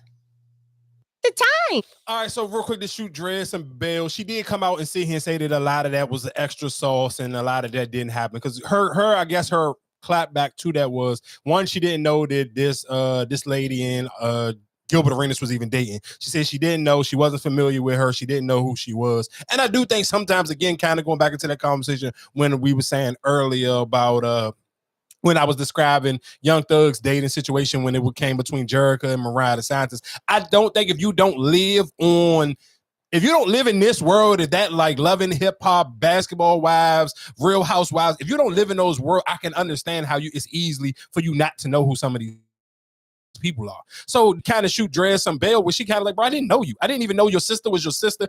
Like, don't make it seem like me and you was kiki and we was friends when this happened. But I do think realistically, to me, the corny part is like, I feel like y'all telling all of these stories now because Drea kind of still glowing up and she kind of separated herself from all the extra mess that her name maybe used to been tied to. Like if you was gonna tell this story 10 years ago, cool, but why tell it right now? Told her when the show was going on. I think that would have made it more juicy or interesting. Because not even that, or even I can't remember who was Drea there for anyway. I believe think it was, that was Shannon Brown.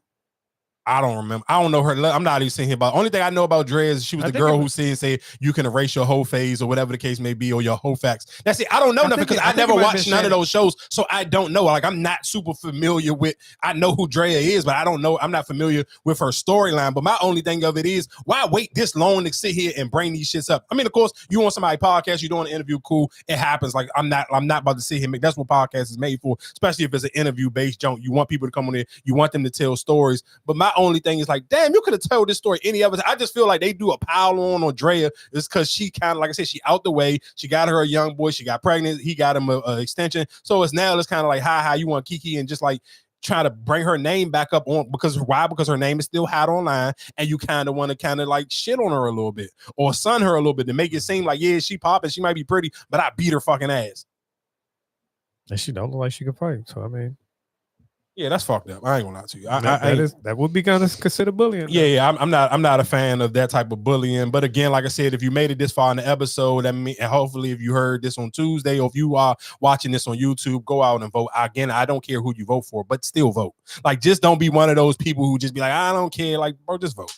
And it's not gonna kill you. Like I hope. Well, you can't do it now. Ain't no more early voting, so you will have to go wait in the line with all those other motherfuckers. I'm not even like even the early vote shit. I still got out of there fast, but don't get it twisted. I have not pulled up or seen not one of those places where they were doing early voting and the parking lot was empty. Like them shit's been packed. So I'm sure if you hearing this and you go on Tuesday, you probably may even need something to listen to, nigga, because that line is gonna be long as hell. But still, go do your thing and make sure a lot of y'all did it.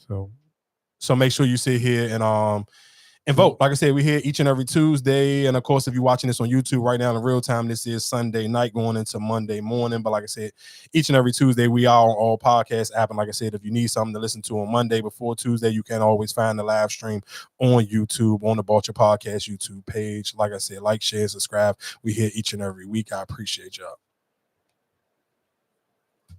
Vulture Podcast.